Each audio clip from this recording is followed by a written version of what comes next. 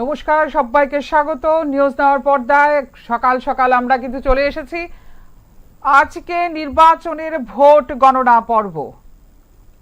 ADC নির্বাচনে যে নির্বাচন হয়েছিল 12 এপ্রিল, আজ 17 এপ্রিল, আজকে কিন্তু ভোট গণনা। শুক্রবার কড়া নিরাপত্তার মধ্যে কিন্তু সকাল 8টা থেকে রাজ্যের 17টি স্থানে 28টি কেন্দ্রে একযোগে শুরু হয়েছে ত্রিপুরা উপজাতি স্বশাসিত জেলা পরিষদের নির্বাচনের ভোট গণনা। নির্বাচন কমিশনের দেওয়া তথ্য অনুযায়ী বর্তমানে চলছে পোস্টাল ব্যালট গণনা। ত্রিস্তর নিরাপত্তা ব্যবস্থার মধ্য দিয়ে চলছে ভোট গণনা। এবারে নির্বাচনে মূল লড়াই হচ্ছে ভারতীয় জনতা পার্টি, তিপ্রামথা এবং সিপিআইএম এর মধ্যে। সকাল 8টা থেকে কিন্তু শুরু হয়েছে 17টি স্থানের 28টি আসনের নির্বাচনের এডিসি নির্বাচনের ভোট গণনা।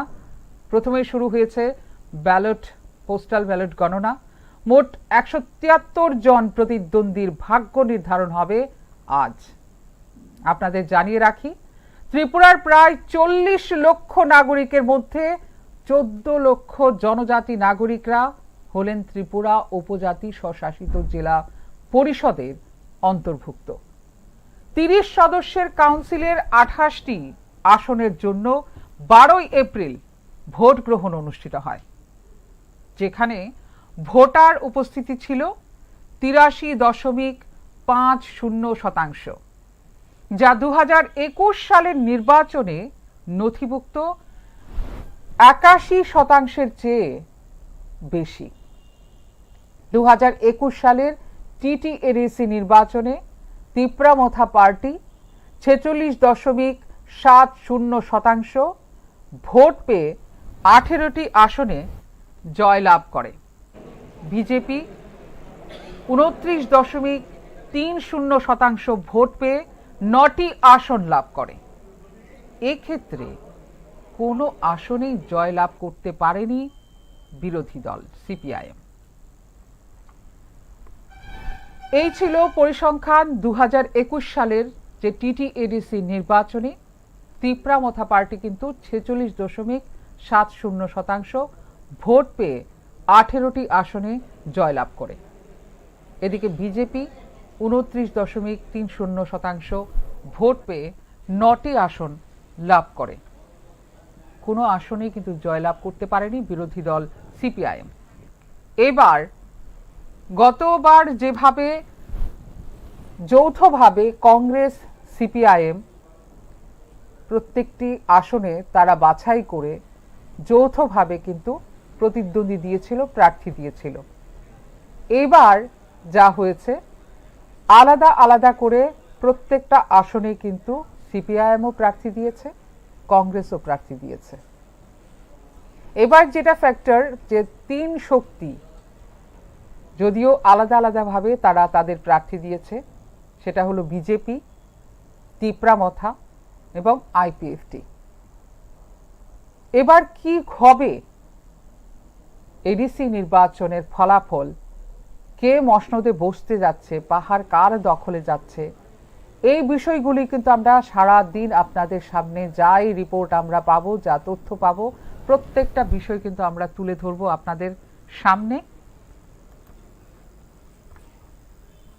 কার দখলে পাহাড় যাবে, পরিবর্তন না প্রত্যাবর্তন?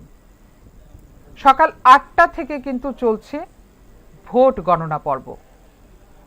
প্রথমেই পোস্টাল ব্যালট বন্ধ করছে।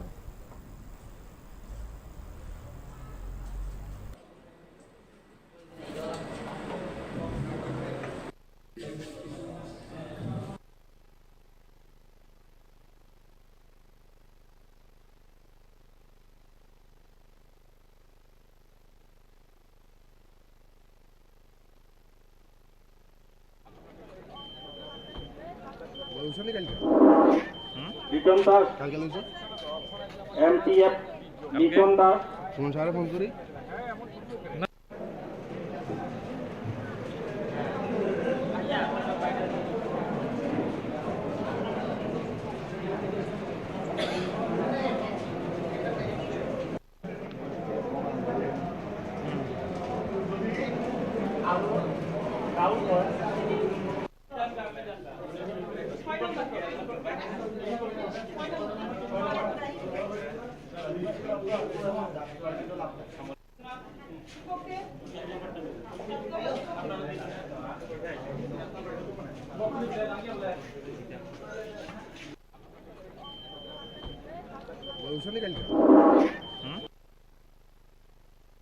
এমটিএফ লিটন দাস ফোন সারা ফোন করি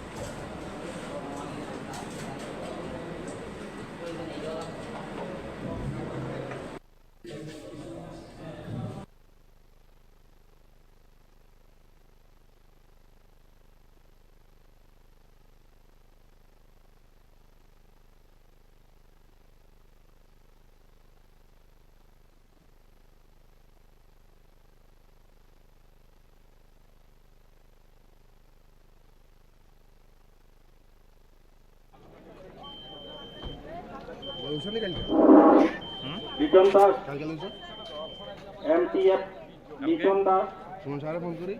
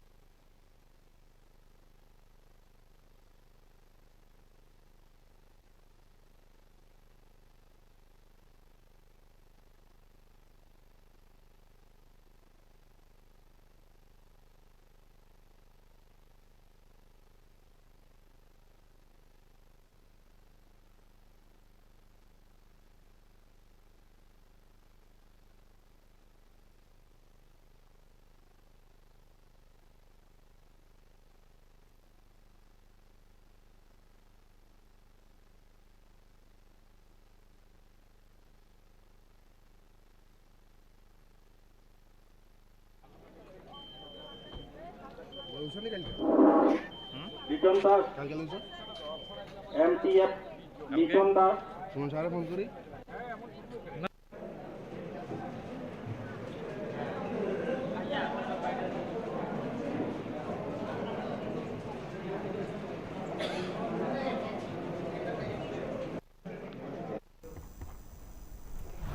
এডিসি নির্বাচনের কিন্তু ভোট গণনা শুরু হয়ে গেছে সকাল 8টা থেকে। ভোট 173 জন প্রতিদ্বন্দ্বীর ভাগ্য নির্ধারণ হবে আজ। গণদেবতারা কার পক্ষে ভোট দিয়েছে, কে বসবে মসনদে, পাহাড় কার দখলে যাবে, এইগুলি নিয়ে কিন্তু আজকে আমাদের আলোচনা এবং প্রত্যেকটা বিষয় আমরা কিন্তু তুলে ধরবো আপনাদের কাছে। আমি যদি এই আসনের 30 সদস্যের যে কাউন্সিলের 28টি আসনের জন্য 12ই এপ্রিল ভোট গ্রহণ অনুষ্ঠিত হয়, যেখানে ভোটার উপস্থিতি ছিল 83.50%, যা 2021 সালের নির্বাচনে নথিভুক্ত 81% চেয়েও বেশি। 2021 সালের কথা যদি বলি, 2021 সালের টিটিএডিসি নির্বাচনে তিপ্রামথা পার্টি 46.70% ভোট পেয়ে 18টি আসনে জয়লাভ করে। বিজেপি 29.30% ভোট পেয়ে 9টি আসন লাভ করে। ভোট গণনার সর্বশেষ আপডেট কি, ঠিক এই বিষয়টা নিয়ে কথা বলবো। আমাদের সিনিয়র এডিটর রয়েছে আমাদের ফোনে, অরূপদা। হ্যাঁ অরূপদা, শুনতে পাচ্ছ? আজকের যে ভোট গণনা চলছে, গণদেবতারা তাদের রায় কিন্তু দিয়ে দিয়েছে 12 এপ্রিল। এর মধ্যে আবার গতকাল বৃহস্পতিবার কিন্তু হয়েছে 2-3টে কেন্দ্রে কিন্তু আবার পুনর্ভোট হয়েছে। সেই বিষয়টা নিয়ে তোমার সাথে কথা বলবো।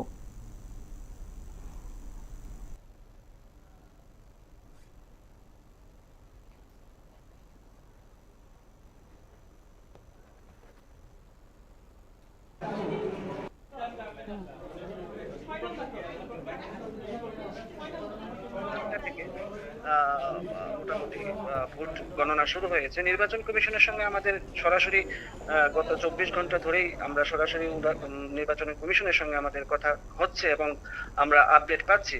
এই বিষয়ে তোমাকে একটা বিষয় জানিয়ে রাখি যে নির্বাচন কমিশন এই প্রথম একটা খুব সুন্দর সিস্টেম, যে ডিজিটাল প্ল্যাটফর্ম সিস্টেমে যে আপডেট দেবার একটা হোয়াটসঅ্যাপ একটা লিংক, সেটা নির্বাচন কমিশন সেটা প্রোভাইড করেছে। এবং সেই ক্ষেত্রে যে সকল মিডিয়া হাউসগুলি আছে, লোকাল মিডিয়া হাউসগুলি বিশেষ করে, তারা এই সহজ অ্যাক্সেস সেটা পেয়ে যাচ্ছে এবং সময় মতো রিয়েল টাইম আপডেট যেটা সেটা এবং সঠিক আপডেট যেটা সরকারি ভাবে নির্বাচন কমিশনের দেওয়া, সেই আপডেটটা কিন্তু ইজি একটা অ্যাক্সেস হয়ে যাচ্ছে।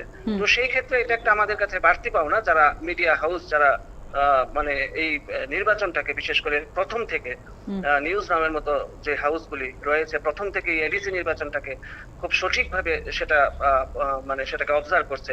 তো সেই ক্ষেত্রে বলা যেতেই পারে এটা একটা আমাদের কাছে বাড়তি পাওনা, এবং থ্যাঙ্কস টু নির্বাচন কমিশন, ইলেকশন কমিশন সেই একটা গুরুত্বপূর্ণ একটা এই সিদ্ধান্ত নেওয়ার ক্ষেত্রে।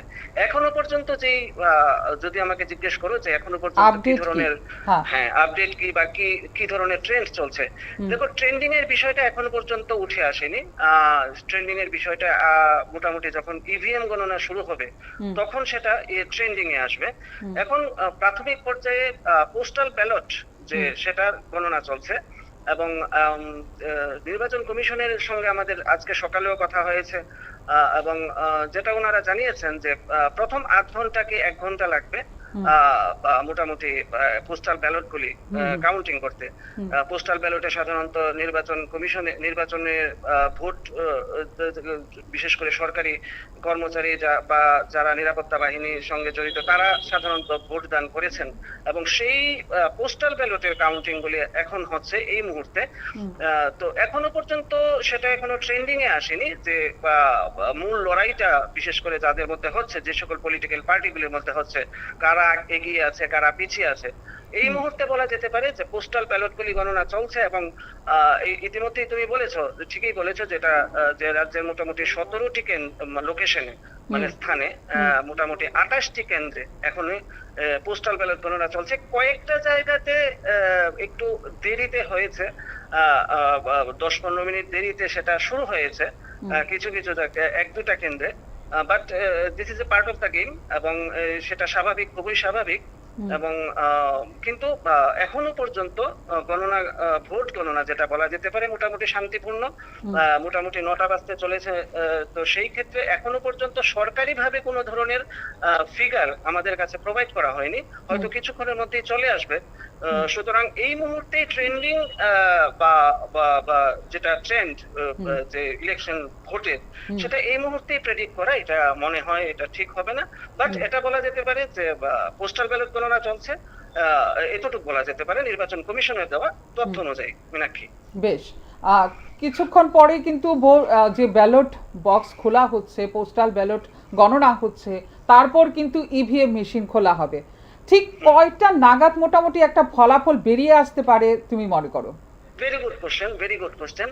এই বিষয়টা আমাদের নির্বাচন কমিশনের সঙ্গে আমাদের আজকে সকালবেলায় এই বিষয়টা নিয়ে কথা হয়েছে, যে গতকালকেও আমাদের সঙ্গে কথা হয়েছিল যে মোটামুটি কয়টা নাগাদে যে একটা ফিগার, যে লুকআউট ফিগার বা যে ট্রেন্ড সেটা পাওয়া যেতে পারে। তো নির্বাচন কমিশনের দেওয়া তথ্য অনুযায়ী যদি সঠিক সময়ে গণনা শুরু হয়, পোস্টাল ব্যালট গণনা, তাহলে মোটামুটি 1 ঘন্টা সময় লাগতে পারে পোস্টাল ব্যালট গণনা। এরপরেই শুরু হয়ে যাবে ইভিএম মেশিনের কাউন্টিং। তো সেই ক্ষেত্রে এখনো পর্যন্ত এই গত 10 মিনিট আগে আমাদের সঙ্গে নির্বাচন কমিশনের কথা হয়েছে। তো সেই ক্ষেত্রে পোস্টাল ব্যালট গুলি গণনা চলছে।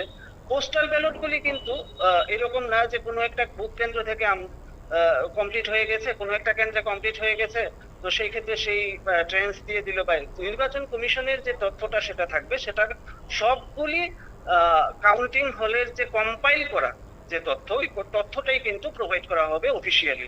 তো সেই ক্ষেত্রে একটু সময় লাগতে পারে, তবে প্রেডিকটেশন যে বিষয়টা বিভিন্ন মিডিয়া হাউসগুলি করার চেষ্টা করছে বা করবে, সেই ক্ষেত্রে আমরা নিউজ নেওয়া চাইছি যে নির্বাচন কমিশনের দেওয়া যে সঠিক তথ্য, যে অল ওভার কম্পাইল করা যে তথ্য, বিশেষ করে 28টা কেন্দ্র থেকে যে নেওয়া তথ্য, সেই ক্ষেত্রে সেই ফিগারটা আমাদের যারা রয়েছেন, যারা এই প্রোগ্রামটা দেখছেন, তাদেরকে প্রোভাইড করা। তো সেই ক্ষেত্রে মোটামুটি 10টা নাগাদে আশা করা যাচ্ছে, নির্বাচন কমিশনের থেকে দেওয়ার যেটা পাওয়া গেছে, যে মোটামুটি 10টা নাগাদে একটা ফিগার, মানে মোটামুটি আমরা পেয়ে যাব 10টা নাগাদ, মোটামুটি আমরা একটা ফিগার পেয়ে যাব। মোটামুটি আমরা পোস্টাল ব্যালটের যে একটা মানে কম্পাইল করা ফিগার, কমপ্লিট ফিগার অফিশিয়াল মানে নির্বাচন কমিশনের দেওয়া, সেটা আমাদের হাতে চলে আসতে পারে। সেটা নির্বাচন কমিশনের থেকে আমাদেরকে বলা হয়েছে।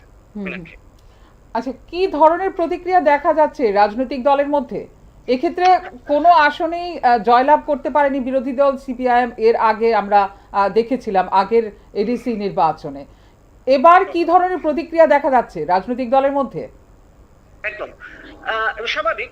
নির্বাচন মানেই নির্বাচন, সেটা 12 তারিখ যেটা হয়েছে, কমপ্লিট হয়েছে ভোট গ্রহণ পর্ব, এবং সেটার লাস্ট স্টেজ আজকে। এবং স্বাভাবিকভাবেই মানে নির্বাচনে যে সকল পলিটিক্যাল পার্টিগুলি পার্টিসিপেট করেছে, যারা প্রতিদ্বন্দ্বিতা করেছে, ইতিমধ্যেই তুমি বলেছো, সঠিকভাবে বলেছো যে মোটামুটি 173 জন সেখানে প্রার্থী রয়েছে, এবং মোটামুটি বলা যেতে পারে যে 28টি আসনের মধ্যে এই প্রথমবারের মতো যে প্রথম যে প্রধান পলিটিক্যাল 3টা পার্টি ত্রিপুরাতে, বিশেষ করে এডিসির মানে পয়েন্ট অফ ভিউতে, এডিসির পয়েন্ট অফ ভিউতে প্রধান 3টা পলিটিক্যাল পার্টি, সেটা হচ্ছে বিজেপি, তিপ্রামুথা এবং সিপিআইএম। তারা আলাদা আলাদা ভাবে কন্টেস্ট করছে, যেটা গত বছর, সেটা তুমি বলেছো যে গত বছর ফ্রেন্ডলি একটা কন্টেস্ট হয়েছে অ্যালায়েন্সের মাধ্যমে বিজেপি এবং তিপ্রামুথা সেটা করেছিল।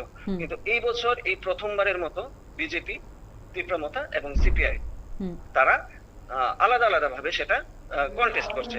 তো সেই ক্ষেত্রে গত কয়েকদিন ধরেই যে মানে যে একটা ফিগার আউট, যে একটা মানে অ্যাটমসফিয়ার, সেটা পলিটিক্যাল যে সিনারিওতে পলিটিক্যাল পার্টিগুলির মধ্যে, সেটা কিন্তু দেখা যাচ্ছে যে দেখো, সিপিআইএম একটু আগে তুমি বলেছো, সিপিআইএম সেখানে প্রেস কনফারেন্স করেছে, বিজেপিও সেখানে প্রেস কনফারেন্স করেছে, তিপ্রামুথাও সেখানে প্রেস কনফারেন্স করেছে ইমিডিয়েটলি আফটার পোলিং, মানে ভোটের পরপরই। কিন্তু এরপর থেকে একটা জিনিস সেটা লক্ষ্য করা যাচ্ছে, সেটা হচ্ছে যে কোনো ধরনের কোনো মানে অ্যাডভান্স যে কনফিডেন্ট যে না আমরা এতটা আসন পাচ্ছি বা এই বিষয়টা, সেটা কিন্তু এখনো পর্যন্ত কোনো পলিটিক্যাল পার্টি সেটা ডিমান্ড করেনি।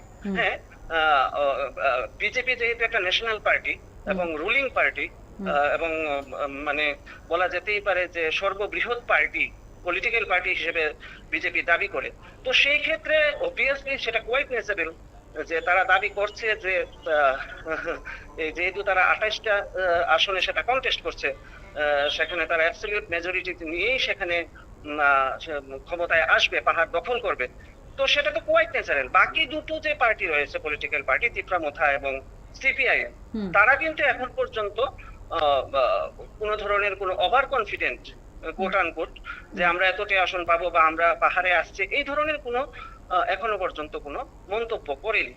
কিন্তু সেই ক্ষেত্রে বিজেপির যে স্ট্যান্ড, বিজেপির যে থিঙ্ক ট্যাঙ্ক বা শীর্ষ নেতৃত্ব যারা বলতে পারো, তারা কিন্তু ফুল কনফিডেন্ট যে তারা মানে পাহাড় দখল করছে, এবং এডিসিতে তারা মোটামুটি একটা মানে ল্যান্ডস্লাইড ভিক্টরি যেটা বলতে পারো, সেটা নিয়ে আসার একটা প্রত্যাশা রয়েছে বিশেষ করে বিজেপির মধ্যে। বাট যেটা দেখা যাচ্ছে যে বিজেপির শীর্ষ নেতৃত্বরা কিন্তু এই ক্ষেত্রে ফুল কনফিডেন্ট, বাট যারা গ্রাসরুট লেভেলের ওয়ার্কার রয়েছে, যারা সমর্থক রয়েছে, তারা কিন্তু এখনো পর্যন্ত ওই ধরনের কোনো রিয়েকশন দেয়নি। ওই ধরনের রিয়েকশন ওদের মধ্যে দেখা যাচ্ছে না, যেরকমটা দেখা যাচ্ছে না অন্য পলিটিক্যাল পার্টিগুলির মধ্যেও, বিশেষ করে তিপ্রামুথা এবং সিপিআইএম এর। তারার যে গ্রাসরুট লেভেলের ওয়ার্কার বা সাপোর্টার, ওদের মধ্যেও কিন্তু বিশেষ খুব একটা মানে এখনো পর্যন্ত ওই কনফিডেন্স বা ওভার কনফিডেন্স যে আমরা কতগুলি সিট পাবো, কেউ না কেউ তো পাহাড় দখল করবে, তা তো শিওর, বাট কে কতগুলি পাবে, তারা এটা এখনো পর্যন্ত কিন্তু কোনো পলিটিক্যাল পার্টির মানে গ্রাসরুট লেভেলের যে ওয়ার্কার, যাদের সঙ্গে আমাদের কথা হয়েছে, আমাদের প্রতিনিধিরা যাদের সঙ্গে কথা বলেছেন, তারা কিন্তু এখনো পর্যন্ত শিওর না যে কতগুলি আসন আমরা পাবো বা কত কি ধরনের কনফিডেন্স তাদের মধ্যে, ওটা কিন্তু এখনো পর্যন্ত নেই। বাট শীর্ষ নেতৃত্বের মধ্যে বিশেষ করে আমি তোমাকে বলেছি সেটা যে বিজেপি সেটা ডিমান্ড করছে, বিজেপি বলছে যে আমরা অ্যাবসলিউট মেজরিটি নিয়ে সেখানে আসবো, এইরকম কনফিডেন্ট কিন্তু কোনো পলিটিক্যাল পার্টি, বিশেষ করে তিপ্রামুথা বা সিপিআইএম, এখনো পর্যন্ত কিন্তু এই বিষয়টা ওদের মধ্যে দেখা যায়নি। মীনাক্ষী, প্রতিবার কিন্তু আমরা দেখি যে যখনই ভোট গ্রহণ পর্ব শেষ হয়, তারপর কিন্তু একটা বিষয় একটা উঠে আসে যে প্রত্যেকটা দল, যেটা তুমি বলছিলে যে আমরা এতটা সিট পাবো বা আমরা জয় করব বা আমরাই সেই মসনদে বসবো, এই ধরনের কথা আসে। কিন্তু এবার একটা নতুন বিষয় দেখতে পাচ্ছ যে তিনটা দল যারা রাজ্যের যে সরকার, সেই সরকারে অ্যালায়েন্স করে আছে বিজেপি, তিপ্রামথা এবং আইপিএফটি, তারা প্রত্যেকে একটা এজেন্ডা ধরে তারা কিন্তু আলাদা আলাদা প্রত্যেকটা আসনে তাদের প্রার্থী দিয়েছে, প্রতিদ্বন্দ্বী দিয়েছে। এই বিষয়টা কি মানে উঠে আসছে যে এইবারে আমরা বরাবরই জানি যে পাহাড়টা কিন্তু সিপিআইএম এর দখলেই থাকে, তারপর কিন্তু টিপরামথা এসে সেইখানে দখল করেছে। তো এইবার কি এই জন্যেই তারা কেউ বলতে পারছে না, শুধু বিজেপি ছাড়া, যে আমরাই জয়ী হব, আমরাই পাহাড় দখল করব? কি মনে করো? একদম একদম, দেখো এটা কোয়াইট রিলেভেন্ট কোশ্চেন দ্যাট যে মানে যেহেতু বিজেপি 2018 সালের পর থেকে বিজেপি ত্রিপুরাতে ক্ষমতায় আসার পর থেকেই কিন্তু তীব্রামথার উত্থান, এটা নো ডাউট, এটাতে কোনো সন্দেহ নেই যে তীব্রামথার উত্থানটা হয়েছে 2018 সালের পর থেকেই। এবং 2018 সালে যখন বিজেপি মানে ক্ষমতায় আসে তারপর থেকেই কিন্তু তীব্রামথা এবং তীব্রামথার উত্থানের পেছনে বিজেপির একটা বড় ধরনের একটা সাপোর্ট ছিল। তো সেই ক্ষেত্রে 2018 সালের আগে পর্যন্ত যখন সেটা বলা হয় যে যেটা বলেছো তুমি যে সিপিআইএম এর দখলেই সেটা বা উপজাতি গণমুক্তি পরিষদের দখলে ছিল পাহাড়, এবং তাদের কাউন্টিং নাকি শুরু হতো 18-20 পর থেকে যে মানে বিধানসভা নির্বাচনগুলিতে। 2018 পর থেকে কিন্তু এই ধরনের মিথ, এই ধরনের ট্রেন্ড কিন্তু সম্পূর্ণভাবে ভেস্তে গেছে। কারণ 2021 সালের যে সর্বশেষ এডিসি নির্বাচনে কিন্তু একটি আসনেও জয়লাভ করতে পারেনি বিরোধী দল সিপিআইএম। সেই ক্ষেত্রে একটা ফ্রেন্ডলি অ্যালায়েন্স এর মধ্যে গিয়ে মানে একটা কন্টেস্টের মধ্যে গিয়ে অ্যালায়েন্স এর মাধ্যমে বিজেপি এবং তীব্রামথাই কিন্তু মোটামুটি একটা কভার করেছে, এবং সেই ক্ষেত্রে একটা খুব আসন না পেলেও একটা ভালো সংখ্যক ভোট পেয়েছে। যদিও মানে মানে বলা যেতে পারে একটা মানে আইপিএফটি দুটো আসন সেখানে পেয়েছিল, আইপিএফটি খুব সম্ভবত দুটো আসন পেয়েছিল। তো সেই ক্ষেত্রে আইপিএফটিও কিন্তু এই ত্রিদলীয় জোট যেটা তুমি বলেছো, তো সেই ক্ষেত্রে আইপিএফটি কিন্তু কন্টেস্টে আছে। এই দুটো রিজিওনাল পার্টি কিন্তু এই যে আইপিএফটি বলো বা তীব্রামথাই বলো, এই দুটো রিজিওনাল পলিটিক্যাল পার্টি বিশেষ করে উপজাতি মানে ট্রাইবাল বেসড পলিটিক্যাল পার্টিগুলিকে কিন্তু রিজিওনাল পলিটিক্যাল পার্টিগুলিকে মানে তোমার এই কন্টেস্টিং লেভেলে তুলে এনেছিল বিজেপি, এবং সেটা হয়েছে 2018 সালের পর থেকে। 2021 সালে যে সর্বশেষ এডিসি নির্বাচনে কিন্তু একটা উল্লেখযোগ্য সংখ্যক ভোট পেয়েছিল তীব্রামথা, এখানে প্রায় 46% এর মতো সেখানে ভোট পেয়েছিল। বিজেপিও সেখানে ভালো একটা ফ্রেন্ডলি কন্টেস্ট করে মোটামুটি 9টি আসন 11টি আসনে কন্টেস্ট করে মোটামুটি 9টি আসন সেখানে পেয়েছিল, এবং সেখানে তাদের স্ট্রাইক রেটও ভালো ছিল। বাট এখন এই যে 2026 সালের এডিসি নির্বাচন, এটা কিন্তু একটা বলা যেতে পারে যে ত্রিপুরার মানে ট্রাইবাল পলিটিক্যাল যে একটা সিনারিও, এই সিনারিতে একটা মানে এক্সট্রা অর্ডিনারি একটা ব্যাপার। যে ব্যাপারটা কি, সেই বিষয়টা হচ্ছে যে বিজেপি এই প্রথমবারের মতো সেখানে 28টি আসনে এককভাবে প্রতিদ্বন্দ্বিতা করছে, এবং এই বিষয়টা দেখা গেছে 2026 সালে যে এই যে 28টি আসনে এককভাবে লড়াই করার যে প্রতিদ্বন্দ্বিতা করার যে মানসিকতা, এই মানসিকতা বা এই স্ক্রিপ্ট কিন্তু সেটা রচনা করেছেন ত্রিপুরার মুখ্যমন্ত্রী, যে বর্তমান মুখ্যমন্ত্রী মানিক সাহা, ডক্টর মানিক সাহা। তার নেতৃত্বেই কিন্তু এই প্রথমবারের মতো এডিসিতে মানে বিজেপি 28টি আসনে লড়াই করতে যাচ্ছে। নো ডাউট সেখানে মুখ্যমন্ত্রী মানিক সাহা, ডক্টর মানিক সাহাকে আগেও বলেছেন যে জোট ধর্ম মানে যেটা অ্যালায়েন্সের যে সিস্টেম, সেই সিস্টেমটা থাকবে, তীব্রামথার সঙ্গে অ্যালায়েন্সের সিস্টেমটা থাকবে, এবং সেটা আছে সরকারে অলরেডি।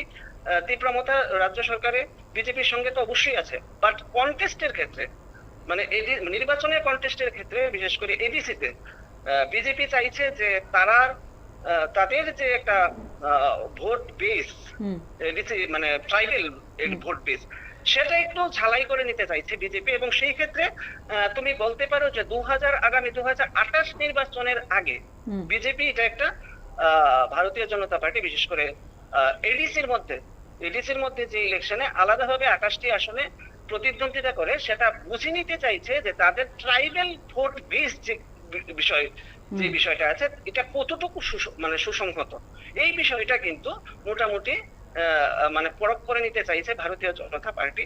তো সেই দৃষ্টিকোণ থেকে অবশ্যই নো ডাউট এই কন্টেস্ট যদিও মানে মনে হচ্ছে যে অ্যালায়েন্সের মধ্যে কন্টেস্ট, বাট পলিটিক্যাল যে মানে তোমার এজেন্ডার মধ্যে দিয়ে দেখতে গেলে সেটা বোঝা যেতে পারে যে 2028 নির্বাচনকে সামনে রেখে এটা একটা সেমিফাইনাল বিশেষ করে বলতে পারো, বিশেষ করে ভারতীয় জনতা পার্টির ক্ষেত্রে, যে মানে এডিসির মতো একটা লোকাল বডি ইলেকশন বা ট্রাইবেল মানে বেসড ইলেকশনের মধ্যে মানে মানে এত বড় একটা political party, national political party, তারা চাইছে যে আমাদের যে ভোট বেস সেটা কি, সেটা জানার জন্যই কিন্তু এককভাবেই 28টি আসনে বিজেপি লড়াই করছে। সুতরাং এখানে এরকম না যে এখানে অপোজিশন, এখানে তীব্রমত অপোজিশন, যেখানে সিপিআইএম অপোজিশন, সেখানে আইপিএফ, বিষয়টা এরকম না। বিষয়টা হচ্ছে বিজেপির মূল এজেন্ডা হচ্ছে 2028 নির্বাচনের আগে মোটামুটি একটা পরখ করে নেওয়া যে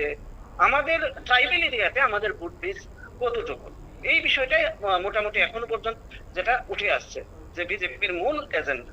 মীনাক্ষী, হ্যাঁ, আমরা মোটামুটি কিন্তু এই বিষয়টা জানি যে বিধানসভা ভোটের সময় একটা ভোট ব্যাংক ধরা হয়, বড় সড়ো একটা ভোট ব্যাংক ধরা হয় পাহাড়কে। সেখানে কি এবারে যে মুখ্যমন্ত্রী ঝালাই করে নিচ্ছে, তুমি বলছো যে পরখ করে নেওয়া হয়েছে যে ট্রাইবেল ভোট আসলে কোন দিকে যায়, সেটা ঝালাই করে নিচ্ছে, বা কতটা উন্নত হয়েছে বা কতটা পরিষেবা তারা পাচ্ছে এই বিষয়টাও ঝালাই করে নেওয়া বা তার উন্নতি করা, এইটা চাইছে। আর আসলে একদিকে কিন্তু আমরা গুঞ্জন শুনতে পাচ্ছি, সেটা তুমিও ভালো করে জানো, যে এই যে আলাদা করে সিটের মধ্যে প্রার্থী দেওয়া, তিনটে দল যেটা একসাথে কাজ করছে, রাজ্য সরকারের যে শাসন চলছে এখানে, সেই জায়গাতে গুঞ্জন চলছে যে এই তিনটা পার্টি আলাদা আলাদা 28টি আসনে 28 জন প্রার্থী দিয়েছে।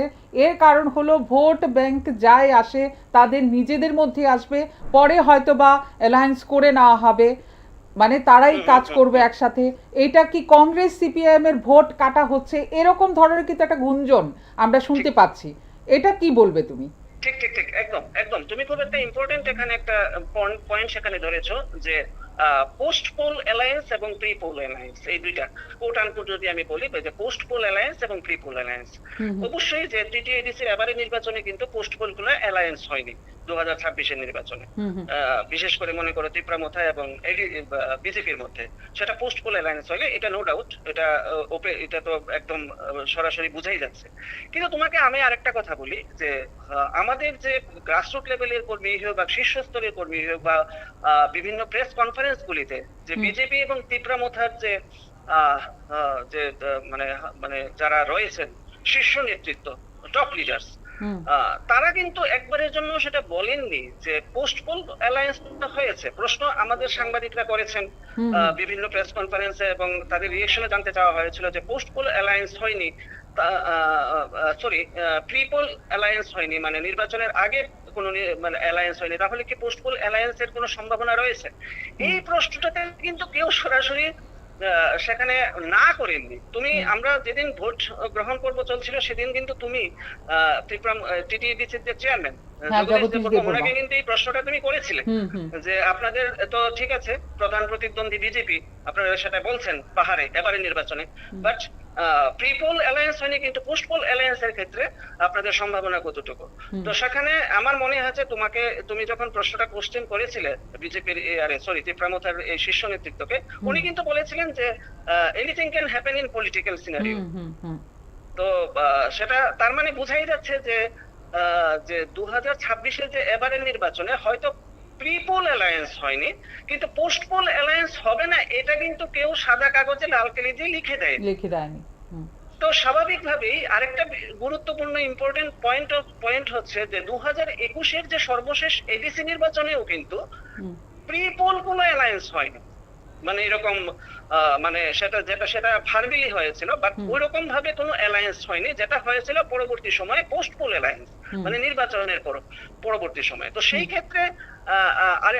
ক্ষেত্রে কিন্তু এবারে নির্বাচনের পরে যে বিজেপি এবং তীব্রমথার মধ্যে কোনো ধরনের অ্যালায়েন্স হবে না, এই বিষয়টা নিয়ে কিন্তু কেউ মানে কোনো গ্যারান্টি দিতে পারে না। এবং সেই ক্ষেত্রে আরো এক কদম এগিয়ে বিরোধী দলগুলি, বিশেষ করে কংগ্রেস এবং সিপিআইএম কিন্তু সেখানে ট্রোলও করছে, মানে তুমি যদি বলো ট্রোল করছে যে এটা হচ্ছে একটা সাংসারিক স্বামী স্ত্রীর মধ্যে একটা বিষয়, এবং এই বিষয়টাতে কিন্তু অন্য কোনো পলিটিক্যাল পার্টির সেখানে ইন্টারফেয়ার করা উচিত নয়। তো এইভাবেও ট্রোল করছে বিরোধী রাজনৈতিক দলগুলি, বিশেষ করে কংগ্রেস এবং সিপিআইএম তীব্রমথা এবং বিজেপির যে পোস্ট পোল অ্যালায়েন্স না হওয়াটাকে এইভাবেই কিন্তু ট্রোল করছে। তো এই বিষয়গুলিতে দেখে, এই বিষয়গুলি একটা নির্বাচনের পার্ট অফ দ্য গেম, এবং সেই ক্ষেত্রে আমি তো বলবো যে এখনো পর্যন্ত যে ট্রেন্ড, যে দেখো যে সেখানে এই যে ভোটের দিন কিন্তু যে কেন্দ্রীয় নিরাপত্তা বাহিনী সেখানে ছিল, এখানে কিন্তু 83 পয়েন্ট, তুমি কিন্তু একটু আগে বলেছো এবং সঠিক বলেছো, প্রায় 84% সেখানে ভোট হয়েছে। তো তার মানে কি 84% একটা ভোট হয়েছে, এবং সেই ক্ষেত্রে দু চারটে ঘটনা বাদ দিলে কিন্তু মোটামুটি একটা মানে হেলদি ডেমোক্রেসি এবং ফ্রেন্ডলি একটা সেখানে কন্টেস্ট হয়েছে, এটা নো ডাউট। দু চারটে যদি তুমি ইনসিডেন্ট বাদ দাও, তাহলে কিন্তু এটা বলা যেতে পারে কমপ্লিটলি একটা ফ্রেন্ডলি মানে একটা মানে হয়েছে সেখানে, একটা খুব সুন্দর একটা ডেমোক্রেটিক একটা তার পার্ট হয়েছে সেখানে, ভোটদান পর্ব হয়েছে সেখানে। কিন্তু এরকম না যে কোনো সিএপিএফ বা সেন্ট্রাল প্যারামিলিটারি ফোর্সের সেখানে কোনো ধরনের গুলি চালাতে হয়েছে বা সেখানে বড় ধরনের কোনো একটা ইনসিডেন্ট হয়েছে। তো তার মানে কি সেটা একটা কমপ্লিটলি পিসফুল প্রসেসের মধ্যে দিয়ে সেটা হয়েছে, এবং full credit goes to the election commission and the state government missionaries. তো সেই ক্ষেত্রে বলা যেতে পারে যে এইবার যে ভোট গ্রহণ এখনো পর্যন্ত, এখন প্রায় বেলা 9টা বাজে, এখনো পর্যন্ত কিন্তু সেই রকম কোনো ইনসিডেন্ট বা এই ধরনের কোনো কিছু, এই ধরনের পরিস্থিতি কিন্তু এখনো পর্যন্ত উঠে আসেনি এবং পিসফুলি হচ্ছে। তার মানে কি, তার মানে হচ্ছে যে পুরো বিষয়টাই একদম পিসফুলি হচ্ছে, এবং প্রত্যেকটা পলিটিক্যাল পার্টি তার লিমিটেশনের মধ্যে থেকেই কমেন্ট করছে এবং যে যে পয়েন্টগুলিতে বলার ওইরকম ভাবেই বক্তব্য রাখছে এবং তার স্টেপগুলি দিচ্ছে। তো স্বাভাবিকভাবে এটা বলা যেতে পারে যে একটা একটা হেলদি অ্যাটমসফিয়ার, এখনো পর্যন্ত হেলদি অ্যাটমসফিয়ার। এবং সেই ক্ষেত্রে দেখা যাক আগামী কয়েক ঘন্টার মধ্যেই 10টার মধ্যে, এখন 9টা বাজে, আগামী 1 ঘন্টার মধ্যে পুরো বিষয়টা মোটামুটি একটা পরিষ্কার হয়ে যাবে যে পাহাড়ের যে রুঝান ট্রেন্ডস এটা কার দিকে যাচ্ছে নাকি। একদম একদম সেটাই এখন ফলাফলের পর বোঝা যাবে আসলে যে গুঞ্জনটা আমরা শুনতে পাচ্ছি এটা আসলে কোন দিকে গিয়ে গড়ায়। আমরা পরবর্তী সময় কিন্তু এটা আমাদের যারা দর্শক বন্ধুরা রয়েছে তাদের সামনে তুলে ধরবো। অসংখ্য ধন্যবাদ অরূপদা তোমাকে, এতক্ষণ ধরে নিউজ রুমে থেকে আমাকে এতটা কিছু যতটা প্রশ্ন করলাম আমাকে সমৃদ্ধ করলে অনেক কিছু জানিয়ে। এবারের আমরা যতটা জানি যে এবারে নির্বাচনে মূল লড়াই কিন্তু হচ্ছে ভারতীয় জনতা পার্টি, তিপ্রামথা এবং সিপিআইএম এর মধ্যে। গত ইলেকশনে কিন্তু সিপিআইএম একটি আসনও পায়নি, কিন্তু এবারে দেখা যাক কার ভাগ্য কোন দিকে যায়। মোট 173 জন প্রতিদ্বন্দ্বীর ভাগ্য নির্ধারণ হবে আজ।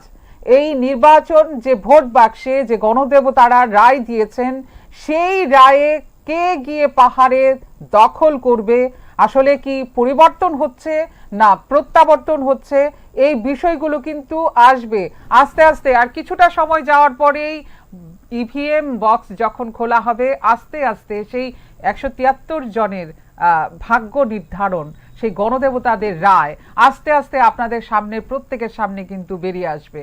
সেই 30 সদস্যের কাউন্সিলের 28টি আসনের জন্য যে 12 এপ্রিল ভোট গ্রহণ অনুষ্ঠিত হয়েছিল, যেখানে ভোটার উপস্থিতি ছিল 83.50%, যা 2021 সালের নির্বাচনে নথিভুক্ত 81%-এর চেয়ে বেশি।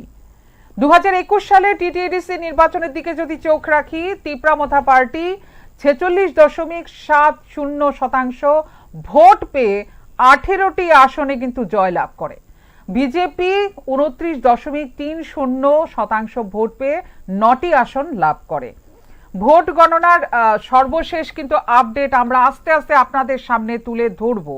আস্তে আস্তে যখন ইভিএম বক্সে গণদেবতাদের রায়গুলো বেরিয়ে আসবে, যে কে কতটা ভোট পেয়েছে, কে পাহাড়ে দখল করছে, এবং 173 জন যে 28টি আসনের মধ্যে প্রতিদ্বন্দ্বী দেওয়া হয়েছে, কার ভাগ্য কোন দিকে গড়ালো, কে এগিয়ে রইল, কে পিছিয়ে রইল, এই সবকটা ব্যাপার কিন্তু আমরা আপনাদের সামনে তুলে ধরবো। এতক্ষণ কথা বলছিলাম আমাদের সিনিয়র এডিটর অরূপ চক্রবর্তীর সাথে, যার সাথে আমি পুরো আপডেট, এখন পর্যন্ত যে আপডেট বা পুরনো যে বিষয়গুলো, সেই বিষয়গুলো কিন্তু আমরা তুলে ধরার চেষ্টা করেছি আপনাদের সামনে। ঠিক মানে কিছুক্ষণ পরেই কিন্তু আস্তে আস্তে সেই ভোট বাক্স খোলার পরে কিন্তু ফল কোন দিকে যাচ্ছে, গণদেবতারা কোন দিকে রায় দিয়েছে, সবকটা বিষয় কিন্তু বেরিয়ে আসবো। বেরিয়ে আসবে এবং আমরা সেই প্রত্যেকটা বিষয় আপনাদের সামনে তুলে ধরব। আর কিছুক্ষণের মধ্যেই কিন্তু আস্তে আস্তে গণদেবতাদের রায় বেরিয়ে আসবে। যে তিনটি দল রাজ্য সরকার চালাচ্ছে, অ্যালায়েন্সে আছে, সেই তিনটি শক্তি আলাদা আলাদা আসনে তাদের প্রার্থী দিয়েছে। সেটা কি বিষয়, কি রহস্য আলাদা করে দেওয়া, সেটা সেই গুঞ্জন যে কংগ্রেস সিপিআইএম এর ভোট কাটা হচ্ছে, তিনটি দল আলাদা আলাদা হয়ে সেই প্রতিদ্বন্দ্বী দিয়েছে, তাদের ফলাফল, তারপর শেষে নির্বাচনের ফলাফলের পরে তারা কি করবে, কি দেখা যায়, অ্যালায়েন্স হবে নাকি, এটা সব কটা বিষয় কিন্তু আমরা তুলে ধরবো আপনাদের সামনে। চোখ রাখুন নিউজ নাওয়ার পর্দায়, একে একে প্রত্যেকটা বিষয় আমরা তুলে ধরবো আপনাদের সামনে।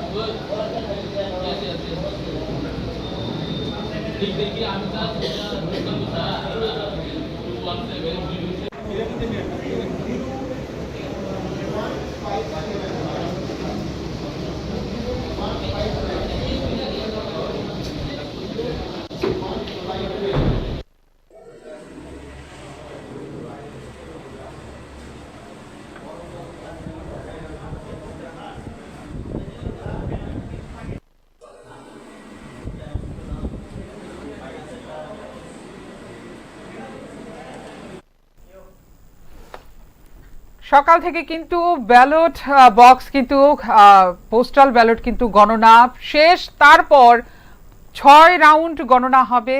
প্রত্যেকটি আসনে কিন্তু প্রথম রাউন্ড মোটামুটি শেষের পথে গণার। আমি কিন্তু এই মুহূর্তে আবার আমাদের সিনিয়র এডিটর যিনি রয়েছেন অরূপ চক্রবর্তী, তার সাথে কথা বলবো নিউজ রুম থেকে। অরূপ দা, শুনতে পাচ্ছো? হ্যাঁ হ্যাঁ, বলছি এডিসিতে তো ভারতীয় জনতা পার্টি এককভাবে লড়াই করছে প্রথমবারের মতো।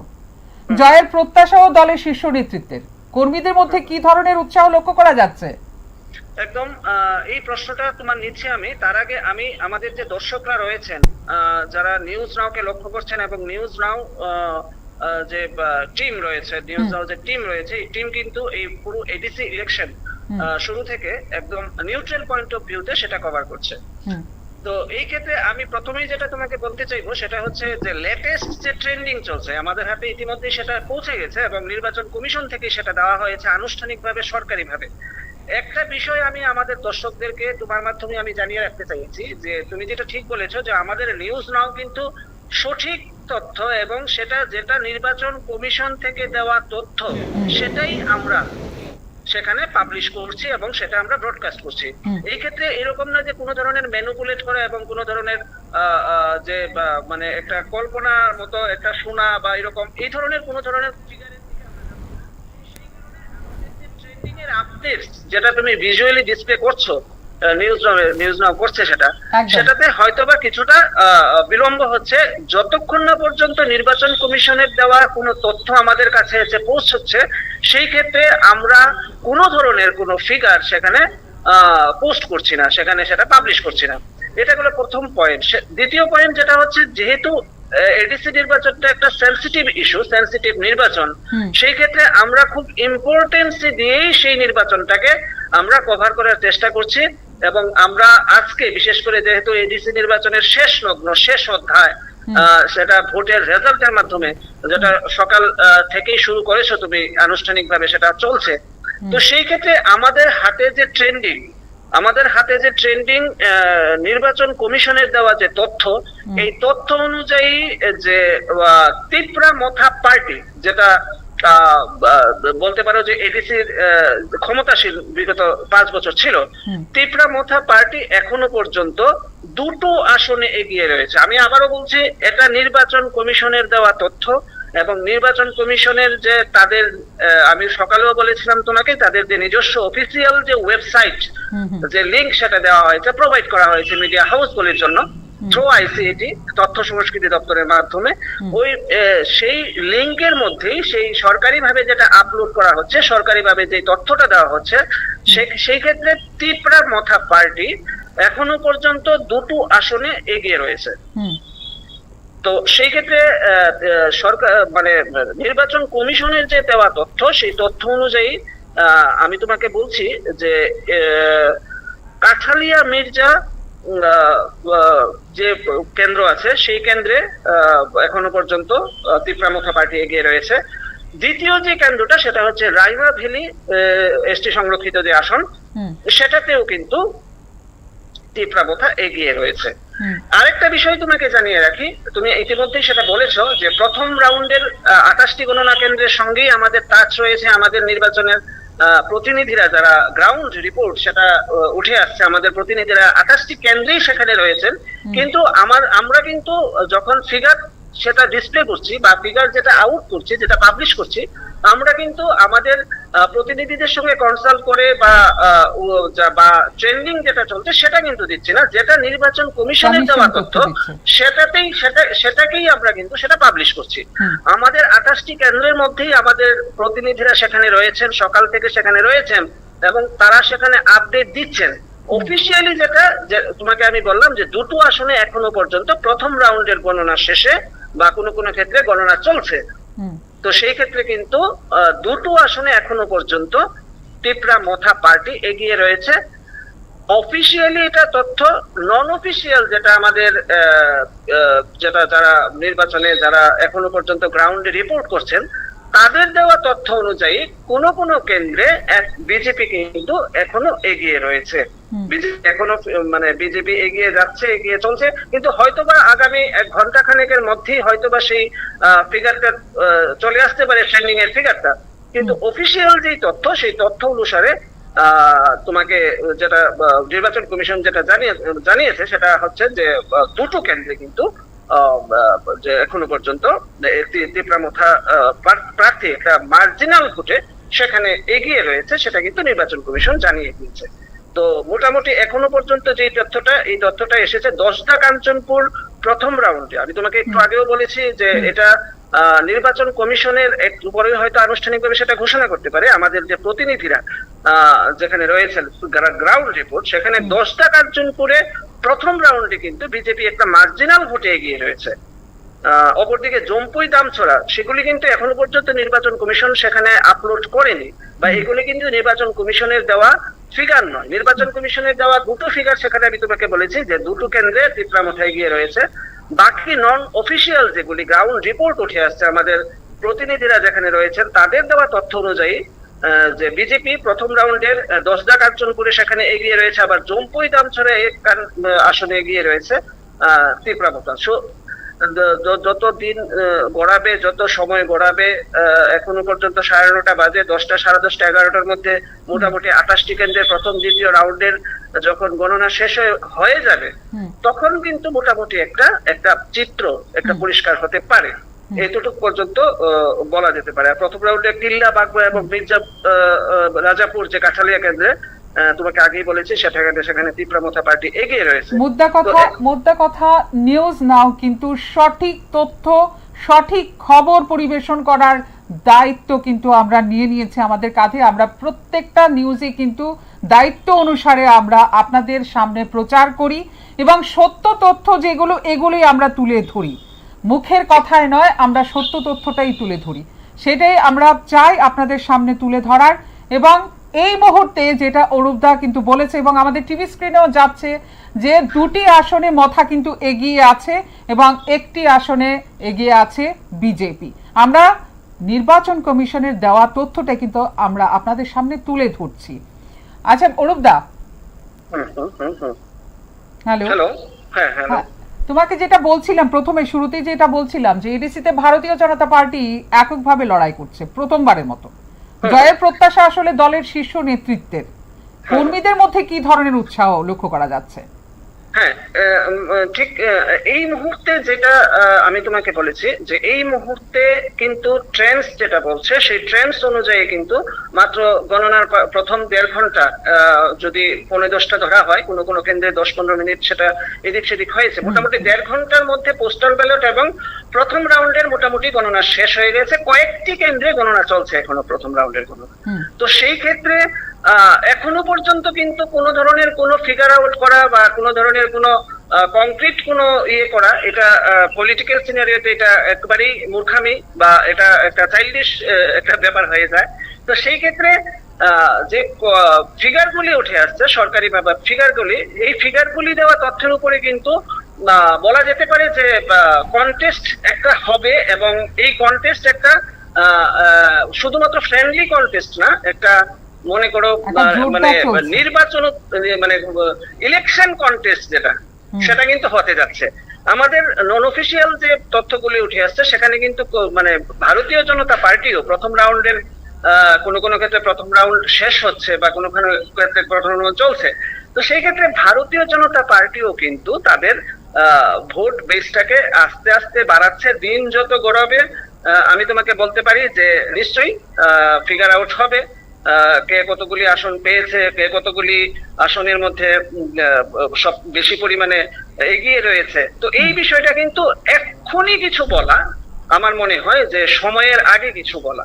আমরা নির্বাচন কমিশনের সঙ্গেই থাকতে চাই এবং সেই ক্ষেত্রে গ্রাসরুট, তুমি যেটা বলছো যে গ্রাসরুট লেভেলের যে কর্মী সমর্থক যারা রয়েছেন তাদের মধ্যে রিয়েকশনটা কি, এই রিয়েকশনটা দেখো এখনো পর্যন্ত কিন্তু আমি তোমাকে প্রথমেই বলেছি যে নির্বাচন যারা এডিসি নির্বাচন যারা প্রথম থেকে কভারেজ করছে, বিশেষ করে নিউজ নাও খুব মাইনরলি এবং সেন্সিটিভলি যেখানে যারা মানে সেখানে অবজার্ভ করছে, নির্বাচন কমিশনের তথ্যটাকে বাদ দিল যে তুমি যেটা বলছো পলিটিক্যাল যারা মানে সাপোর্টার যারা রয়েছেন বিভিন্ন পলিটিক্যাল পার্টিগুলি, তারা কিন্তু তোমার যে এই যে লড়াইটা, এই লড়াইটাকে কিন্তু এরকম না যে একটা মানে ইয়ের মতো করা যে মানে একটা কন্টেস্ট, ওই রকম না, এজেন্ডা বেসড কিন্তু একটা কন্টেস্ট সেখানে হচ্ছে।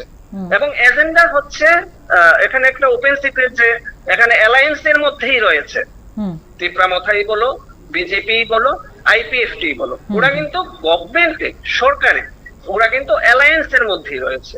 তো সেই ক্ষেত্রে বিজেপি প্রথম থেকেই যে একটা ওদের স্ট্যান্ড সেটা হচ্ছে মানে এডিসিতে তোমার ফান্ডিং এর যে একটা বিষয়, এই বিষয়টাকে মুখ্য প্রধান করেই কিন্তু মানে নির্বাচনটাকে লড়ছে। এবং বিশেষ করে যে ফান্ড মানে তোমার সেটা মনে করো অনিয়মিতকরণ, হ্যাঁ দুর্নীতি বলা সেটা বলা যাবে না, যে ফান্ডিং যে অর্থগুলি ব্যয় সেখানে ইউটিলাইজেশন সার্টিফিকেট দেওয়া হয় না, সঠিকভাবে সেগুলি ব্যয় করা হচ্ছে না, যেই কারণে এর যে মূল সুবিধাগুলি, মূল সুযোগ সুবিধাগুলি সাধারণ মানুষের কাছে পৌঁছচ্ছে না। এই বিষয়গুলি নিয়ে কিন্তু বিজেপি বিশেষ করে এই 28টি কেন্দ্রে প্রচার চালিয়েছে প্রথম থেকে। হুম তো সেই ক্ষেত্রে তিপ্রামথা পার্টির যে যে স্ট্যান্ড এজেন্ডা সেটা ছিল ত্রিপাক্ষিক চুক্তি। হুম হুম এবং এই বিষয়টা কিন্তু শুধুমাত্র পলিটিক্যাল এজেন্ডা না, ওদের একটা মানে ওরা চাইছিল একটা কনস্টিটিউশনাল সলিউশন তিপ্রামথা, যে যে ত্রিপাক্ষিক চুক্তির একটা যত তাড়াতাড়ি সম্ভব এটাকে মানে তোমার সেটাকে বাস্তবায়িত করা, ইমপ্লিমেন্ট করা, এটা কিন্তু চাইছিল তিপ্রামথা। তো তাদের স্ট্যান্ডটা ছিল ট্রাই পার্টি এগ্রিমেন্ট যেটা হয়েছিল, ত্রিপাক্ষিক চুক্তি যেটা হয়েছিল, এই চুক্তিটাকে বাস্তবায়িত করা। এবং এটা দিয়ে তারা প্রথম থেকেই সেটা নিয়ে সরব। এবং এই ক্ষেত্রে সরকারের, বিশেষ করে রাজ্য সরকারের এবং কোনো কোনো ক্ষেত্রে দিল্লির দরবারেও হুম তারা সমালোচনা করেছে হুম যে সরকার বিশেষ করে বিজেপি চুক্তি করেছে কিন্তু সেই ত্রিপাক্ষিক চুক্তি এখন পর্যন্ত সেটা ইমপ্লিমেন্টেশন হয়নি। সেই ক্ষেত্রে বিজেপির তরফ থেকে যে স্ট্যান্ডটা ছিল সেটা হচ্ছে যে প্রথম 6 মাসের যে এগ্রিমেন্টটা, যে ত্রিপাক্ষিক চুক্তির যে প্রথম 6 মাসের যে কোড অফ কন্ডাক্ট ছিল সেটা ভায়োলেট করেছে তিপ্রামথা।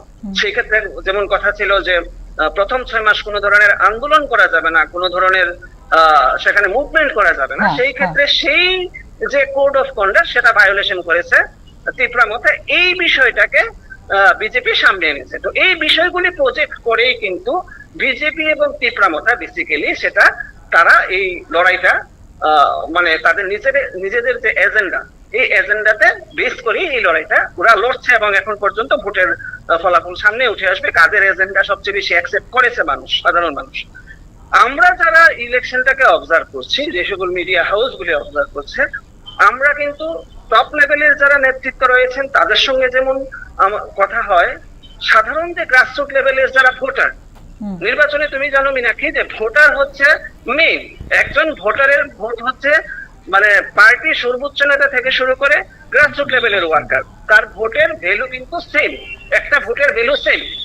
সেই ক্ষেত্রে সাধারণ যারা কর্মী বিভিন্ন পলিটিক্যাল পার্টির, তাদের কাছে কিন্তু এই বিষয়গুলি থেকেও সবচেয়ে বেশি গুরুত্বপূর্ণ হচ্ছে যে তাদের যে মৌলিক যে সমস্যাগুলো, সেখানে রোডের রাস্তার সমস্যা থেকে পানীয় জলের সমস্যা রয়েছে, শিক্ষার সমস্যা রয়েছে, স্বাস্থ্যের বিষয়গুলি রয়েছে, আমি সমস্যা বলবো না, বিষয়গুলি রয়েছে, ইস্যুগুলি রয়েছে। এই বিষয়গুলি, এই ইস্যুগুলি কিন্তু তাদের কাছে সবচেয়ে বেশি গুরুত্বপূর্ণ। এখন ত্রিপাক্ষিক চুক্তির বিষয় যেটা তিপ্রামথার কাছে মূল এজেন্ডা, এই মূল এজেন্ডা কিন্তু আজকে যে গিরিবাসী, যে প্রত্যন্ত অঞ্চলে রয়েছে, যেখানে মনে করো পানীয় জল সেখানে তাকে পাহাড় থেকে সংগ্রহ করতে হয়, সেখানে এখনো পর্যন্ত সেখানে কোনো ধরনের সোর্স সেখানে গড়ে তোলা সম্ভব হয়নি, তার কাছে কিন্তু ত্রিপাক্ষিক চুক্তির কোনো ভ্যালু নেই। তার কাছে মূল বিষয়টা হচ্ছে যে তার যে দৈনন্দিন যে সমস্যা, ওই সমস্যাগুলি কিভাবে সমাধান করা যায়, যেই পার্টি সমাধান করবে ওই পার্টিকেই আমরা ভোট দেবো, এটাই স্বাভাবিক, এটাই স্বাভাবিক, সাধারণ মানুষের কাছে এই বিষয়টাই স্বাভাবিক। তো সেই ক্ষেত্রে বিজেপির এবং তিপ্রামথার যে মূল দুই পার্টি, সেখানে এখনো পর্যন্ত যেটা ট্রেন্ডিং এ আছে, সে এই দুটো পার্টির মধ্যে কিন্তু প্রতিদ্বন্দ্বিতা হচ্ছে। এখানে কিন্তু সিপিআইএম বা আইপিএফটি বা কংগ্রেসের একটা ন্যাশনাল পার্টি, তারা কিন্তু এখনো পর্যন্ত ট্রেন্ডিং এ উঠে আসতে পারে। ট্রেন্ডিং এ এখনো পর্যন্ত রয়েছে বিজেপি বা Tipra Motha, either Tipra Motha or BJP, they will simultaneously rule the ADC, হয়তো বিজেপি বা তিপ্রামথা, কোন একজন পার্টি এখনো পর্যন্ত যেটা বোঝা যাচ্ছে যে তারাই হয়তোবা হয়তো এককভাবে বা মনে করো আফটার পোস্ট পোল অ্যালায়েন্সের মাধ্যমেই পরে মানে মাধ্যমে তারা পাহাড় দখল করতে যাচ্ছে। কিন্তু মূল এজেন্ডা যেটা সেটা হচ্ছে যে সাধারণ মানুষের, সাধারণ জনজাতিদের, সাধারণ যে ট্রাইবেল এরিয়ার মধ্যে যারা বসবাস করছেন, সেই ক্ষেত্রে তাদের যে মৌলিক সমস্যা, দৈনন্দিন সমস্যা, ওই সমস্যাগুলির সমাধান কারা সবচেয়ে বেশি করতে পারবে। আজকে বিজেপি যেটা দাবি করছে সেটা হচ্ছে বিজেপি হচ্ছে একটা ন্যাশনাল পার্টি, এবং আঞ্চলিক দলগুলির যে সকল মনে করো দাবি দেওয়া থাকে রয়েছে, যে কোনো আঞ্চলিক, তা সে ট্রাইবেল বেসড রিজনাল পার্টি হোক বা নর্মাল কোনো রিজনাল পার্টি হোক, তাদের যে মৌলিক দাবিগুলি একমাত্র যে কোনো ন্যাশনাল পার্টি পারে ওই মৌলিক সমস্যার সমাধান করতে। এটা হচ্ছে বিজেপির মেইন এজেন্ডা। এই মূল এজেন্ডাকে সামনে রেখেই কিন্তু পুরো প্রচার চালিয়েছে বিজেপি, এবং সেই ক্ষেত্রে ফান্ডিং এর যে বিষয়টা, ফান্ড দেওয়া হয়েছে বিজেপির পক্ষ থেকে, সেটা দাবি করা হয়েছে, ফান্ড সেখানে দেওয়া হয়েছে যথেষ্ট পরিমাণে, কিন্তু ওই ফান্ডগুলির সঠিক কোনো সেখানে ব্যবহার করা হয়নি। যেই বিষয়টা এলিগেশন, সেটা এডিসি প্রশাসনের উপর, সেটা বিজেপি সরকার, সেটা স্টেট গভর্নমেন্ট সেটা লাগিয়েছে। তো এই ক্ষেত্রে এই যে বিষয়টা, বিজেপির যে এই এজেন্ডা, তার অপোজিশনে হচ্ছে তীব্রামথা ত্রিপাক্ষিক চুক্তি, এবং মানে যেটা বলা হচ্ছে যে এডিসির হাতে আরো বেশি করে ক্ষমতা দেওয়া এবং আরো বেশি ফান্ডিং দেওয়া, সরাসরি ফান্ডিং, এই বিষয়গুলি তো আছে। কিন্তু এখনো পর্যন্ত, এখন সকাল 10টা বাজে, যে ট্রেন্ডিংটা দেখা যাচ্ছে যে মূল লড়াইটা হচ্ছে বিজেপি এবং তীব্রামথার মধ্যে। বাকি অন্য পলিটিক্যাল পার্টিগুলি এখনো পর্যন্ত কাউন্টিং এ আসেনি, বা বলা যেতে পারে যে এখনো পর্যন্ত চর্চার মধ্যে আসেনি। হয়তো দিন বাড়ার সঙ্গে সঙ্গে বিষয়গুলি আস্তে আস্তে উঠে আসবে, কিন্তু এই মুহূর্তে বিজেপি এবং তীব্রামথা, এই দুটো পলিটিক্যাল পার্টির কিন্তু ট্রেন্ডিং এ আছে। এবং দেখা যাক, এখনো পর্যন্ত কোনো আসন ডিক্লেয়ার হয়নি অফিসিয়ালি নির্বাচন কমিশনের পক্ষ থেকে। হয়তো 12টার মধ্যে আমাদের নির্বাচন কমিশনের সঙ্গে যেটা কথা হয়েছে, যে হয়তো 12টার মধ্যে 1-2টো আসন ঘোষণা হলেও হতে পারে। তো ততক্ষণ পর্যন্ত কিন্তু আমাদের অপেক্ষা করতে হবে। হ্যাঁ, চোখ রাখতে হবে আমাদের। যেটা তুমি বলছিলে যে প্রচারে, যে আমাদের প্রধান মুখ রাজ্যের মুখ্যমন্ত্রী ছিলেন প্রচারে, সেই প্রচারে যে এজেন্ডাটা ধরা হয়েছিল, যে ইস্যুটা নিয়ে প্রচার করা হয়েছিল, এতে কিন্তু প্রচুর ভোটাররা কিন্তু সাড়া দিয়েছেন এবং অন্যান্য দল ছেড়ে কিন্তু বিজেপিতে যোগদান করেছে। কিন্তু যে 12ই এপ্রিল যে ভোট হয়েছে, ভোট গ্রহণ পর্ব হয়েছে, সেই পর্বে কতটা ভোট আদৌ পড়েছে সেটা কিন্তু আস্তে আস্তে আমরা জানতে পারবো। নির্বাচন কমিশনের তরফ থেকে যে তথ্য দেওয়া হবে, সেই তথ্য কিন্তু আমরা দেখব যে কতটা এগোতে পারে। তোমার কি মনে হয় অরূপদা, এই যে প্রচারের সময় যেভাবে ভোটাররা যোগদান করেছিল এসে বিজেপিতে, সে তীব্রামথা বলো, আইপিএফটি বলো বা সিপিআইএম বলো, যেই দলই বলো, ছেড়ে যখন তারা যোগদান করেছে বিভিন্ন স্থানে, আমরা দেখেছি, সেই সংবাদ আমরা সংগ্রহ করে কিন্তু আমরা পরিবেশন করেছি আমাদের যারা ভিউয়ার্স রয়েছেন তাদের সামনে। এই যে ভোটাররা যে এসছেন, সে আদৌ কি ভোট ব্যাংকে পরিণত হবে বিজেপির তরফে, নাকি তীব্রামথায় যে গত আসীন ছিলেন তারা যে পাহাড়ে, সেখানে কি তীব্রামথায় আসীন থাকতে পারে? ভোট ব্যাংক কি বলতে পারে আসলে? হ্যাঁ, এটা খুব একটা ক্রুশিয়াল কোশ্চেন। তুমি বিষয়টা দেখো, যে আমি একটু পিছিয়ে গিয়ে তোমাকে বলতে চাই যে ভোটের হার, যেটা তুমি সঠিকভাবে বলেছো, মোটামুটি 83% বা 84%-এর পাশাপাশি সেটা ভোট সেটা হয়েছে এডিসিতে। গত 12 এপ্রিল যেটা ভোট হয়েছে, সেখানে মোটামুটি 83-84% সেখানে ভোট হয়েছে, নো ডাউট। এখন যেটা বিষয়টা হচ্ছে যে এই 83% বা 84% যে ভোট, এই ভোটের মধ্যে সেটা কি সরকারের পক্ষে, মানে প্রশাসনের পক্ষে, আমি সেটা প্রশাসন বলতে এডিসি প্রশাসন মানে বলছি, আমি কোনো পলিটিক্যাল পার্টি নাম নিচ্ছি না, এটা কি প্রশাসনের পক্ষে চলছে, মানে পক্ষে গিয়েছে না বিপক্ষে গিয়েছে? এখন দেখো 83.something ভোট, তার মানে কি হিউজ টার্ন আউট, একটা বড় ধরনের একটা অংশ, মানে মোটামুটি বলা যেতে পারে একটা মানে গণতন্ত্রের উৎসব সেখানে হয়েছে। এখন সেটা যদি বিধানসভা নির্বাচন হতো বা কোনো ধরনের মনে করো লোকসভা নির্বাচন হতো, তাহলে যে কোনো পলিটিক্যাল পার্টি সেখানে বলতে পারতো, বা একজন লেম্যান, যে সাধারণ মানুষ, যে মনে করো রাজনীতির সঙ্গে দূর দূরান্তে তার কোনো সম্পর্ক নেই, উনিও বলতে পারতেন যে 83-84% ভোটের যে একটা টার্ন আউট, এই টার্ন আউটটা কিন্তু সরকারের, সাধারণত কি হয় যখন হিউজ পরিমাণ ভোট হয়, তখন সাধারণত সেটা সরকারের পক্ষে, সেটা সরকারের পক্ষেই যায়। হিউজ পরিমাণ ভোটার টার্ন আউট মানে কি, যে সরকারের পক্ষেই সেটা রায়দান হয়, সেটা সাধারণত এরকম একটা মিথ সেখানে রয়েছে। তুমি যদি ওই মিথটাকে টান দাও, ওই মিথটার উপরে বেস করে যদি তুমি কথা বলতে চাও, তাহলে কিন্তু বলতে হয় যে 83-84% যে ভোট হয়েছে, এই ভোটটা তাহলে প্রশাসনের পক্ষেই গিয়েছে, এডিসি প্রশাসনের পক্ষেই গিয়েছে। এটা বলা যেতে পারে যে একে একে তো 2 হয়, একে একে তো থরি না 3 হয়। যদি প্রশাসনে এন্টি ইনকামবেন্সির ফ্যাক্টর থাকতো, তাহলে নিশ্চয়ই ভোটের হারে সেখানে কম হতো। এখন মানুষ উৎসবের মেজাজে সেখানে ভোট দিয়েছেন। আমরা সকালবেলা দেখেছি সকাল 7টা থেকে যেখানে ভোট হওয়ার কথা ছিল, সেখানে সকাল 6টা থেকেই লাইনে দাঁড়িয়ে আছেন ভোটাররা, এবং ট্রাইবেল ভোটাররা বিশেষ করে, এবং তারা সকালবেলা থেকেই সেখানে ভোটের লাইনে দাঁড়িয়ে ভোট দেওয়ার জন্য তারা অধীর আগ্রহে অপেক্ষা করছেন। কিন্তু এত সবকিছুর পরেও 83-84% ভোটার টার্ন আউটের পরেও কোনো পলিটিক্যাল পার্টি না তীব্রামথা না বিজেপি, সেখানে বিজেপির একটা মানে থিঙ্ক ট্যাঙ্ক থেকে মনে করো সেখানে টপ লিডার্স যারা রয়েছেন তারা হয়তো দাবি করেছেন যে আমরা ক্ষমতাতে আসছি, আমরা যেখানে আমরা ন্যাশনাল পার্টি, এটা কোয়াইট এটা ন্যাচারাল যে তারা ন্যাশনাল পলিটিক্যাল পার্টি ওরা দাবি করবেই যে আমরা অ্যাবসলিউট মেজরিটি নিয়ে সেখানে সরকার ফর্ম করতে যাচ্ছে, এডিসিতে একটা সরকার গঠন করতে যাচ্ছে, এটাই স্বাভাবিক। কিন্তু বাকিরা কিন্তু ওই রকম ভাবে, আমি একটু আগেও সেটা বলেছি যে বাকিরা কিন্তু কনফিডেন্টলি সেখানে কিছু বলেনি। ইভেন প্রশাসনিক ক্ষমতায় যারা রয়েছিলেন তীব্রামথা এই গত 5 বছর, তারাও কিন্তু 83-84% ভোটার টার্ন আউটটাকে এটা ওই রকম ভাবে বলেননি যে সেটা আমাদের পক্ষেই গিয়েছে। সাধারণত সেটা কি হয় যে যখন একটা হিউজ পরিমাণ ভোটার টার্ন আউট হয় স্বাভাবিকভাবেই সরকারের পক্ষে সেটা যায় বা প্রশাসনের পক্ষেই যায়। সেটা লোকাল বডি ইলেকশনে আমরা সেটা দেখেছি, সিটের পঞ্চায়েত ইলেকশনের ক্ষেত্রে আমরা যখন দেখেছি, ইভেন তোমার এই যে পাশাপাশি সাইমultaneously যে আমাদের উপনির্বাচন হলো ধর্মনগরের উপরে নির্বাচন, যেটা রেজাল্ট তোমার 4 তারিখ বের হবে, ওই ক্ষেত্রেও দেখেছি আমরা হিউজ পরিমাণ ভোটার টার্ন আউট। তো সাধারণত পলিটিক্যাল অ্যানালিসিসে কি বলে, পলিটিক্যাল অ্যানালিসিসে সেটাই বলে যে উপনির্বাচন বা বাই ইলেকশন বা লোকাল বডি ইলেকশনে সাধারণত সরকার বা প্রশাসন যারা রয়েছে তাদের পক্ষেই যায়, তাদের পক্ষেই ভোটার সাধারণত তাদের পক্ষেই রায় দেন। ওই নিয়মটা ওই বেসে যদি আমরা কথা বলতে যাই তাহলে কিন্তু প্রশাসনে এডিসি, রাজ্য সরকারের মধ্যেও কিন্তু এডিসিতে যারা রয়েছেন রাজ্য সরকারের মধ্যেও তারাই রয়েছেন, বিজেপির সঙ্গেই রয়েছেন, তীব্রামথার কথা বলছি।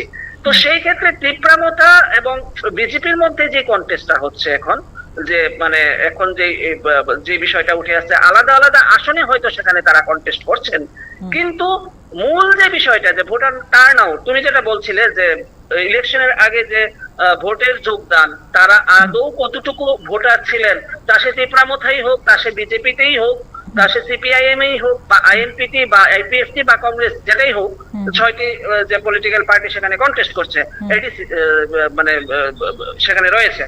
তো তাদের ক্ষেত্রে ভোটার যে মানে দল বদলের যে বিষয়টা বলছে, সেখানে দল বদল তো হলো, কিন্তু কতজন ভোটার সেখানে মানে কংক্রিট ভোটার সেখানে, কমিটেড ভোটার সেখানে রয়েছে, এই বিষয়টা কিন্তু এখনো পর্যন্ত এটার মধ্যে কোনো ধরনের যেই পরিমাণে মানে ভোটের যোগদান হয়েছিল, এটা আদতে ভোট বাক্সে তার রিফ্লেকশনটা কিরকম, এটা কিন্তু এখন পর্যন্ত পরিষ্কার নয়। এখন পর্যন্ত পরিষ্কার নয় যে হয়তো ঠিক আছে বিজেপি পার্টিতেই সবচেয়ে বেশি যোগদান হয়েছে বিগত 6 মাস ধরে বা 3 মাস ধরে, তাহলে বিজেপি পার্টি হয়তো বা ভোটটা পেয়ে গেছে। এখনো পর্যন্ত কিন্তু এই বিষয়টা ক্লিয়ার হয়নি, এখনো পর্যন্ত বলা যেতে পারে। অরূপদা, তুমি যদি দেখো 2021-এর কিন্তু যে ভোট বাক্সে যেভাবে ভোটটা পড়েছিল, যেমন 9টি আসনের ব্যবধান ছিল, তোমার তীব্রামথা পেয়েছিল 18টি আসন, আর বিজেপি পেয়েছিল 9টি, আর 2টো পেয়েছিল আইপিএফটি, ঠিক আছে? ওখানে 46% উপরে কিন্তু ভোট পেয়েছিল তীব্রামথা, আর 29% উপরে পেয়েছিল বিজেপি। এই শতাংশের যদি আমরা মানে কতটা ব্যবধান হতে পারে, এটা যদি তুমি একটু বলো। একটা খুব ইম্পর্টেন্ট সেখানে প্রশ্ন করেছো, কিন্তু তার মধ্যে আমি তোমাকে একটা জিনিস অ্যাড করতে চাই, সেটা হচ্ছে বিজেপি যে তোমার 9টি আসন সেখানে পেয়েছিল, সেখানে তারা কিন্তু কন্টেস্ট সবগুলি আসনে করেনি, এবং this is the main base that BJP decided now two contest in every single constituency in ADC. মানে 11টা সিটে প্রতিদ্বন্দ্বিতা করে বিজেপি 9টা আসন পেয়েছে, যতটুকু আমার এখন পর্যন্ত যতটুকু সেটা মনে আছে, যে বিজেপি 9টি আসনে প্রতিদ্বন্দ্বিতা করে, 11টি আসনে প্রতিদ্বন্দ্বিতা করে 9টি আসন। তার মানে কি, তার যে স্ট্রাইক রেট, বিজেপির যে স্ট্রাইক রেট 2021 সনে, সেটা কিন্তু তোমার প্রায় 80% বা 85% স্ট্রাইক রেট ভোটে। এই যে বিষয়টা, এই বিষয়টার উপরে বেস করেই কিন্তু বিজেপি এবার 2026 ইলেকশন হচ্ছে, তাদের বক্তব্য হচ্ছে যে গ্রাসরুট লেভেলে, বিশেষ করে গ্রাসরুট লেভেলের যে কর্মীরা রয়েছেন বা নেতা নেত্রীরা রয়েছেন, ওদের সঙ্গে কথা বলে যে বিষয়টা উঠে আসছে যে যেহেতু 2021 সালে নির্বাচনের স্ট্রাইক রেট ছিল 85% বিজেপি আমাদের দলের, আমরা এখন কেন 28টি আসনেই প্রতিদ্বন্দ্বিতা করব না?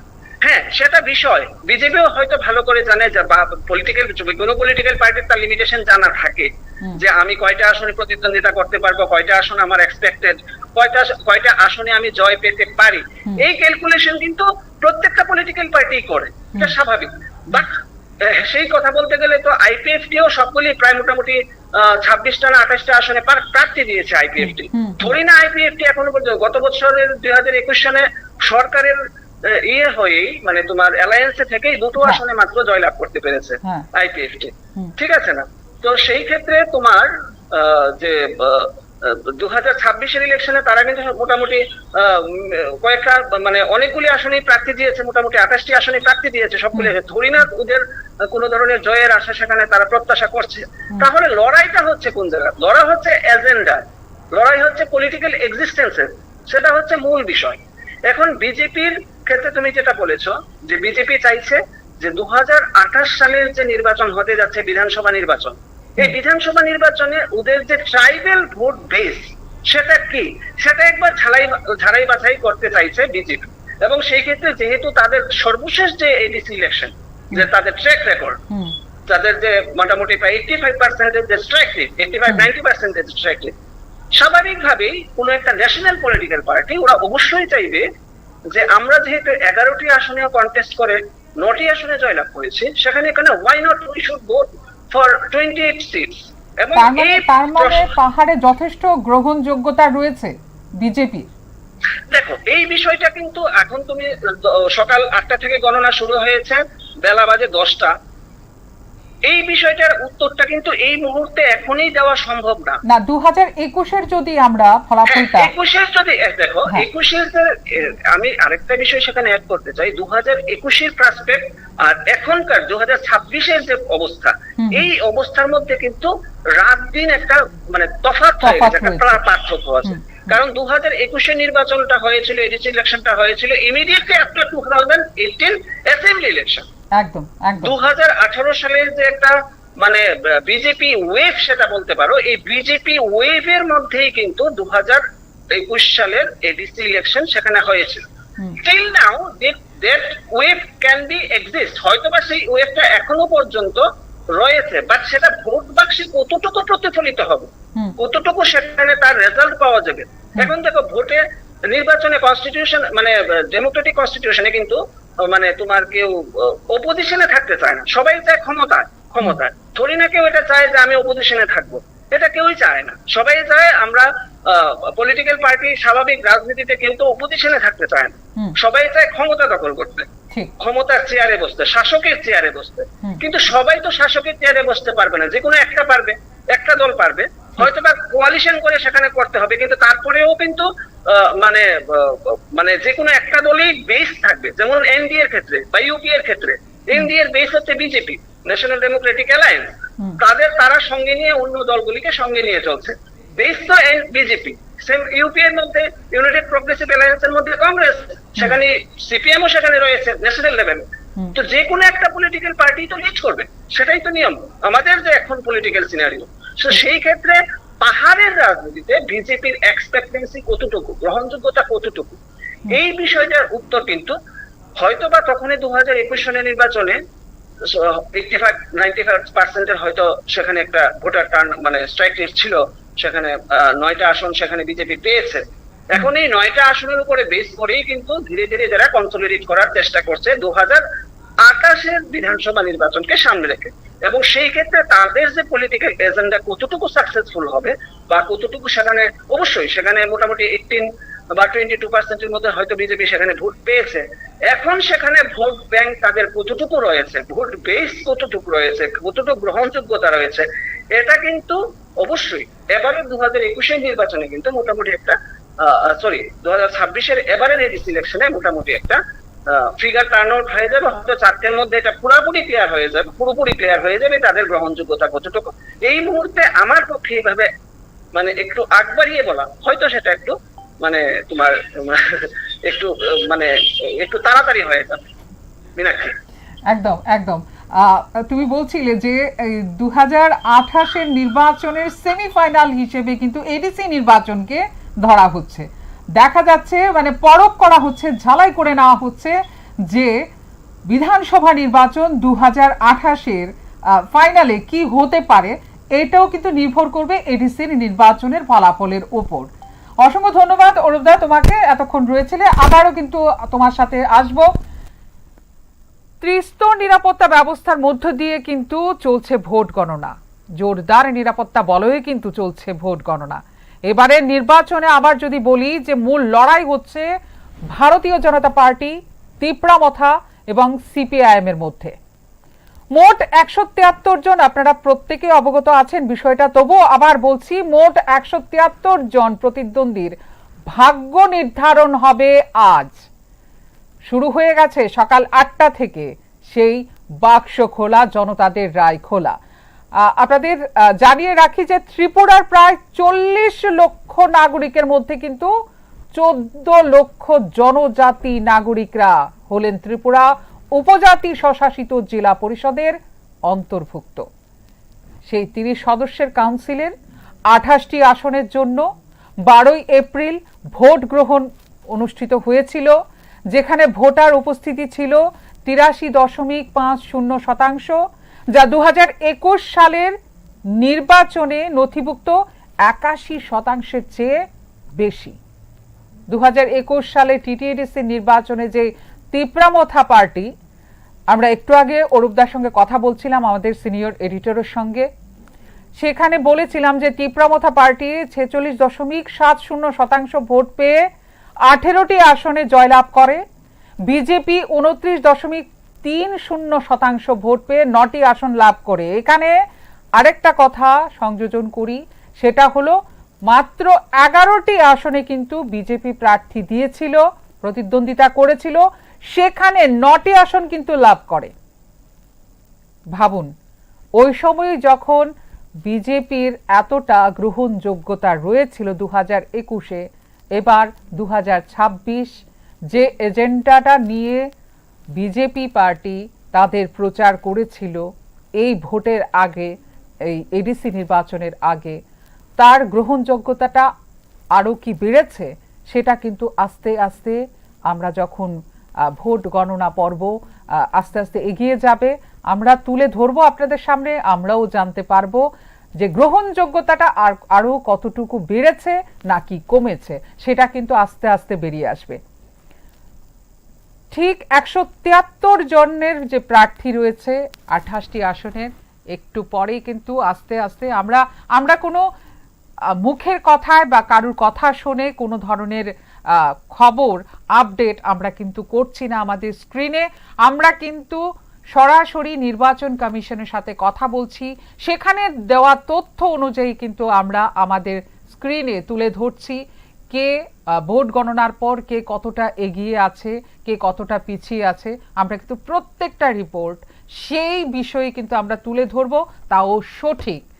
ভুয়ো কোনো ধরনের খবর আমরা পরিবেশন করব না আপনাদের সামনে।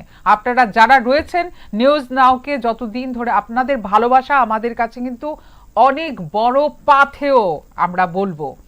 আপনারা আমাদের পথ দেখাচ্ছেন, আমরা কিন্তু এগিয়ে যাচ্ছি। আপনাদের ভালোবাসা আমাদের দিচ্ছেন, আমরা সেই ভালোবাসা গ্রহণ করে সেই পথে আমরা এগিয়ে যাচ্ছি।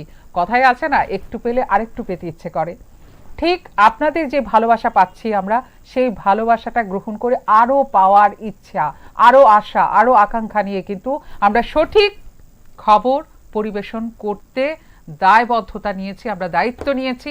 আপনাদের ভালোবাসার কাছে আমরা মাথা নত করে কিন্তু আমাদের সংবাদ পরিবেশন করছি। এবারে এডিসি নির্বাচনের যে ফলাফল, নির্বাচন কমিশনের তরফ থেকে যে তথ্য থাকবে সেই তথ্য আমরা তুলে ধরবো। আমাদের প্রত্যেকটা কেন্দ্রে যেখানে ভোট গণনা হচ্ছে সেখানে কিন্তু আমাদের প্রতিনিধিরা রয়েছেন, তাদের সাথেও আমরা কথা বলবো এবং প্রত্যেকটা সঠিক খবর আপনাদের সামনে আমরা সম্প্রসারণ করব এবং পরিবেশন করব। আপনারা প্রত্যেকে কিন্তু নিউজ নাওকে ভালোবাসা দিচ্ছেন, সে ভালোবাসাটা আমরা দেখেই এগিয়ে যাচ্ছি। একে একে আমরা একটু পর আরো সময় গড়িয়ে যতটা যাবে ততটাই কিন্তু ভোট বাক্সের সেই রহস্য উন্মোচন হবে।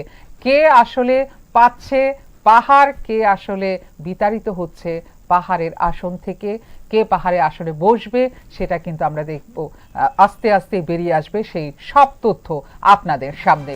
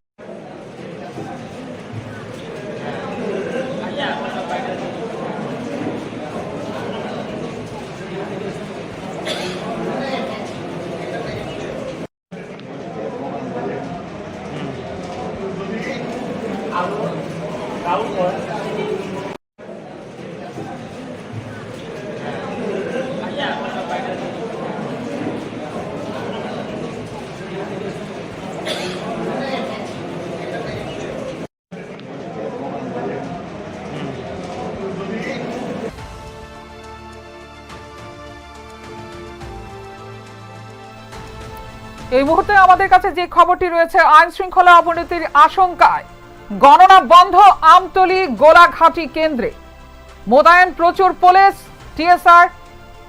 এবার আমরা কথা বলবো উত্তর জেলার দিকে, আমাদের যে প্রতিনিধি রয়েছেন দেবাশিস দার সঙ্গে কথা বলবো। দেবাশিস দা, শুনতে পাচ্ছেন?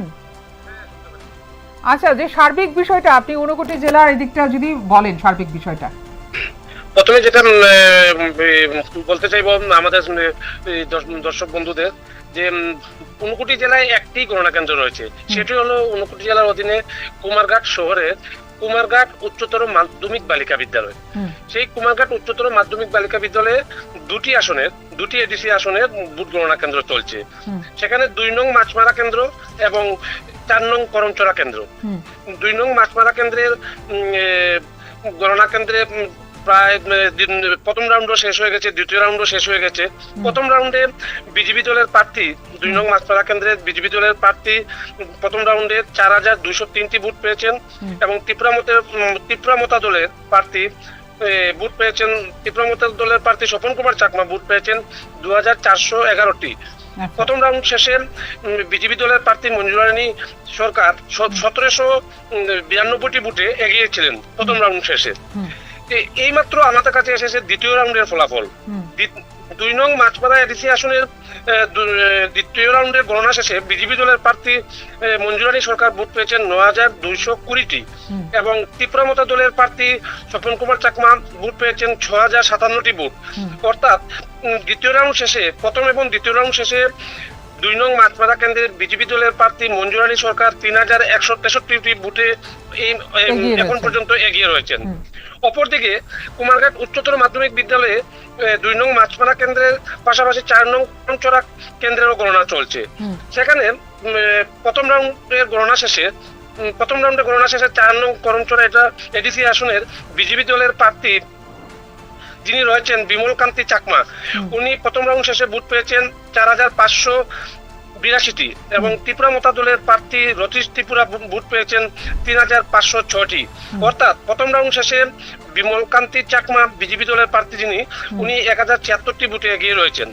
এর পাশাপাশি দ্বিতীয় রাউন্ডে এখানে সম্পন্ন হয়েছে করমচড়া 4 নং করমচড়া কেন্দ্রের দ্বিতীয় রাউন্ডের গণনা শেষে বিজেপি দলের প্রার্থী যিনি রয়েছেন বিমলকান্তি চাকমা 8315টি ভোট পেয়েছেন এবং ত্রিপুরা মতা দলের প্রার্থী রতীশ ত্রিপুরা উনি ভোট পেয়েছেন 6335টি। প্রায় 2000-এর কাছাকাছি ভোটে প্রথম এবং দ্বিতীয় রাউন্ড শেষে বিজেপি দলের প্রার্থী বিমলকান্তি চাকমা এগিয়ে রয়েছেন। এখন পর্যন্ত ঊনকোটি জেলার কুমারঘাট উচ্চতর মাধ্যমিক বালিকা বিদ্যালয়ের এই হলো ফলাফল। বাকি সব শান্তিপূর্ণভাবে চলছে। এখানে বলা প্রয়োজন গণনা কেন্দ্রের যথারীতি যথাসময়ই শুরু হয়েছে। গণনা কেন্দ্রের বাইরে একদিকে রয়েছে ত্রিপুরা মতা দলের কর্মী সমর্থকরা, একদিকে রয়েছে বিজেপি দলের কর্মী সমর্থকরা। এখানে উল্লেখ করার বিষয় হলো কংগ্রেস দলের কর্মী সমর্থক কিংবা সিপিএম দলের কর্মী সমর্থকদের জন্য দুই দলকে একসাথে মানে কর্মী সমর্থকদের রাখার মানে প্রশাসন অনুমতি দিয়েছে। অর্থাৎ কংগ্রেস এবং সিপিএম দল দুই দলেই কর্মী সমর্থকরা একই জায়গায় তারা একত্রিত হয়ে রয়েছেন। গণনাকে কেন্দ্র করে বাড়তি নিরাপত্তা বাহিনী রয়েছে, মোতায়েন রয়েছে, পুলিশ, টিএসআর এবং কেন্দ্রীয় বাহিনীও প্রচুর রয়েছে আমাদের এই গোটা কুমারঘাট শহরে এবং গণনা কেন্দ্রের আশপাশ এলাকায়। গণনা কেন্দ্রের ভিতরে এবং বাইরে প্রচুর নিরাপত্তা বাহিনী রয়েছে। গণনা কেন্দ্রের ভিতরে কিছুক্ষণের মধ্যে এসে প্রবেশ করেছেন ঊনকোটি জেলার পুলিশ সুপার সুদাম্বিকা এবং ঊনকোটি জেলার জেলাশাসক ডক্টর তমাল মজুমদার। ডক্টর তমাল মজুমদারকে জিজ্ঞেস করার পর বলেন সকাল থেকে এখন পর্যন্ত কোনো ধরনের অপ্রীতিকর ঘটনা ঘটেনি, প্রশাসন প্রস্তুত রয়েছে। গণনা কেন্দ্রের বাইরে এবং ভিতরে প্রশাসনিক ব্যবস্থা ভালো রয়েছে। কোনো ধরনের পুলিশ কর্মী কিংবা নিরাপত্তা কর্মী কিংবা যারা গণনা কেন্দ্রে এসেছেন গণনা কর্মী সহ বা বিভিন্ন রাজনৈতিক দলের যেসব প্রতিনিধিরা কাউন্টিং এজেন্টরা এসেছেন তাদের পক্ষ থেকে কোনো ধরনের কোনো অভিযোগ নেই। আচ্ছা, জেলা শাসক ডক্টর তমাল মজুমদার কিছু বলেছেন? ডক্টর তমাল মজুমদারকে বললাম না, আমরা জিজ্ঞেস করেছিলাম গোটা ঊনকোটি জেলায় গণনাকে কেন্দ্র করে কোনো ধরনের অপ্রীতিকর ঘটনা বা কিংবা কোনো ধরনের বিশৃঙ্খলা রয়েছে কিনা। উনি বলেন যে সকাল 9:30 পর্যন্ত উনি নিজেই গোটা ঊনকোটি জেলার প্রতিটি পুলিশ স্টেশনে ঘুরেছেন এবং ওনার সাথে পুলিশ সুপার ঊনকোটি জেলা পুলিশ সুপার সুদাম্বাকে আরও ছিলেন। উনি 10টা নাগাদ কুমারঘাটে গণনা কেন্দ্রে ঢুকেছেন এবং উনি আমাদেরকে প্রতিক্রিয়া দিতে গিয়ে জানান গোটা ঊনকোটি জেলার পরিবেশ শান্তিতে রয়েছে, কোনো ধরনের কোনো সমস্যা নেই। আচ্ছা, আমরা যদি 2021-এর যদি ভোটের দিকে তাকাই, সেখানে কিন্তু ত্রিপুরামথা 18টি আসন পেয়েছিল আর বিজেপি পেয়েছিল 9টা আসন, আইপিএফটি পেয়েছিল 2টো আসন। এবার কি মনে হয় দেবাশিস দা? এখানে দুই ক্ষেত্রে কিন্তু ভিন্ন চিত্র। আমরা কিন্তু প্রথম ভাবতে হবে যে 2021-এর যে ভোটের চিত্রটা ছিল সেখানে কিন্তু শাসক বিজেপি এবং ত্রিপুরামথা কিন্তু জোট হয়ে কিন্তু ওরা ভোটে প্রতিদ্বন্দ্বিতা করেছিল। কিন্তু এবার কিন্তু দুজন কিন্তু প্রতিদ্বন্দ্বী, কিন্তু একে অপরের প্রতিদ্বন্দ্বী। সেক্ষেত্রে যেমন আমি আমার ঊনকোটি জেলার কথা বলছি, করমচড়া কেন্দ্রে কিন্তু 2021 সালেও কিন্তু এবার যিনি বিজেপি দলের প্রার্থী বিমলকান্তি চাকমা উনি কিন্তু 2021 সালে করমচড়া কেন্দ্র থেকে ভোটে জয়লাভ করেছিলেন এবং উনি এমডিসিও হয়েছেন পরবর্তী সময়ে।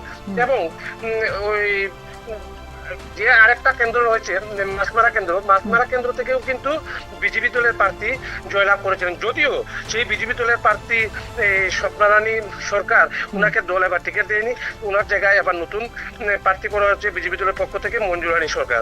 এই দুই কেন্দ্রে কিন্তু গতবার কিন্তু বিজেপি দলের পক্ষ থেকে প্রার্থী দেওয়া হয়েছিল, এখানে ত্রিপুরামথা দলের পক্ষ থেকে প্রার্থী দেওয়া মানে তখনের সময়ে দেওয়া হয়নি ত্রিপুরামথা, কারণ জোটের স্বার্থে অথবা এটা।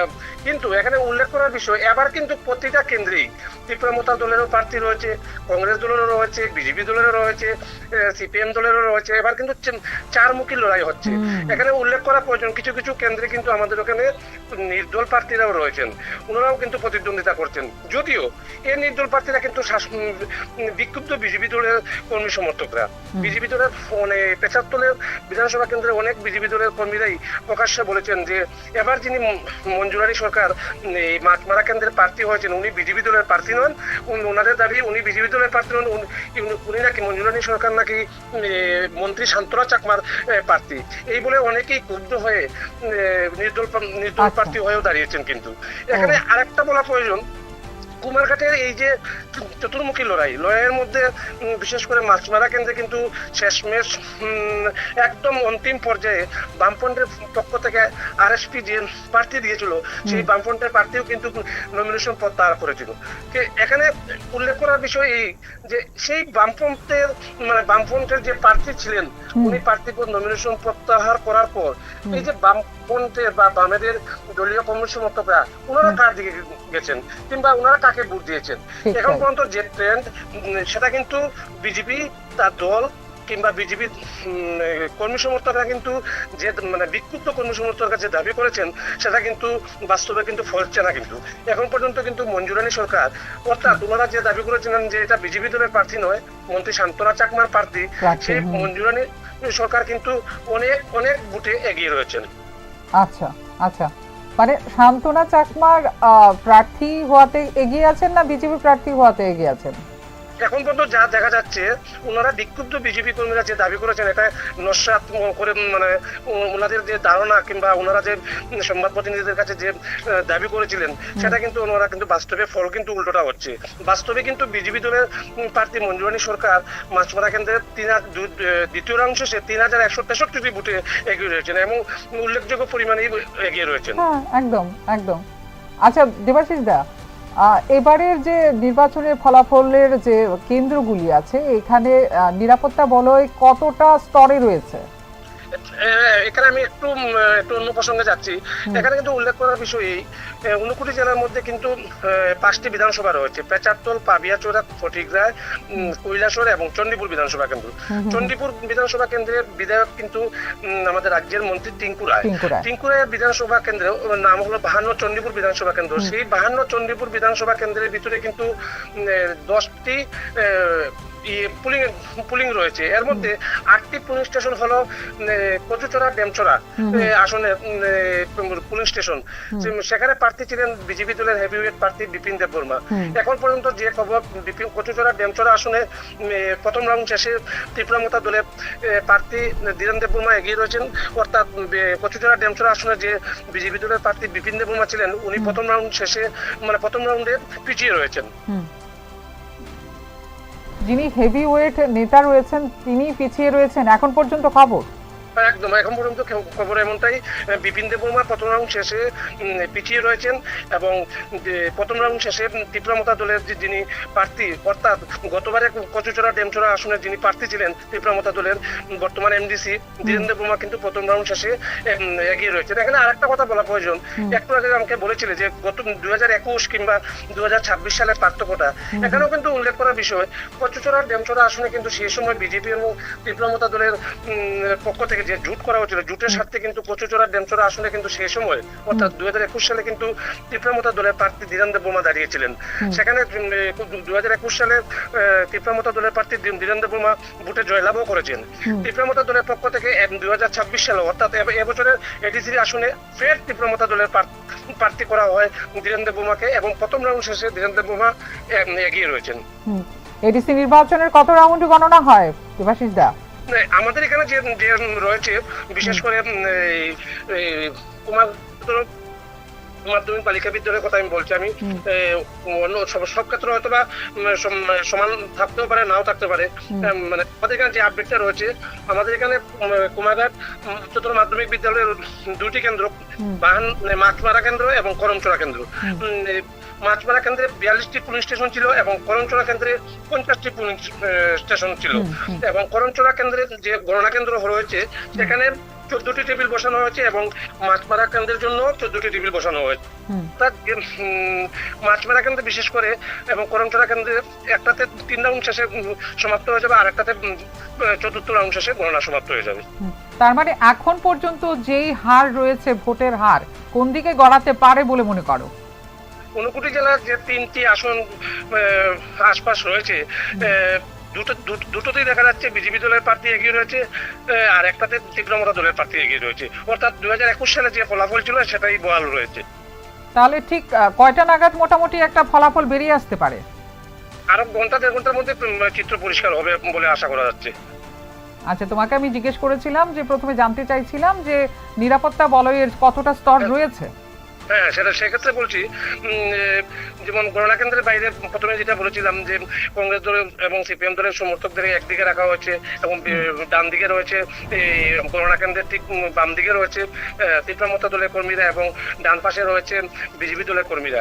সেখানে কিন্তু অস্থায়ীভাবে গেট নির্মাণ করা হয়েছে। পরবর্তী পর্যায়ে এটা হলো প্রথম গেটে কিন্তু প্রচুর পুলিশ, এর পাশাপাশি টিএসআরকেও দেখা গেছে। এর দ্বিতীয় গেটে যিনি রয়েছেন সেখানে নিরাপত্তার দায়িত্বে রয়েছেন কেন্দ্রীয় বাহিনীর জওয়ানরা রয়েছেন। তারপর যে মূল স্কুলটা যেটা রয়েছে গণনা কেন্দ্র কুমাঘাট উচ্চতর মাধ্যমিক বালিকা বিদ্যালয়, সেখানে মেশিন বসানো হয়েছে। সেই মেশিনে নিরাপত্তা বাহিনীর জওয়ানরা, পুরুষ জওয়ানরা কিংবা মহিলা জওয়ানরা রয়েছেন, প্রত্যেককে চেক করে বা তল্লাশি করে সবাইকে ভিতরে প্রবেশ করাচ্ছেন। ভিতরে প্রচুর নিরাপত্তা বাহিনী রয়েছে এবং বাইরে এবং ভিতরে বাড়তি নিরাপত্তা বাহিনী রয়েছে বলে জেলা শাসক নিজেই জানিয়েছেন। এখন পর্যন্ত যে ফলাফলটা তুমি আমাদের বললে, যে সংখ্যাটা তুলে ধরলে, এই জিনিসটা দেখে মানে অন্যান্য যারা দলের রয়েছে বা বিভিন্ন দলের যে কর্মী সমর্থকরা রয়েছে তাদের মধ্যে কেমন প্রতিক্রিয়া দেখলে? যদিও আমরা গণনা কেন্দ্রের ভিতরে রয়েছি, এখনো গণনা কেন্দ্র থেকে বেরোতে পারিনি, কারণ প্রায় 200 মিটারের দূরে রয়েছে বিভিন্ন রাজনৈতিক দলের কর্মীরা। তবে কুমারঘাটে কিন্তু বিজেপি দলের কর্মীদের মধ্যে কিন্তু বাড়তি উন্মাদনা লক্ষ্য করা গেছে সকাল থেকেই। যদিও তীব্রমতের মতা দলেরও কর্মী সমর্থকদের রেকর্ড সংখ্যক কর্মী সমর্থকদের উপস্থিতি ছিল, কিন্তু যত সময় যাচ্ছে তীব্রমতা দলের কর্মী সমর্থকদের সংখ্যা যেন কিছুটা কমতে শুরু হয়েছে। কেমন আশঙ্কা দেখছো? কোনো ধরনের অপ্রীতিকর ঘটনার এটা কিন্তু সবচেয়ে হলফ করে বলা যায় যে চলতি মাসের 12 এপ্রিল যে আমাদের গোটা ত্রিপুরা রাজ্যে যে এডিসি নির্বাচন হয়েছে, গোটা ত্রিপুরা রাজ্যে 8টি জেলা রয়েছে। এই 8টি জেলার মধ্যে একমাত্র জেলা হলো ঊনকোটি জেলা। এই জেলায় কোনো ধরনের কোনো মারামারি কিংবা অপ্রীতিকর ঘটনা কিংবা অশান্তি, টানাটানি কোনো ধরনের কোনো ঘটনা ঘটেনি। সম্পূর্ণ শান্তিপূর্ণভাবে কিন্তু এই ঊনকোটি জেলায় ভোট হয়েছে। আচ্ছা, আমরা যতবার দেখেছি এডিসি নির্বাচনের মূল কিন্তু যাদের ঘাঁটিটা থাকে, যারা দখলে রাখেন, সবসময় আমরা আগের সময় দেখে এসেছি যে সিপিআইএম দলটা কিন্তু ওইখানে একদম ঘাঁটি গেড়ে বসেছিল এডিসিতে। তারপর 2021-এ সেখানে আসীন হয় তিপ্রামথা। এবারের যে নির্বাচনের ফলাফল এখন পর্যন্ত যে বেরিয়ে আসছে, তাতে দেখা যাচ্ছে যে সিপিআইএম এর কোনো নামগন্ধ নেই। কি বলবে এই বিষয়টা? এখানে কিন্তু যেমন প্রথমেই বলেছিলাম যে মাছপাড়া যে 2 নং মাছপাড়া এডিসি আসন রয়েছে, সেখানে বামফ্রন্টের পক্ষ থেকে কিন্তু তাদের শরিক দল কিন্তু আরএসপি প্রার্থীকে দাঁড় করানো হয়েছিল বা আরএসপি প্রার্থী দিয়েছিল, নমিনেশনও জমা দেওয়া হয়েছিল। কিন্তু নমিনেশন প্রত্যাহারের দিন চুপচাপ কিন্তু নমিনেশন প্রত্যাহার করে নেয় প্রার্থী। যদিও দলের তরফ থেকে কিন্তু অফিসিয়ালি কিন্তু আজ অবধি সংবাদকর্মীদের বলা কিংবা সাংবাদিক সম্মেলন করা এরকম দলের পক্ষ থেকে গোটা ঊনকোটি সিপিএম জেলা কমিটি কিংবা কুমারঘাট মহকুমা কমিটির তরফ থেকে অফিসিয়ালি জানানো হয়নি। তবে সেক্ষেত্রে কেন প্রার্থী তোলা হয়েছে, কি কারণে, কেন করেছিলেন, কি কারণে করেছিলেন বা কেন করেছিলেন সে ব্যাপারে একটি বাজার সভায় কুমারঘাট সিপিএম মহকুমা কমিটির সম্পাদক স্বপন কুমার বৈষ্ণব সেই বাজার সভা শেষে উনাকে স্থানীয় সংবাদকর্মীরা আমরা যারা ছিলাম উনাকে জিজ্ঞেস করেছিলাম যে কেন আপনারা হঠাৎ করে চুপচাপ প্রার্থী পদ প্রত্যাহার করলেন। যে উনারও কথা কিন্তু স্পষ্ট কথা ছিল না, যদিও উনি যে ভাবটা বুঝালেন বা যেটা আমাদের সামনে উনি তুলে ধরার চেষ্টা করেছিলেন যে প্রার্থী নাকি দলের সাথে কথা বলেনি। প্রার্থী যখন মনোনয়নপত্র প্রত্যাহার করে নেয়, প্রার্থী নিজে থেকে এসে মনোনয়নপত্র প্রত্যাহার করে নেয়। পরবর্তী সময়ে নাকি প্রার্থী দলকে জানিয়েছিল, সেই জন্য নাকি দলের তরফ থেকে কোনো সাংবাদিক সম্মেলন কিংবা সংবাদ প্রতিনিধিদের জানানো হয়নি বলে মানে মতামত উনি প্রকাশ করেন। যদিও এক্ষেত্রে কিন্তু অনেক প্রশ্ন কিন্তু থেকেই যাচ্ছে, বিশেষ প্রশ্ন কিন্তু এই ক্ষেত্রে থেকেই যাচ্ছে। একজন প্রার্থী তার নমিনেশন উইথড্র করে নেয়, আর যখন পার্টিকে জানানো হয় সেই বিষয়টা কি পার্টির তরফ থেকে কেউ জানতে চেষ্টাও করেনি, কেন সেখান থেকে প্রত্যাহার করা হয়েছে নমিনেশন? সেটাই সবচেয়ে বড় কথা, যে কথাটা বললে যে এখানে অনেকগুলি প্রশ্ন উঠে দিচ্ছে। বিশেষ করে যে তুমি যে প্রশ্নটা করলে এটাতেই স্পষ্ট বোঝা যায় গোটা মাছমারা কেন্দ্র কিংবা গোটা এই ৭৫ বিধানসভা কেন্দ্রের সাংগঠনিক দুর্বলতা। সাংগঠনিক দুর্বলতার জন্যই নিশ্চয়ই এরকম মানে যে দল যাকে নির্বাচন করেছে কিংবা দল যাকে প্রার্থী করেছে দলের সাথে সেই প্রার্থীর হয়তো সমন্বয়ের অভাব রয়েছে, অথবা বামফ্রন্টের তরফ থেকে কিন্তু এখানে সিপিআইএম পক্ষ থেকে কাউকে প্রার্থী করা হয়নি। এখানে বরাবরই বিগত দিনেও দেখা গেছে এখানে পরেশ সরকারের মতো প্রার্থী কুমলুঙের মন্ত্রীও ছিলেন কয়েকবার, উনিও কিন্তু আরএসপি দলের থেকেই ছিলেন। বরাবরই মাছমারা কেন্দ্র থেকে কিন্তু বামফ্রন্ট তাদের দলের স্বার্থে কিংবা জোটের স্বার্থে কিন্তু আরএসপি দলের পক্ষ থেকে কিন্তু প্রার্থী করা হয়। নিশ্চয়ই হয়তো তাদের সাংগঠনিক দুর্বলতা বা জোটের মধ্যে কোনো একটা দুর্বলতা রয়েছে। বেশ, দেবাশিস দা, অসংখ্য ধন্যবাদ তোমাকে, এতক্ষণ তুমি ছিলে। তোমাকে কিন্তু আবার আমরা চাইবো, আবার তোমার সাথে যোগাযোগ করব, কথা বলবো সার্বিক বিষয় নিয়ে। অসংখ্য ধন্যবাদ দেবাশিস দা। আমরা এতক্ষণ যে খবরটি আমরা দেবাশিস দার সঙ্গে যেটা কথা হয়েছে যে ২ নম্বর মাছমারা আইডিসি আসনে দ্বিতীয় রাউন্ডে বিজেপি দলের প্রার্থী মঞ্জুরানী সরকার, যাকে নাকি ওখানে ভোটাররা জেনেছেন যে সান্ত্বনা চাকমার প্রার্থী, তিনি নাকি ৩,১৬৩ ভোটে এগিয়ে রয়েছেন। ২ নম্বর মাছমারা আইডিসি আসনে বিজেপি দলের প্রার্থী মঞ্জুরানী সরকার দ্বিতীয় রাউন্ড শেষে প্রাপ্ত ভোট ৯,২২০ এবং তিপ্রামথা দলের প্রার্থী স্বপন কুমার চাকমার প্রাপ্ত ভোট ৬,০৫৭। এখনো পর্যন্ত যে নির্বাচন যারা ভোট গণনা চলছে যে কেন্দ্রগুলিতে, সেখানে নিরাপত্তা বলয় একদম শক্ত করে রাখা আছে। ওখানে শান্তিপূর্ণভাবেই কিন্তু যে ফলাফল গণনা হচ্ছে, ভোট বাক্সে কত ভোট পড়েছে সেই গণনা হচ্ছে শান্তিপূর্ণভাবে।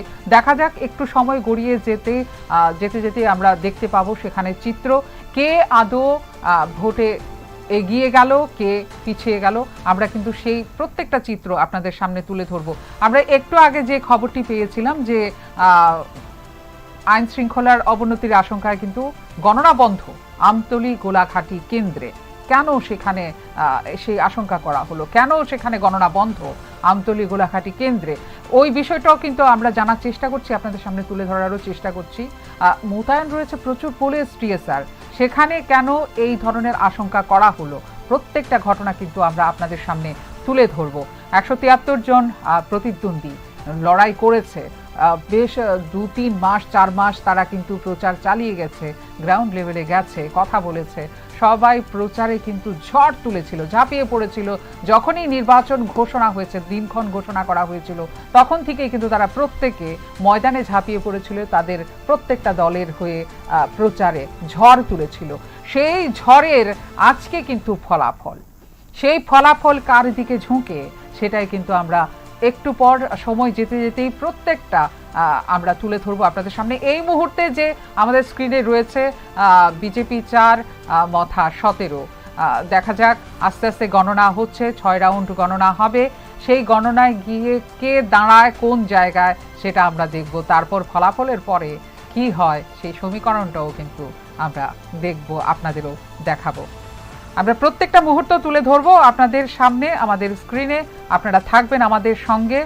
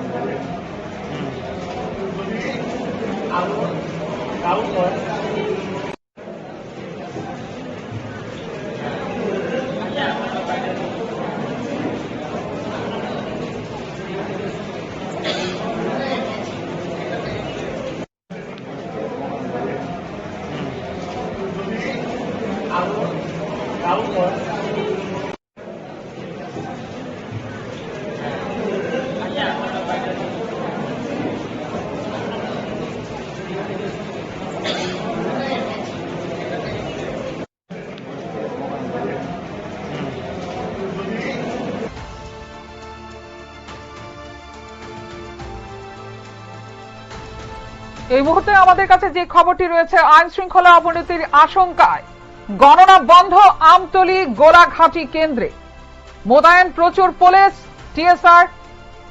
এবার আমরা কথা বলবো উত্তর জেলার দিকে, আমাদের যে প্রতিনিধি রয়েছেন দেবাশিস দার সঙ্গে কথা বলবো। দেবাশিস দা, শুনতে পাচ্ছেন?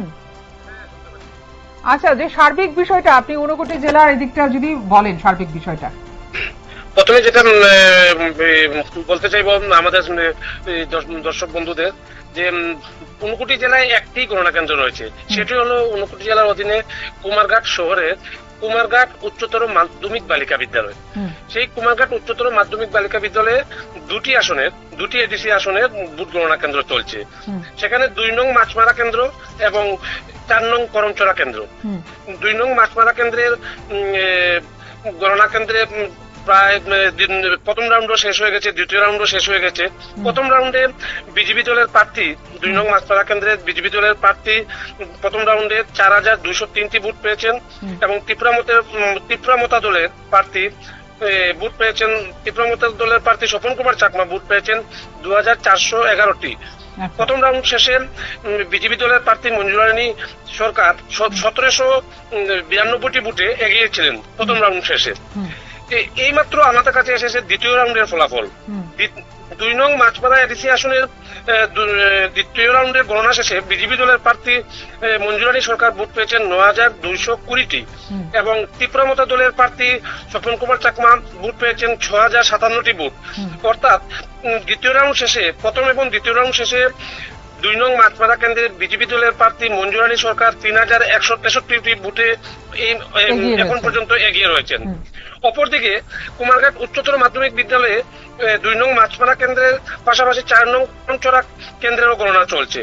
সেখানে প্রথম রাউন্ডে গণনা শেষে 4 নং করমচড়া এটা এডিসি আসনের বিজেপি দলের প্রার্থী যিনি রয়েছেন বিমল কান্তি চাকমা, উনি প্রথম রাউন্ড শেষে ভোট পেয়েছেন 4582টি এবং ত্রিপুরামতা দলের প্রার্থী রতীশ ত্রিপুরা ভোট পেয়েছেন 3506টি।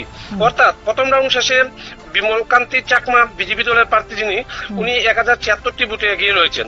এর পাশাপাশি দ্বিতীয় রাউন্ডে এখানে সম্পন্ন হয়েছে করমচড়া 4 নং করমচড়া কেন্দ্রের দ্বিতীয় রাউন্ডের গণনা শেষে বিজেপি দলের প্রার্থী যিনি রয়েছেন বিমল কান্তি চাকমা 8315টি ভোট পেয়েছেন এবং ত্রিপুরামতা দলের প্রার্থী রতীশ ত্রিপুরা উনি ভোট পেয়েছেন 6335টি। প্রায় 2000-এর কাছাকাছি ভোটে প্রথম এবং দ্বিতীয় রাউন্ড শেষে বিজেপি দলের প্রার্থী বিমল কান্তি চাকমা এগিয়ে রয়েছেন। এখন পর্যন্ত ঊনকোটি জেলার কুমারঘাট উচ্চতর মাধ্যমিক বালিকা বিদ্যালয়ের এই হলো ফলাফল। বাকি সব শান্তিপূর্ণভাবে চলছে। এখানে বলা প্রয়োজন, গণনা কেন্দ্রের যথারীতি যথাসময়ই শুরু হয়েছে। গণনা কেন্দ্রের বাইরে একদিকে রয়েছে ত্রিপুরামতা দলের কর্মী সমর্থকরা, একদিকে রয়েছে বিজেপি দলের কর্মী সমর্থকরা। এখানে উল্লেখ করার বিষয় হলো, কংগ্রেস দলের কর্মী সমর্থক কিংবা সিপিএম দলের কর্মী সমর্থকদের জন্য 2 দলকে একসাথে মানে কর্মী সমর্থকদের রাখার মানে প্রশাসন অনুমতি দিয়েছে। অর্থাৎ কংগ্রেস এবং সিপিএম দল 2 দলেই কর্মী সমর্থকরা একই জায়গায় তারা একত্রিত হয়ে রয়েছে। গণনাকে কেন্দ্র করে বাড়তি নিরাপত্তা বাহিনী রয়েছে, মোতায়েন রয়েছে, পুলিশ, টিএসআর এবং কেন্দ্রীয় বাহিনীও প্রচুর রয়েছে। আমাদের এই গোটা কুমারঘাট শহরে এবং গণনা কেন্দ্রের আশপাশ এলাকায়, গণনা কেন্দ্রের ভিতরে এবং বাইরে প্রচুর নিরাপত্তা বাহিনী রয়েছে। গণনা কেন্দ্রের ভিতরে কিছুক্ষণের মধ্যে এসে প্রবেশ করেছেন ঊনকোটি জেলার পুলিশ সুপার সুদাম বিকার এবং ঊনকোটি জেলার জেলাশাসক ডক্টর তমাল মজুমদার। ডক্টর তমাল মজুমদারকে জিজ্ঞেস করার পর বলেন, সকাল থেকে এখন পর্যন্ত কোনো ধরনের অপ্রীতিকর ঘটনা ঘটেনি, প্রশাসন প্রস্তুত রয়েছে। গণনা কেন্দ্রের বাইরে এবং ভিতরে প্রশাসনিক ব্যবস্থা ভালো রয়েছে, কোনো ধরনের পুলিশ কর্মী কিংবা নিরাপত্তা কর্মী কিংবা যারা গণনা কেন্দ্রে এসেছেন, গণনা কর্মী সহ বা বিভিন্ন রাজনৈতিক দলের যেসব প্রতিনিধিরা, কাউন্টিং এজেন্টরা এসেছেন, তাদের পক্ষ থেকে কোনো ধরনের কোনো অভিযোগ নেই। আচ্ছা, জেলা শাসক ডক্টর তমাল মজুমদার কিছু বলেছেন?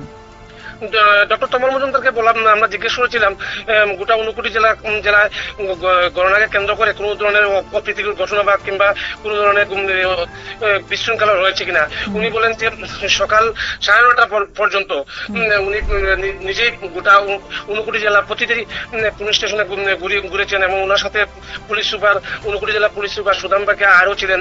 উনি 10টা নাগাদ কুমারঘাটে গণনা কেন্দ্রে ঢুকেছেন এবং উনি আমাদের প্রতিক্রিয়া দিতে গিয়ে গোটা ঊনকোটি জেলার পরিবেশ শান্তিতে রয়েছে, কোনো ধরনের কোনো সমস্যা নেই। আচ্ছা, আমরা যদি 2021-এর যদি ভোটের দিকে তাকাই, সেখানে কিন্তু তিপ্রামথা 18টি আসন পেয়েছিল, আর বিজেপি পেয়েছিল 9টা আসন, আইপিএফটি পেয়েছিল 2টো আসন। এবার কি মনে হয় দেবাশিস দা? এখানে দুই ক্ষেত্রে কিন্তু ভিন্ন চিত্র। আমরা কিন্তু প্রথম ভাবতে হবে যে 2021-এর যে ভোটের চিত্রটা ছিল, সেখানে কিন্তু শাসক বিজেপি এবং তিপ্রামথা কিন্তু জোট হয়ে কিন্তু ওরা ভোটে প্রতিদ্বন্দ্বিতা করেছিল। কিন্তু এবার কিন্তু দুজন কিন্তু প্রতিদ্বন্দ্বী, কিন্তু একে অপরের প্রতিদ্বন্দ্বী। সেক্ষেত্রে যেমন আমি আমার ঊনকোটি জেলার কথা বলছি, করমচারা কেন্দ্রে কিন্তু 2021 সালেও কিন্তু এবার যিনি বিজেপি দলের প্রার্থী বিমলকান্তি চাকমা, উনি কিন্তু 2021 সালে করমচারা কেন্দ্র থেকে ভোটে জয়লাভ করেছিলেন এবং উনি এমডিসিও হয়েছেন পরবর্তী সময়ে। এবং ওই যে আরেকটা কেন্দ্র রয়েছে মাছমারা কেন্দ্র থেকেও কিন্তু বিজেপি দলের প্রার্থী জয়লাভ করেছিলেন, যদিও সেই বিজেপি দলের প্রার্থী স্বপ্নারানী সরকার, ওনাকে দল এবার টিকিট দেয়নি, ওনার জায়গায় আবার নতুন প্রার্থী করা হচ্ছে বিজেপি দলের পক্ষ থেকে মঞ্জু রানী সরকার। এই দুই কেন্দ্রে কিন্তু গতবার কিন্তু বিজেপি দলের পক্ষ থেকে প্রার্থী দেওয়া হয়েছিল, এখানে তিপ্রামথা দলের পক্ষ থেকে প্রার্থী দেওয়া মানে তখনের সময়ে দেওয়া হয়নি তিপ্রামথা, কারণ জোটের স্বার্থে অথবা এটা। কিন্তু এখানে উল্লেখ করার বিষয়, এবার কিন্তু প্রতিটা কেন্দ্রেই তিপ্রামথা দলেরও প্রার্থী রয়েছে, কংগ্রেস দলেরও রয়েছে, বিজেপি দলেরও রয়েছে, সিপিএম দলেরও রয়েছে। এবার কিন্তু চারমুখী লড়াই হচ্ছে। এখানে উল্লেখ করা প্রয়োজন, কিছু কিছু কেন্দ্রে কিন্তু আমাদের ওখানে নির্দল প্রার্থীরাও রয়েছেন, ওনারাও কিন্তু প্রতিদ্বন্দ্বিতা করছেন। যদিও এই নির্দল প্রার্থীরা কিন্তু বিক্ষুব্ধ বিজেপি দলের কর্মী সমর্থকরা, বিজেপি দলের মানে পেছাত্তরের বিধানসভা কেন্দ্রে অনেক বিজেপি দলের কর্মীরাই প্রকাশ্যে বলেছেন যে এবার যিনি মঞ্জু রানী সরকার এই মাছমারা কেন্দ্রের প্রার্থী হয়েছেন, উনি বিজেপি দলের প্রার্থী নন। ওনাদের দাবি উনি বিজেপি দলের প্রার্থী নন, উনি নাকি মঞ্জু রানী সরকার নাকি মন্ত্রী শান্তরা চাকমার প্রার্থী। এই বলে অনেকেই ক্ষুব্ধ হয়ে নির্দল প্রার্থী হয়েও দাঁড়িয়েছেন। কিন্তু এখানে আরেকটা বলা প্রয়োজন, কুমারঘাটের এই যে চতুর্মুখী লড়াইয়ের মধ্যে বিশেষ করে মাছমারা কেন্দ্রে কিন্তু শেষমেশ একদম অন্তিম পর্যায়ে বামফ্রন্টের পক্ষ থেকে আরএসপি যে প্রার্থী দিয়েছিল, সেই বামফ্রন্টের প্রার্থীও কিন্তু নমিনেশন প্রত্যাহার করেছিল। এখানে উল্লেখ করার বিষয় এই যে সেই বামফ্রন্টের যে প্রার্থী ছিলেন, উনি প্রার্থী নমিনেশন প্রত্যাহার করার পর এই যে বামফ্রন্টের বা বামেদের দলীয় কর্মী সমর্থকরা ওনারা কার দিকে গেছেন কিংবা ওনারা কাকে ভোট দিয়েছেন, এখন পর্যন্ত যে ট্রেন্ড সেটা কিন্তু বিজেপি তার দল কিংবা বিজেপি কর্মী সমর্থকরা কিন্তু যে মানে বিক্ষুব্ধ কর্মী সমর্থকরা যে দাবি করেছেন, সেটা কিন্তু বাস্তবে কিন্তু ফলছে না। কিন্তু এখন পর্যন্ত কিন্তু মঞ্জু রানী সরকার, অর্থাৎ ওনারা যে দাবি করেছিলেন যে এটা বিজেপি দলের প্রার্থী নয়, মন্ত্রী শান্তরা চাকমার প্রার্থী, সেই মঞ্জু রানী সরকার কিন্তু অনেক অনেক ভোটে এগিয়ে রয়েছেন। আচ্ছা আচ্ছা, মানে শান্তনা চাকমার প্রার্থী হওয়াতে এগিয়ে আছেন না বিজেপি প্রার্থী হওয়াতে এগিয়ে আছেন? এখন পর্যন্ত যা দেখা যাচ্ছে, ওনারা বিক্ষুব্ধ বিজেপি কর্মীরা যে দাবি করেছেন, এটা নস্যাৎ করে মানে ওনাদের যে ধারণা কিংবা ওনারা যে সংবাদ প্রতিনিধিদের কাছে যে দাবি করেছিলেন, সেটা কিন্তু ওনারা কিন্তু বাস্তবে ফল কিন্তু উল্টোটা হচ্ছে। বাস্তবে কিন্তু বিজেপি দলের প্রার্থী মঞ্জু রানী সরকার মাছমারা কেন্দ্রের দ্বিতীয়াংশ সে 3163টি ভোটে এগিয়ে রয়েছেন এবং উল্লেখযোগ্য পরিমাণে এগিয়ে রয়েছেন। একদম একদম। আচ্ছা দেবাশিস দা, এবারের যে নির্বাচনের ফলাফলের যে কেন্দ্রগুলি আছে, এখানে নিরাপত্তা বলয় কতটা স্তরে রয়েছে? এখানে আমি একটু অন্য প্রসঙ্গে যাচ্ছি। এখানে কিন্তু উল্লেখ করার বিষয় এই, ঊনকোটি জেলার মধ্যে কিন্তু 5টি বিধানসভা রয়েছে: পেচারতল, পাবিয়াচোরা, ফটিকরায়, কৈলাসহর এবং চণ্ডীপুর বিধানসভা কেন্দ্র। চণ্ডীপুর বিধানসভা কেন্দ্রের বিধায়ক কিন্তু আমাদের রাজ্যের মন্ত্রী টিঙ্কু রায়। টিঙ্কু রায়ের বিধানসভা কেন্দ্রের নাম হলো 52 চণ্ডীপুর বিধানসভা কেন্দ্র। সেই 52 চণ্ডীপুর বিধানসভা কেন্দ্রের ভিতরে কিন্তু 10টি পুলিং রয়েছে। এর মধ্যে 8টি পুলিং স্টেশন হলো কচুচড়া, ডেমচড়া আসনের পুলিং স্টেশন। সেখানে প্রার্থী ছিলেন বিজেপি দলের হেভিওয়েট প্রার্থী বিপিন দেববর্মা। এখন পর্যন্ত যে খবর, কচুচড়া, ডেমচড়া আসনে প্রথম রাউন্ড শেষে ত্রিপুরামতা দলের প্রার্থী ধীরেন দেববর্মা এগিয়ে রয়েছেন। অর্থাৎ কচুচড়া, ডেমচড়া আসনে যে বিজেপি দলের প্রার্থী বিপিন দেববর্মা ছিলেন, উনি প্রথম রাউন্ডে পিছিয়ে রয়েছেন। যিনি হেভি ওয়েট নেতা রয়েছেন তিনি পিছিয়ে রয়েছেন এখন পর্যন্ত খবর। একদম, এখন পর্যন্ত খবর এমনটাই। বিপিন দেববর্মা প্রথম রাউন্ড শেষে পিছিয়ে রয়েছেন এবং প্রথম রাউন্ড শেষে ত্রিপুরামতা দলের যিনি প্রার্থী, অর্থাৎ গতবারে কচুচড়া, ডেমচড়া আসনে যিনি প্রার্থী ছিলেন ত্রিপুরামতা দলের বর্তমান এমডিসি ধীরেন দেববর্মা কিন্তু প্রথম রাউন্ড শেষে এগিয়ে রয়েছেন। এখানে আরেকটা কথা বলা প্রয়োজন, একটু আগে আমাকে বলেছিলে যে গত 2021 কিংবা 2026 সালের পার্থক্যটা, এখানেও কিন্তু উল্লেখ করার বিষয়, কচুচড়া, ডেমচড়া আসনে কিন্তু সেই সময় বিজেপি এবং ত্রিপুরামতা দলের পক্ষ থেকে যে জুট করা হয়েছিল, জুটের স্বার্থে কিন্তু কচুচড়া, ডেমচড়া আসনে কিন্তু সেই সময় অর্থাৎ 2021 সালে কিন্তু ত্রিপুরামতা দলের প্রার্থী ধীরেন দেববর্মা দাঁড়িয়েছিলেন। সেখানে 2021 সালে ত্রিপুরামতা দলের প্রার্থী ধীরেন দেববর্মা ভোটে জয়লাভও করেছেন। ত্রিপুরামতা দলের পক্ষ থেকে 2026 সালে অর্থাৎ এবছরের এডিসি আসনে ফের ত্রিপুরামতা দলের প্রার্থী করা হয় ধীরেন দেববর্মাকে এবং প্রথম রাউন্ড শেষে ধীরেন দেববর্মা এগিয়ে রয়েছেন। এডিসি নির্বাচনের কত রাউন্ড গণনা হয় দেবাশিস দা? আমাদের এখানে যে রয়েছে, বিশেষ করে মাধ্যমিক বালিকা বিদ্যালয়ের কথা আমি বলছি, আমি অন্য সব ক্ষেত্রে হয়তো বা সমান থাকতেও পারে, নাও থাকতে পারে। মানে আমাদের এখানে যে আপডেটটা রয়েছে, আমাদের এখানে কুমারঘাট উচ্চতর মাধ্যমিক বিদ্যালয়ের 2টি কেন্দ্র, মাছমারা কেন্দ্র এবং করমচড়া কেন্দ্র। মাছমারা কেন্দ্রে 42টি পুলিং স্টেশন ছিল এবং করমচড়া কেন্দ্রে 50টি পুলিং স্টেশন ছিল। এবং করমচড়া কেন্দ্রে যে গণনা কেন্দ্র রয়েছে সেখানে 14টি টেবিল বসানো হয়েছে এবং মাছমারা কেন্দ্রের জন্য 14টি টেবিল বসানো হয়েছে। মাছমারা কেন্দ্রে বিশেষ করে এবং করমচড়া কেন্দ্রে একটাতে 3 রাউন্ড শেষে সমাপ্ত হয়ে যাবে, আর একটাতে 4র্থ রাউন্ড শেষে গণনা সমাপ্ত হয়ে যাবে। তার মানে এখন পর্যন্ত যেই হার রয়েছে, ভোটের হার কোন দিকে গড়াতে পারে বলে মনে করো? ঊনকোটি জেলার যে 3টি আসন আশপাশ রয়েছে, দুটোতেই দেখা যাচ্ছে বিজেপি দলের প্রার্থী এগিয়ে রয়েছে, আর একটাতে ত্রিপুরামতা দলের প্রার্থী এগিয়ে রয়েছে। অর্থাৎ 2021 সালে যে ফলাফল ছিল সেটাই বহাল রয়েছে। তাহলে ঠিক কয়টা নাগাদ মোটামুটি একটা ফলাফল বেরিয়ে আসতে পারে? আরো ঘন্টা 1.5 ঘন্টার মধ্যে চিত্র পরিষ্কার হবে বলে আশা করা যাচ্ছে। আচ্ছা, তোমাকে আমি জিজ্ঞেস করেছিলাম যে প্রথমে জানতে চাইছিলাম যে নিরাপত্তা বলয়ের কতটা স্তর রয়েছে। হ্যাঁ, সেটা সেক্ষেত্রে বলছি, যেমন গণনা কেন্দ্রের বাইরে প্রথমে যেটা বলেছিলাম যে কংগ্রেস দলের এবং সিপিএম দলের সমর্থকদের একদিকে রাখা হয়েছে এবং ডান দিকে রয়েছে, গণনা কেন্দ্রের ঠিক বাম দিকে রয়েছে ত্রিপুরামতা দলের কর্মীরা এবং ডান পাশে রয়েছে বিজেপি দলের কর্মীরা। সেখানে কিন্তু অস্থায়ীভাবে গেট নির্মাণ করা হয়েছে। পরবর্তী পর্যায়ে এটা হলো প্রথম গেটে কিন্তু প্রচুর পুলিশ, এর পাশাপাশি টিএসআরকেও দেখা গেছে। এর দ্বিতীয় গেটে যিনি রয়েছেন সেখানে নিরাপত্তার দায়িত্বে রয়েছেন কেন্দ্রীয় বাহিনীর জওয়ানরা রয়েছেন। তারপর যে মূল স্কুলটা যেটা রয়েছে গণনা কেন্দ্র কুমারঘাট উচ্চতর মাধ্যমিক বালিকা বিদ্যালয়, সেখানে মেশিন বসানো হয়েছে। সেই মেশিনে নিরাপত্তা বাহিনীর জওয়ানরা, পুরুষ জওয়ানরা কিংবা মহিলা জওয়ানরা রয়েছেন। প্রত্যেককে চেক করে বা তল্লাশি করে সবাইকে ভিতরে প্রবেশ করাচ্ছেন। ভিতরে প্রচুর নিরাপত্তা বাহিনী রয়েছে এবং বাইরে এবং ভিতরে বাড়তি নিরাপত্তা বাহিনী রয়েছে বলে জেলা শাসক নিজেই জানিয়েছেন। এখন পর্যন্ত যে ফলাফলটা তুমি আমাদের বললে, যে সংখ্যাটা তুলে ধরলে, এই জিনিসটা দেখে মানে অন্যান্য যারা দলের রয়েছে বা বিভিন্ন দলের যে কর্মী সমর্থকরা রয়েছে তাদের মধ্যে কেমন প্রতিক্রিয়া দেখলে? যদিও আমরা গণনা কেন্দ্রের ভিতরে রয়েছি, এখনো গণনা কেন্দ্র থেকে বেরোতে পারেনি, কারণ প্রায় 200 মিটারের দূরে রয়েছে বিভিন্ন রাজনৈতিক দলের কর্মীরা। তবে কুমারঘাটে কিন্তু বিজেপি দলের কর্মীদের মধ্যে কিন্তু বাড়তি উন্মাদনা লক্ষ্য করা গেছে সকাল থেকেই। যদিও ত্রিপুরামতা দলেরও কর্মী সমর্থকদের রেকর্ড সংখ্যক কর্মী সমর্থকদের উপস্থিতি ছিল, কিন্তু যত সময় যাচ্ছে ত্রিপুরামতা দলের কর্মী সমর্থকদের সংখ্যা যেন কিছুটা কমতে শুরু হয়েছে। কেমন কেমন আশঙ্কা দেখছো, কোনো ধরনের অপ্রীতিকর ঘটনার কেমন এটা কিন্তু আশঙ্কা দেখছো? সবচেয়ে হলফ করে বলা যায় যে চলতি মাসের 12 এপ্রিল যে আমাদের গোটা ত্রিপুরা রাজ্যে যে এডিসি নির্বাচন হয়েছে, গোটা ত্রিপুরা রাজ্যে 8টি জেলা রয়েছে। এই 8টি জেলার মধ্যে একমাত্র জেলা হলো ঊনকোটি জেলা। এই জেলায় কোনো ধরনের কোনো মারামারি কিংবা অপ্রীতিকর ঘটনা কিংবা অশান্তি, টানাটানি কোনো ধরনের কোনো ঘটনা ঘটেনি। সম্পূর্ণ শান্তিপূর্ণভাবে কিন্তু এই ঊনকোটি জেলায় ভোট হয়েছে। আচ্ছা, আমরা যতবার দেখেছি এডিসি নির্বাচনের মূল কিন্তু যাদের ঘাঁটিটা থাকে, যারা দখলে রাখেন, সবসময় আমরা আগে সময় দেখে এসেছি যে সিপিআইএম দলটা কিন্তু ওইখানে একদম ঘাঁটি গেড়ে বসেছিল এডিসিতে। তারপর 2021-এ সেখানে আসীন হয় তিপ্রামথা।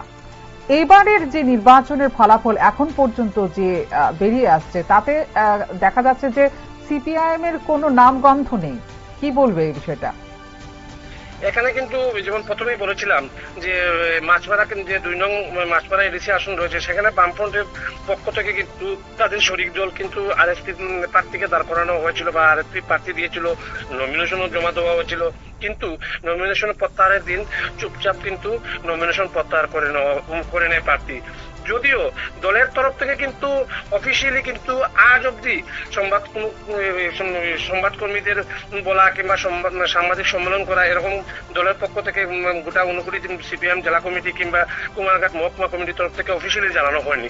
তবে সেক্ষেত্রে কেন প্রার্থী তোলা হয়েছে, কি কারণে, কেন করেছিলেন, কি কারণে করেছিলেন বা কেন করেছিলেন, সে ব্যাপারে একটি বাজার সভায় কুমারঘাট সিপিএম মহকুমা কমিটির সম্পাদক স্বপন কুমার বৈষ্ণব সেই বাজার সভা শেষে উনাকে স্থানীয় সংবাদকর্মীরা আমরা যারা ছিলাম উনাকে জিজ্ঞেস করেছিলাম যে কেন আপনারা হঠাৎ করে চুপচাপ প্রার্থী পদ প্রত্যাহার করলেন। যে উনার কথা কিন্তু স্পষ্ট কথা ছিল না, যদিও উনি যে ভাবটা বুঝালেন বা যেটা আমাদের সামনে উনি তুলে ধরার চেষ্টা করেছিলেন যে প্রার্থী নাকি দলের সাথে কথা বলেনি।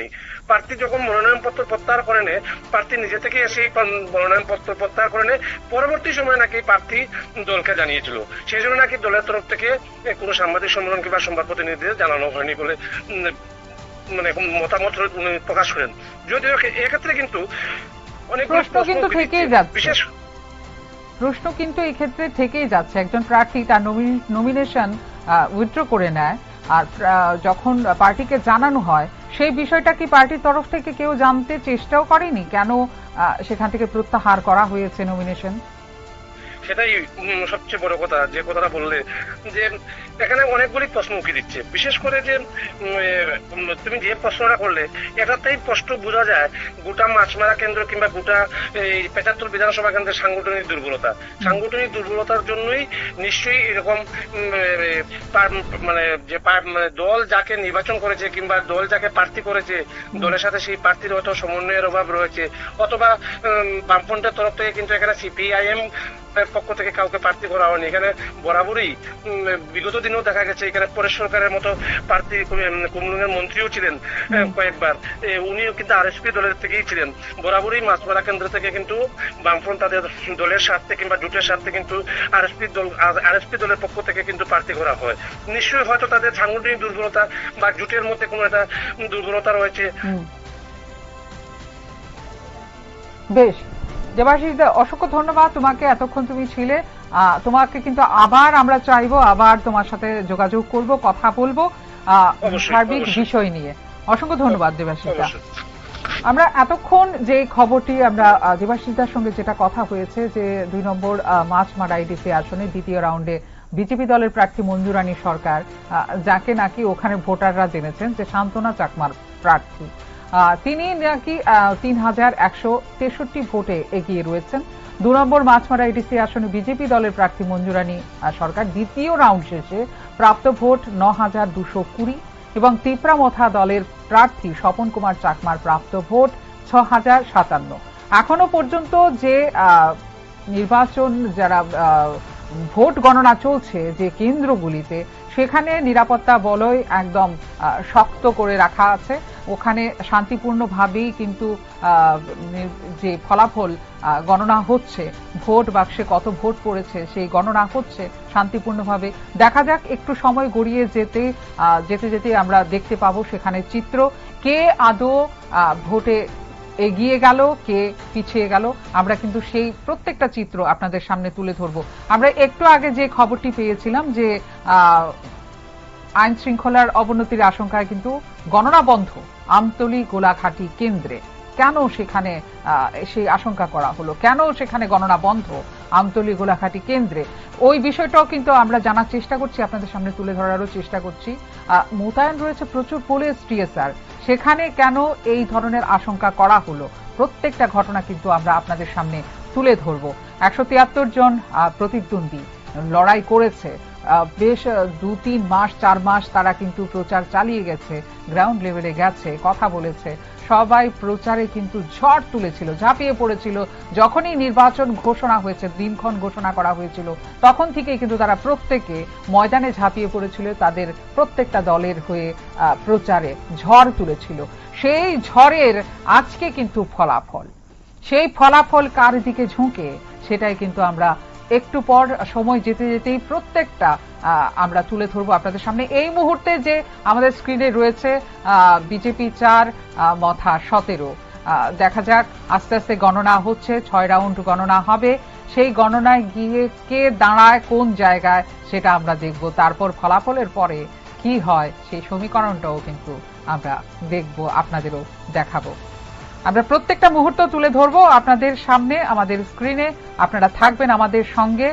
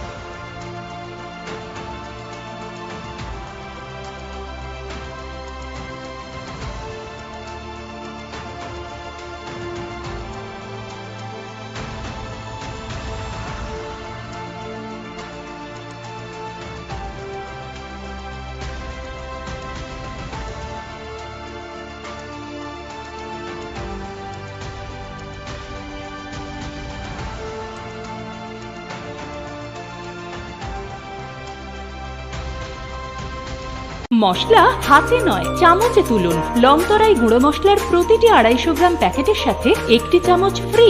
লংতরাই গুঁড়ো মশলা, রান্নায় তোমাকে চাই। স্বাদে ভরা ঘিয়ের সুবাস লংতরায়, কি ভালো খেতে। শুদ্ধ ঘিয়ের আবেশ ভরা লংতরায়, অপূর্ব সুগন্ধ, পুষ্টি ভরা ঘিয়ের খাবার, গাওয়া ঘি প্রিয় সবার লংতরায়। একেই বলে বিশুদ্ধ ঘি। বিশুদ্ধ ঘি নাম মনে রেখো লংতরায়। লংতরাই ঘি রোজ খাবারে তোমাকে চাই। লংতরায়, লংতরায়, লংতরায়। প্রথম আলো এলো, শুদ্ধ সকাল, শুদ্ধ সলিলে আজ বাজালো ত্রিতাল, মন্দিরে শুদ্ধ পূজা।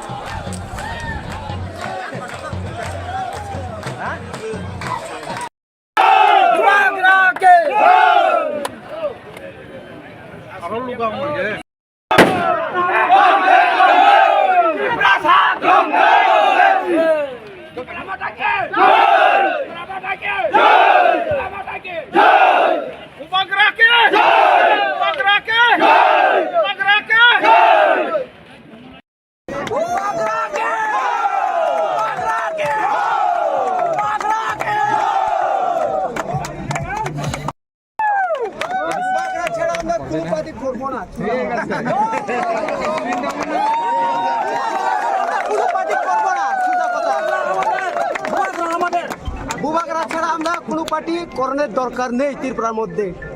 ধন্যবাদ।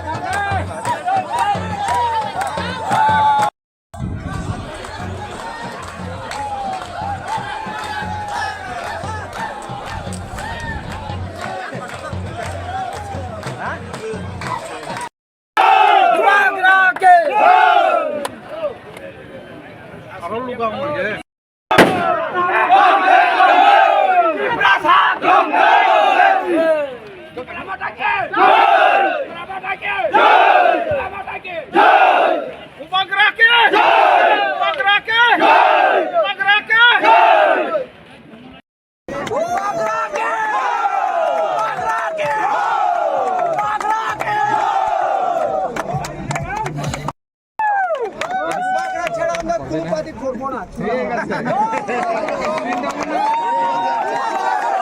পার্টি করবো না, সোজা কথা।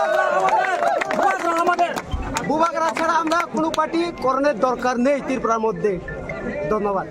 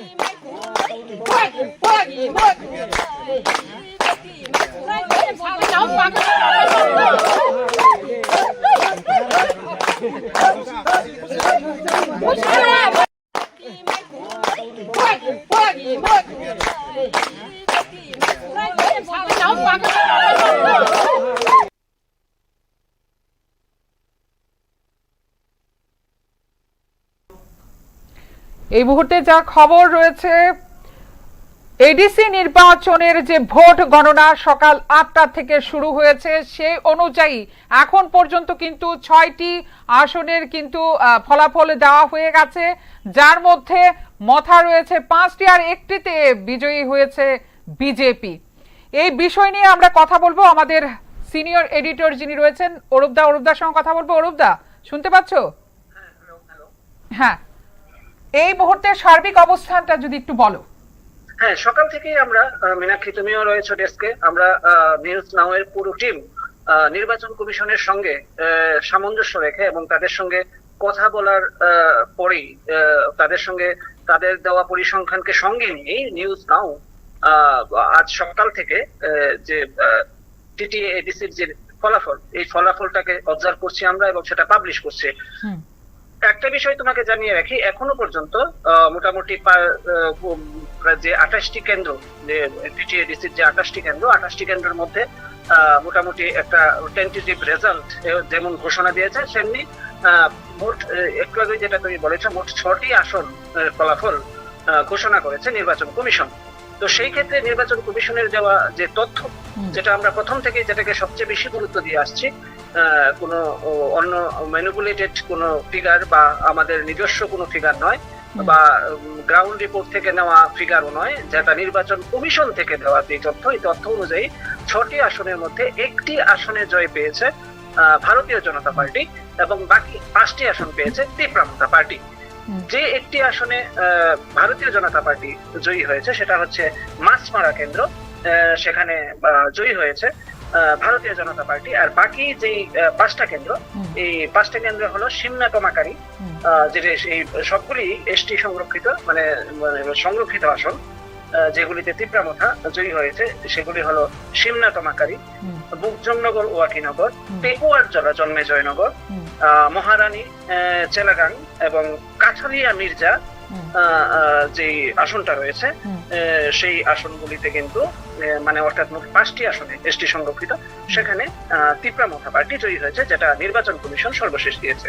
আরেকটা বিষয় এই ক্ষেত্রে আমি তোমাকে জানিয়ে রাখছি যে নির্বাচন কমিশনের যে তথ্য, ওই তথ্য অনুযায়ী এখনো পর্যন্ত মোট 17টি আসন, মানে 17টি আসনে এখনো পর্যন্ত এগিয়ে রয়েছে তিপ্রামথা পার্টি। ইন টোটাল তাহলে 5টি আসন অলরেডি ওরা মানে তিপ্রামথার দখলে চলে গেছে, আরো 17টি আসনে ওরা লিডিং করছে। ইন টোটাল 22টি আসনের এখানে একটা ট্রেন্ডিং এ রয়েছে তিপ্রামথা পার্টি। যে বিষয়টা তোমাকে আরেকটা বিষয় যেটা জানিয়ে রাখবো সেটা হচ্ছে ভারতীয় জনতা পার্টি একটি আসনে অলরেডি ওরা জয় পেয়েছে, যেটা তোমাকে আমি বললাম অসংরক্ষিত আসন, সেখানে মাছমারার আসনটি। আর বাকি 4টি আসনে দ্বিতীয় স্থানে রয়েছে ভারতীয় জনতা পার্টি, মানে ইন টোটাল 5টি আসনে ট্রেন্ডিং এ রয়েছে ভারতীয় জনতা পার্টি। এখানে সিগনিফিকেন্টলি যেটা আমরা প্রথম থেকেই বলে আসছিলাম, ভারতীয় জনতা পার্টি এবং তিপ্রামথা পার্টির মধ্যেই এবারের তৃতীয় এডিসি নির্বাচন সেটা সংগঠিত হচ্ছে, প্রতিদ্বন্দ্বিতা হচ্ছে। বাকি যে পলিটিক্যাল পার্টিগুলি রয়েছে, বিশেষ করে সিপিআইএম বলতে পারো, বা সরকারের অপর আরেকটি শরিক দল যে আইপিএফটি, এবং কংগ্রেস সেখানে রয়েছে। তো এই যে বাকি 3টি যে দল, সেখানে নির্দল প্রার্থীও কয়েকজন সেখানে রয়েছেন, তারা কিন্তু এখনো পর্যন্ত ট্রেন্ডিং এ আসতে পারেননি, বা তারা মানে কোট আনকোট কথায় মানে গোনাতেই আসতে পারেননি। তো সুতরাং এই ক্ষেত্রে মূল প্রতিদ্বন্দ্বী যেটা হচ্ছে সেটা ত্রিপাক্ষিক না, মানে সেটা হচ্ছে দ্বিপাক্ষিক, মানে মূলত তিপ্রামথা এবং ভারতীয় জনতা পার্টির মধ্যেই সেই প্রতিদ্বন্দ্বিতা হচ্ছে। এবং এখনো পর্যন্ত যে সেই ট্রেন্ডিং এ 22টি আসনে মোটামুটি 5টি আসনে অলরেডি জয়লাভ করে নিয়েছে, বাকি 17টি আসনে এগিয়ে রয়েছে। 22টি আসনে প্রথম স্থানে ট্রেন্ডিং করছে বিজেপি, এবং দ্বিতীয় স্থানে রয়েছে, ঠিক তার দ্বিতীয় স্থানে রয়েছে বিজেপি, একটি আসন অলরেডি জয় হয়েছে, আর বাকি 4টি আসনে ট্রেন্ডিং এ চলছে, এগিয়ে রয়েছে। মীনাক্ষী, একটু আগে বলছিলে যে পেকুয়া জলাতেও কিন্তু মথা জয়ী হয়েছে। তো পেকুয়া জলাতে তো জন্মেজয় নগরে গতকালকে রিপোলিং হয়েছিল, তার মানে ওইখানে মানে পুরো মথাই দখল করেছে এবার ঘোষণা অনুযায়ী। যে রিপোলিং এর যে বিষয়টা, 4টি কেন্দ্রে সেখানে রিপোলিং হয়েছে, তো সেই ক্ষেত্রে 4টি বুথে সেখানে রিপোলিং হয়েছে, মোট 3টি কেন্দ্রে 4টি বুথে। তো সেই ক্ষেত্রে এই যে বুথের যে রিপোলের যে ভোটিং পার্সেন্টেজ, সেটা ঠিকই আছে এভারেজ পার্সেন্টেজের সঙ্গে। তো সেই ক্ষেত্রে যেটা বলতে চাইবো যে যেটা তুমি ঠিকই বলেছো, পেকুয়ার জেলা অলরেডি সেখানে তিপ্রামথা পার্টি সেখানে জয়ী হয়েছে। সবচেয়ে সিগনিফিকেন্ট যেটা, যে আমরা যেটা কথা বলছিলাম যে উপজাতি সংরক্ষিত আসনগুলিতে যে ভারতীয় জনতা পার্টির যে ভোট ব্যাংক বা বেস, এইটা কিন্তু এখনো পর্যন্ত ওই রকম ভাবে আমাদের মানে এই যে নির্বাচনী ফলাফল এখনো পর্যন্ত যে ট্রেন্ডস চলছে, এই ট্রেন্ডসে কিন্তু এখনো পর্যন্ত সেটা উঠে আসেনি। এই ক্ষেত্রে একটি মাত্র যে আসন জয়লাভ করেছে ভারতীয় জনতা পার্টি, সেটা হচ্ছে মাছমারা কেন্দ্র। এটা অসংরক্ষিত আসন, অর্থাৎ মানে সেটা এসটি সংরক্ষিত আসন নয়। তো ওই কেন্দ্র থেকে অসংরক্ষিত আসন থেকে ভারতীয় জনতা পার্টি জয়ী হয়েছে। বাকি যে 5টা আসনের ফলাফল সেখানে ঘোষণা করা হয়েছে, বা যে 17টা আসন যেখানে এখনো পর্যন্ত তিপ্রামথা পার্টি লিড করছে, বাকি 5টা সংরক্ষিত আসনে অলরেডি তারা জয়ী হয়েছে। এই ক্ষেত্রে কিন্তু তিপ্রামথা পার্টি কিন্তু এই যে জনজাতি ভোট যে বেস, বলা যেতে পারে মোটামুটি এখনো পর্যন্ত যে ট্রেন্ড বা রেজাল্ট চলছে, যে তারা তাদের যে ভোট বেসটা সেটা কিন্তু এখনো পর্যন্ত তারা ধরে রাখতে পেরেছে। যেটা বলা যেতে পারে যে তিপ্রামথার যে আঞ্চলিক যে ট্রাইবেল বেসড রিজিওনাল পার্টি, এই ট্রাইবেল বেসড রিজিওনাল পার্টির যে একটা বেস, ভোট বেস, সেটা কিন্তু রিটেইন মানে সেটা মানে ধরে রাখতে পেরেছে তিপ্রামথা পার্টি এখনো পর্যন্ত। কিন্তু এই ফলাফলে এই বিষয়টি স্পষ্ট হয়ে উঠে আসছে। তবে সিগনিফিকেন্ট আরেকটা বিষয় যেটা, সেটা হচ্ছে মনে করো যে ভারতীয় জনতা পার্টিও এখনো প্রায় 12টা বাজে কোনো কোনো কেন্দ্রে দ্বিতীয়, তৃতীয়, চতুর্থ রাউন্ডের গণনা চলছে, বা পঞ্চম রাউন্ডের কোনো কোনো ক্ষেত্রে রাউন্ডের গণনা চলছে। সেই ক্ষেত্রে মনে করো আপডেট নিশ্চয়ই আছে, নির্বাচন কমিশন থেকে আপডেট দিচ্ছে। ভারতীয় জনতা পার্টিও কিন্তু যে অসংরক্ষিত আসনগুলিতে হয়তোবা সংরক্ষিত আসনগুলিতে হয়তোবা ক্ষমতাতে আসতে পারেনি, হয়তোবা সেখানে লিড করতে পারছে না, বা হয়তোবা সেখানে জয়ী হতে পারছে না, কিন্তু তারা কিন্তু এটা সিগনিফিকেন্ট যে তারা কিন্তু দ্বিতীয় স্থানে রয়েছে। মানে ঠিক আছে, রাজনীতিতে যদি ক্ষমতা দখলই শেষ কথা হয়ে থাকে, তাহলে কিন্তু অপোজিশনের একটা ভালো গুরুত্বপূর্ণ ভূমিকা থাকে সুস্থ গণতন্ত্র। তো সেই ক্ষেত্রে এখানে এখনো পর্যন্ত যতটুকু ট্রেন্ড রয়েছে, সেখানে বলা যেতেই পারে যে ভারতীয় জনতা পার্টি উপজাতি ভোট ব্যাংকে বা ভোট বেসে বলা যেতে পারে দ্বিতীয় স্থানে রয়েছে। তোমাকে আরেকটা বিষয় জানিয়ে রেখে, এই মুহূর্তে যে আরেকটা আসন, সেখানে ত্রিপুরা পার্টি সেখানে অলরেডি সেখানে জয়ী হয়েছে। নির্বাচন কমিশন থেকে যে তথ্য এসছে, রাইমা ভ্যালি যে কেন্দ্র এসটি সংরক্ষিত আসন, সেখানেও কিন্তু জয়ী হয়েছে ত্রিপুরা পার্টি। তো ঠিক আছে, ত্রিপুরা পার্টি তার সংরক্ষিত যে উপজাতি সংরক্ষিত, এসটি সংরক্ষিত আসনগুলিতে কিন্তু তার ভোট বেস বা ভোট ব্যাংক যেটা, সেটা ধরে রাখতে পেরেছে। কিন্তু এখানে আরেকটা পলিটিক্যাল পার্টিও আছে, আরো 2-3টা পলিটিক্যাল পার্টি আছে, রিজনাল পলিটিক্যাল পার্টি আইপিএফটিও রয়েছে।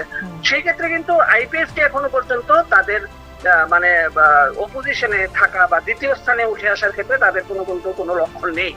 অথচ তারা কিন্তু প্রত্যেকটি আসনেই লড়াই করছে, এককভাবে লড়াই করছে, আলাদাভাবে লড়াই করছে। কিন্তু দ্বিতীয় স্থানে উঠে আসা বা ভোট বেস, যেহেতু আইপিএফটিও মনে করো ট্রাইবেল বেস রিজনাল পার্টি, কিন্তু তারা কিন্তু এখনো পর্যন্ত ওইরকম কোনো ছাপ ছুটতে রাখতে পারেনি বা পারছে না। যেখানে বিজেপি মনে করো দ্বিতীয় স্থানে সেখানে রয়েছে, এবং ভালো একটা ভোট মার্জিনেই সেটা এসটি সংরক্ষিত আসনগুলিতে বিজেপি পার্টি এখন পর্যন্ত লড়াই করছে। সেটা বলা যেতেই পারে যে মানে ট্রাইবেল বেসড যে এরিয়াগুলিতে তারা দ্বিতীয় স্থানে রয়েছে, এটা মোটামুটি পরিষ্কার। আচ্ছা অরূপদা, এবারে যে এডিসি নির্বাচনের যে ফলাফল, এই ফলাফলটা কি মানে প্রদ্যোৎ কিশোর দেববর্মনের একটা চ্যালেঞ্জ হয়ে দাঁড়িয়েছিল তো নাকি? একদম একটা খুব গুরুত্বপূর্ণ প্রশ্ন তুমি করেছো, যে নির্বাচনের আগে থেকে যেটা বলা হচ্ছিল যে সেটা একটা মানে কন্টেস্ট হবে, কন্টেস্টের একটা পর্যায়ে সেখানে চলে এসেছিল, এবং সেখানে ত্রিপুরা যেখানে 28টি আসনে প্রার্থী দিয়েছে, প্রথমবারের মতো বিজেপি সেখানে 28টি আসনে লড়াই করছে, এবং স্বাভাবিকভাবে একটা বড় একটা ন্যাশনাল পার্টি, সবচেয়ে বড় ন্যাশনাল পার্টি, যেখানে ন্যাশনাল লেভেলেও এনডিএ সরকার রয়েছে, ত্রিপুরাতেও সেখানে রয়েছে বিজেপি সরকার, বিজেপি লেড গভর্নমেন্ট। তো সেই ক্ষেত্রে অবশ্যই ত্রিপুরা কাছে একটা চ্যালেঞ্জ ছিল এই যে এবারে 2026 নির্বাচন, বিশেষ করে এডিসি নির্বাচন। তো স্বাভাবিকভাবে ত্রিপুরা পার্টির কাছে যেমন একটা চ্যালেঞ্জ ছিল, স্বাভাবিকভাবে সেটা পলিটিক্যাল ক্যারিয়ারের দিক থেকে দেখতে গেলে ত্রিপুরা যে সুপ্রিমো প্রদ্যোৎ কিশোর দেববর্মন, তার কাছেও একটা চ্যালেঞ্জ ছিল, এবং সেটা আমরা বিশেষ করে তার প্রচারের সময় এগুলি আমরা দেখতে পেয়েছি। বিশেষ করে মনে করো বিভিন্ন প্রচারে তিনি সরাসরি মুখ্যমন্ত্রীকেই তিনি অ্যাটাক করার মানে তার মূল প্রতিদ্বন্দ্বী, যেটা বলা যেতে পারে অ্যাটাক বলতে মূল প্রতিদ্বন্দ্বী হিসেবে তিনি এস্টাবলিশ করেছেন প্রত্যেকটা প্রচারের মধ্যেই প্রদ্যোৎ কিশোর দেববর্মন। তো সেই ক্ষেত্রে স্বাভাবিকভাবেই যখন তার পলিটিক্যাল ক্যারিয়ার নিয়ে প্রশ্ন উঠে, তার পলিটিক্যাল ক্যারিয়ারের অবস্থান এবং ভবিষ্যৎ নিয়ে প্রশ্ন উঠে, স্বাভাবিকভাবেই ওইরকম আক্রমণ করাটা বা এই প্রচারে নিয়ে যাওয়াটা খুব স্বাভাবিক। তো সেই ক্ষেত্রে বলা যেতেই পারে যে এবারের যে মানে এডিসি নির্বাচন, এটা বিশেষ করে প্রদ্যোৎ কিশোর দেববর্মন এবং মানে ত্রিপুরা পার্টির জন্য একটা এসিড টেস্ট, যেটা বলা যেতে পারে, যেটা পলিটিক্যাল ভাষায় টার্ম, যে এসিড টেস্ট ছিল, যে একটা এত বড় একটা ন্যাশনাল পার্টি ভারতীয় জনতা পার্টি, যেখানে ছোট্ট একটা ট্রাইবেল বেসড রিজিওনাল পার্টি, একটা চ্যালেঞ্জ ছুড়ে দেওয়া। এবং এখনো পর্যন্ত যে ট্রেন্ড চলছে, ত্রিপুরা পার্টি এখনো পর্যন্ত বলা যেতে পারে এসিড টেস্টে 100% সাকসেস, এবং নো ডাউট যে কোনো সন্দেহ নাই এই বিষয়ে যে আগামী যে নির্বাচনগুলি লোকাল বডি ইলেকশনেই হোক বা আগামী বিধানসভা নির্বাচনেই হোক, একটা ফুল ফ্লেজ একটা কনফিডেন্স নিয়ে প্রদ্যুৎ কিশোর দেববর্মন বা তীব্রামথা পার্টি সরকারের সামনে একটা বড় মানে একটা ফ্যাক্টর হিসাবে অবশ্যই একটা ফ্যাক্টর এটা হয়ে উঠে এসেছে। এবং 2021 সালেও যেটা হয়েছিল 2026-এও বরং আরো বেশি পরিমাণে আরো বেশি শক্তিশালী একটা টার্নিং পয়েন্ট নিয়ে একটা বিজেপির কাছে ন্যাশনাল পার্টি এত বড় একটা বড় একটা ফ্যাক্টর একটা ইস্যু একটা ফ্যাক্টর হিসেবে political party regional political party হিসেবে সামনে উঠে এসেছে। নো ডাউট এটাতে কোনো সন্দেহ নেই নাকি। একদম একদম একদম ময়দানে যখন ব্যাট বল নিয়ে নেমেছে তীব্রামথা আর বিজেপির মধ্যে একদম মূল লড়াই চলছে। আর 4 ছক্কা কিন্তু এখন পর্যন্ত মাথায় কিন্তু মাঠের বাইরে বলটা কিন্তু ফেলছে এখন পর্যন্ত। এই মুহূর্তে যে খবরটা রয়েছে 4 নম্বর করমছড়া এডিসি আসনের বিজেপি দলের প্রার্থী বিমল কান্তি চাকমা তৃতীয় রাউন্ডে 3020 ভোটে কিন্তু এগিয়ে রয়েছেন।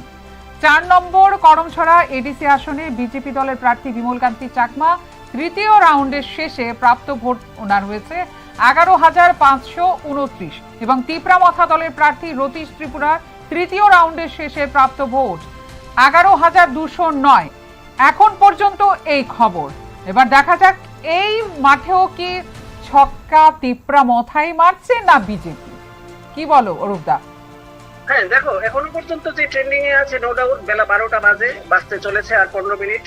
মোটামুটি নির্বাচন কমিশন যেটা বলেছিল যে 12টার মধ্যে একটা ফিগার আউট হয়ে যাবে, এখন আর কিন্তু ট্রেন্ডিং এর কোনো বিষয় নাই। এখন মোটামুটি রেজাল্ট আউট হবার যে পালা, মানে অফিসিয়াল ডিক্লারেশন, এই অফিসিয়াল ডিক্লারেশনের হবার পালা। আমরা নিউজ নাও যারা সকাল থেকে খবর সংগ্রহ করছি, গ্রাউন্ড লেভেল থেকে অ্যানালাইসিস, নিউজ ভিউজ এবং অ্যানালাইসিস আলাদা আলাদা ভাবে প্রেজেন্ট করছি নির্বাচন কমিশনের দেওয়া তথ্য নিয়ে।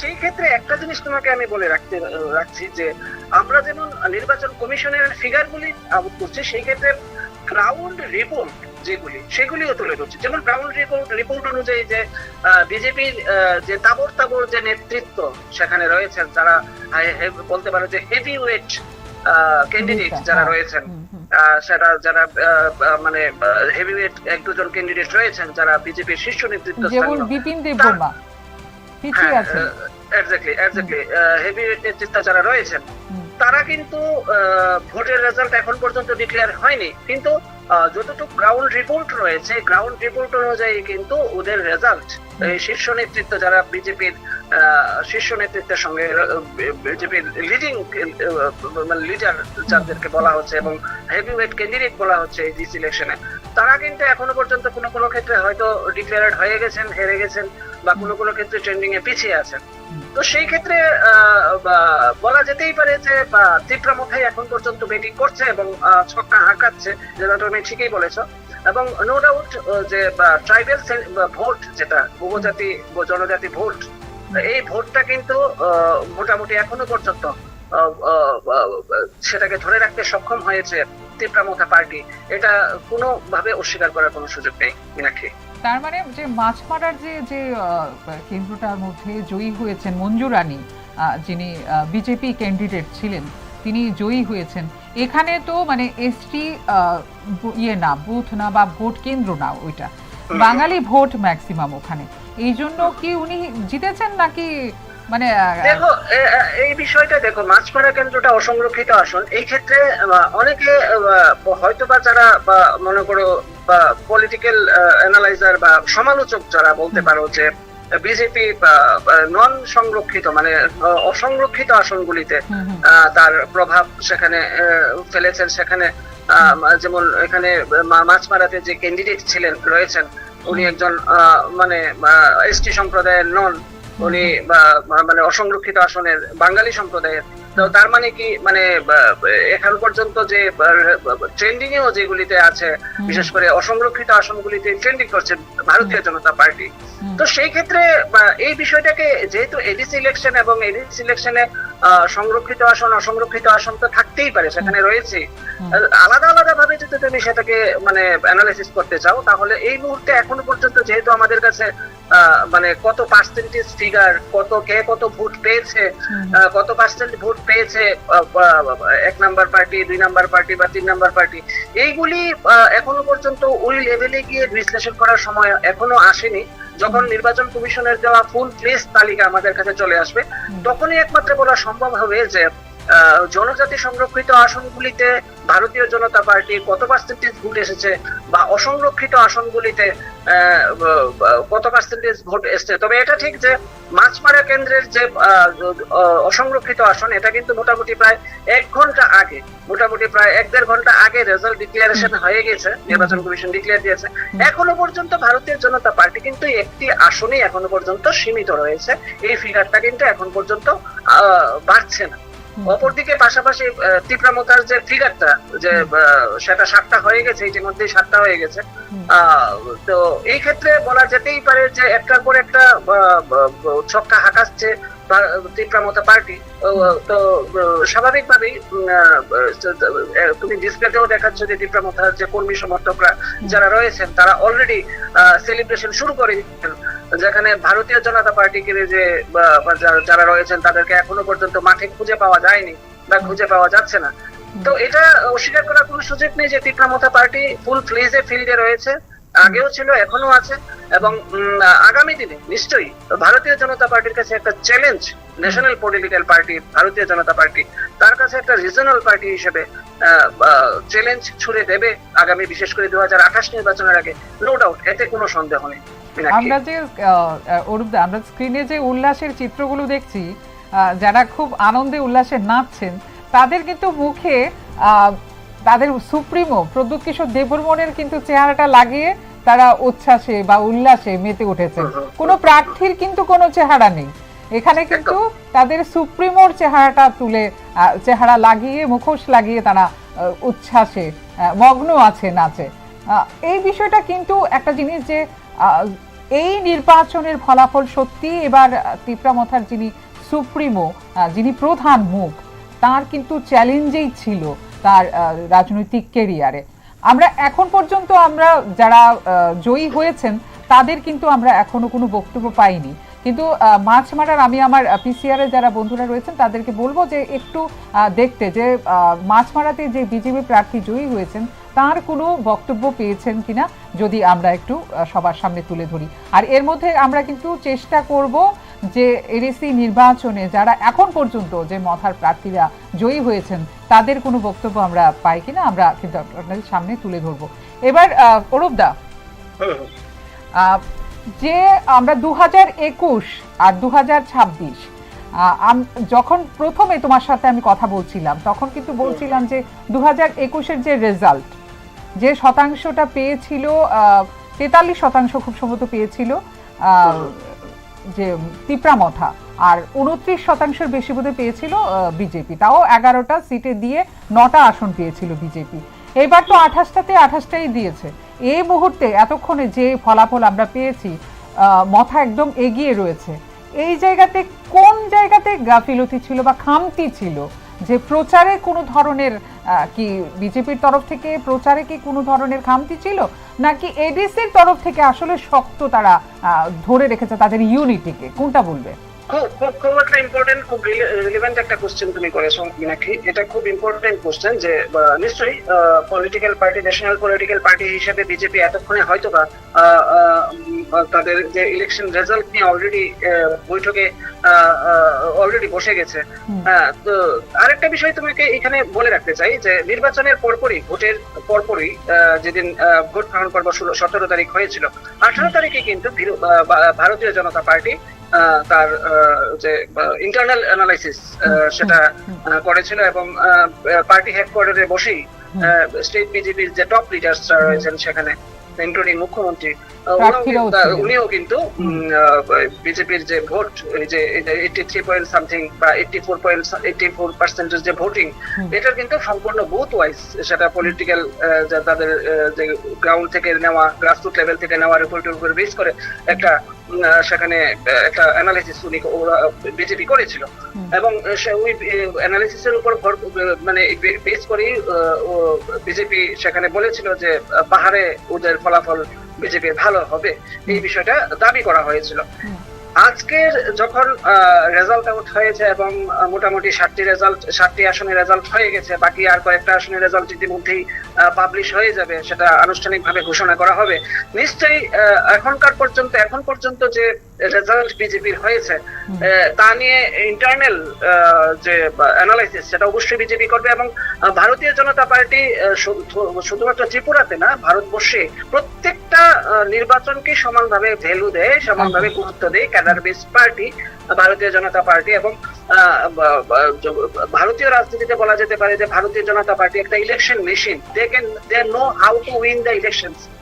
এই যেখানে পরিস্থিতি, এই যেখানে একটা সিচুয়েশন, এই যেখানে একটা রেপুটেশন ভারতীয় জনতা পার্টির, এই ক্ষেত্রে ত্রিপুরার এডিসি ইলেকশন, টিটিএডিসি ইলেকশনের মতো একটা লোকাল বডি ইলেকশন বলা যেতেই পারে। এই ক্ষেত্রে বিজেপির রেজাল্ট এখনো পর্যন্ত যে নেগেটিভ রেজাল্ট বলা যেতেই পারে, কোট আনকোট নেগেটিভ, এই ক্ষেত্রে কি কারণ থাকতে পারে এটা নিয়ে নিশ্চয়ই বিজেপি অ্যানালিসিস করবে। আমরা এখনো পর্যন্ত বিজেপির কোনো টপ লিডার্সদের সঙ্গে কিছু এখন পর্যন্ত কোনো কমেন্ট করতে চাইছে না। তবে যার সঙ্গে কথা হয়েছে ওরা বলছেন যে ঠিক আছে, আমরা দেখছি রেজাল্ট কিরকম হয়, তার উপর বেস করে পরবর্তী সময় অ্যানালিসিস করেই একটা প্রেস কনফারেন্সের মাধ্যমে বা পরবর্তীকালে সেটা পাবলিশ করা হবে। ব্যক্তিগতভাবে যদি আমরা অ্যানালিসিস করি, আমরা যদি এটা চিন্তা করি যে কিভাবে রেজাল্টটা হয়েছে বা এরকম যাদের প্রচারে বা কোনো ধরনের ইয়েতে হয়েছে কিনা, একটা কথা আমি তোমাকে অবশ্যই বলতে পারি, সেটা হচ্ছে this is the tribal area autonomous district council pool, মানে ত্রিপুরা উপজাতি স্বশাসিত জেলা পরিষদের একটা নির্বাচন। এবং ট্রাইবেল, এখানে যেহেতু ট্রাইবেল, সেখানে একটা সেন্টিমেন্ট, একটা শব্দ ট্রাইবেল সেন্টিমেন্ট কিন্তু আমাদের একটা সংবিধানের আবিধানিক শব্দ, ট্রাইবেল সেন্টিমেন্ট। তো এই যে শব্দটা ট্রাইবেল সেন্টিমেন্ট, এই শব্দটা কিন্তু মনে করো নির্বাচনের ক্ষেত্রে ভোট বাক্স প্রতিফলিত, মানে তার প্রভাব বিস্তার করতে পারে। এই বিষয়টা কিন্তু মোটামুটি পরিষ্কার এবারের নির্বাচন থেকে। কারণ 2026-এর যে এবারের যে নির্বাচনটা হয়েছে, যেটা ভারতীয় জনতা পার্টি 28টি আসনেই নির্বাচন মানে প্রতিদ্বন্দ্বিতা সেখানে করেছে এবং করছে, রেজাল্ট আউট মোটামুটি সবগুলি হয়ে যাবে একটু পরে। এখানে কিন্তু প্রচারের কোনো ঘাটতি ছিল না, এরকম না যে কোনো ধরনের। এবং বিজেপি তার যে বিভিন্ন প্রকল্পগুলি, কেন্দ্রীয় সরকারের প্রকল্পই হোক, রাজ্য সরকারের প্রকল্পগুলি হোক, সেগুলিকে প্রজেক্ট করেই কিন্তু নির্বাচনে প্রতিদ্বন্দ্বিতা করেছে বলা যেতে পারে ভারতীয় জনতা পার্টি, বা প্রচারে নিয়েছে। বিশেষ করে মনে করে এডিসিতে মেডিকেল কলেজ, এডিসিতে তোমার যে পলিটেকনিক কলেজ, বা ত্রিপুরার যে জনজাতি এলাকাগুলির উন্নয়নের জন্য এশিয়ান ডেভেলপমেন্ট ব্যাংক বা ওয়ার্ল্ড ব্যাংক থেকে হাজার হাজার কোটি টাকার ঋণ নিয়ে এই যে ডেভেলপমেন্টের প্রজেক্টগুলি, এইগুলিকে কিন্তু প্রজেক্ট করেই এবারে নির্বাচনে গিয়েছিল ভারতীয় জনতা পার্টি। তো সেই ক্ষেত্রে স্বাভাবিকভাবেই এখানে বলা যেতেই পারে যে এখানে প্রচারের কোনো ধরনের কোনো ঘাটতি ছিল না। এবং প্রজেক্ট যে সেন্ট্রাল গভর্নমেন্টেরই হোক বা স্টেট গভর্নমেন্টেরই যে বিভিন্ন প্রজেক্টগুলি আছে, এখানে ইভেন যে ভারতীয় জনতা পার্টির যে ভিশন ডকুমেন্ট, সেখানে বলা হয়েছিল যে টিটিএডিসির নাম, সেখানে যেহেতু বড় একটা নাম Tripura tribal area autonomous district council, সেটার নাম পরিবর্তন করে টেরিটোরিয়াল কাউন্সিল হিসেবেও সেটা কাউন্সিল হিসেবে করা হবে, নাম পরিবর্তন করা হবে। এতটুকু পর্যন্ত ভিশন ডকুমেন্টে প্রতিশ্রুতি দেওয়া হয়েছিল। পাশাপাশি যে সেন্ট্রাল গভর্নমেন্ট এবং স্টেট গভর্নমেন্টের যে মানে লক্ষপতি দিদি, যে স্বসহায়ক গোষ্ঠীর মাধ্যমে লক্ষপতি দিদির যে কাউন্টিং, সেটা এডিসি এরিয়াগুলিতে বাড়ানো হবে, অর্থাৎ জনজাতি মহিলাদেরকে বিভিন্ন স্বসহায়ক গোষ্ঠীর সঙ্গে সংযুক্ত করে তার ডেভেলপমেন্ট করা হবে, তাদেরকে লক্ষপতি দিদি হিসেবে পরিগণিত মানে রূপান্তরিত করা হবে। এইরকম যে বিষয়গুলি, এই বিষয়গুলি কিন্তু প্রজেক্ট করা হয়েছিল। বিষয়টা এইরকম নয় যে এখন প্রজেক্টগুলি নষ্ট হয়ে যাবে বা গভর্নমেন্ট, স্টেট গভর্নমেন্ট সেগুলি করবে না, বিষয়টা কিন্তু এরকম নয়। বিষয়টা যেহেতু অটোনমাস ডিস্ট্রিক্ট কাউন্সিলের নির্বাচন, স্বাভাবিকভাবে রেসপন্সিবিলিটি তো সরকারের থাকেই, স্টেট গভর্নমেন্টের থাকেই যে প্রজেক্টগুলি অবশ্যই সেখানে হবে। বাট ইমপ্লিমেন্টিং অথরিটি হিসেবে যেহেতু নির্বাচনে এটিসিতে মথার প্রশাসন, আলাদাভাবে একটা প্রশাসন রয়েছে, বিজেপি চেয়েছিল সেখানে যদি বিজেপির কোনো সরকার প্রতিষ্ঠিত হয়, তাহলে হয়তো প্রশাসনটাকে, অ্যাডমিনিস্ট্রেশনটাকে স্মুথলি, যেটা বলছিল ট্রিপল ইঞ্জিনের সরকার, সেখানে পরিচালিত করা যেতে পারে। সেন্ট্রালেও বিজেপি গভর্নমেন্ট, স্টেটেও বিজেপি গভর্নমেন্ট, টিটিএডিসিতেও বিজেপি গভর্নমেন্ট, অর্থাৎ ট্রিপল ইঞ্জিনের গভর্নমেন্ট। বাট সেই ক্ষেত্রে কি রকম বিষয় হলো যে এখনো পর্যন্ত যে বেলা 12টা বাজে 7টি আসন ডিক্লেয়ার হয়ে গেছে, মাত্র 1টি আসন পেয়েছে, বাকি 6টি আসনেই তীব্রামথা লিড করছে, জিতে গেছে, বা 17টি আসনে এখনো পর্যন্ত লিড করছে।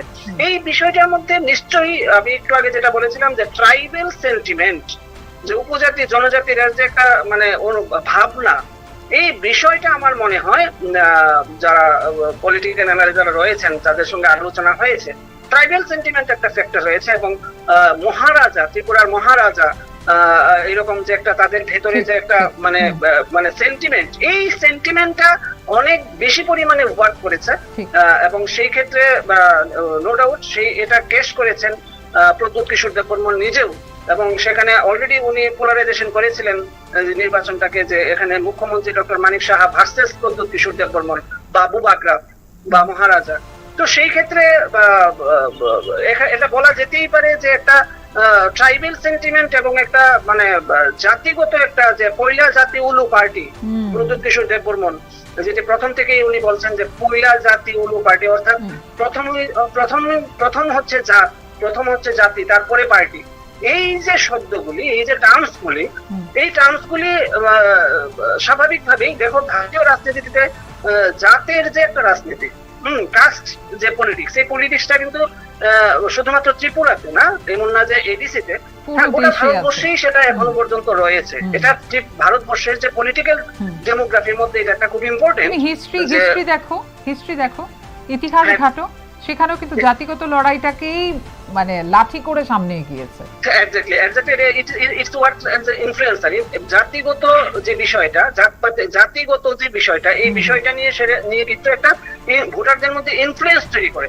সেম ইনফ্লুয়েন্সের রিফ্লেকশন দেখা গেছে এই এবারে টিটিএডিসি ইলেকশনে, যেখানে মহারাজ প্রদ্যুৎ কিশোর দেববর্মন, কোট আনকোট মহারাজ, উনি প্রত্যেকটা যে ক্যাম্পেনিং এ গিয়ে উনি এটাই এস্টাবলিশ করার চেষ্টা করেছেন যে মানে আপনাদের সঙ্গে আছে বুবাগ্রা, আপনাদের সঙ্গে আছে মহারাজা, পয়লা জাতি উলু পার্টি, এবং one last fight, greater Tripuraland, অবশ্যই সেখানে তো কোর এজেন্ডা সেখানে রয়েছে।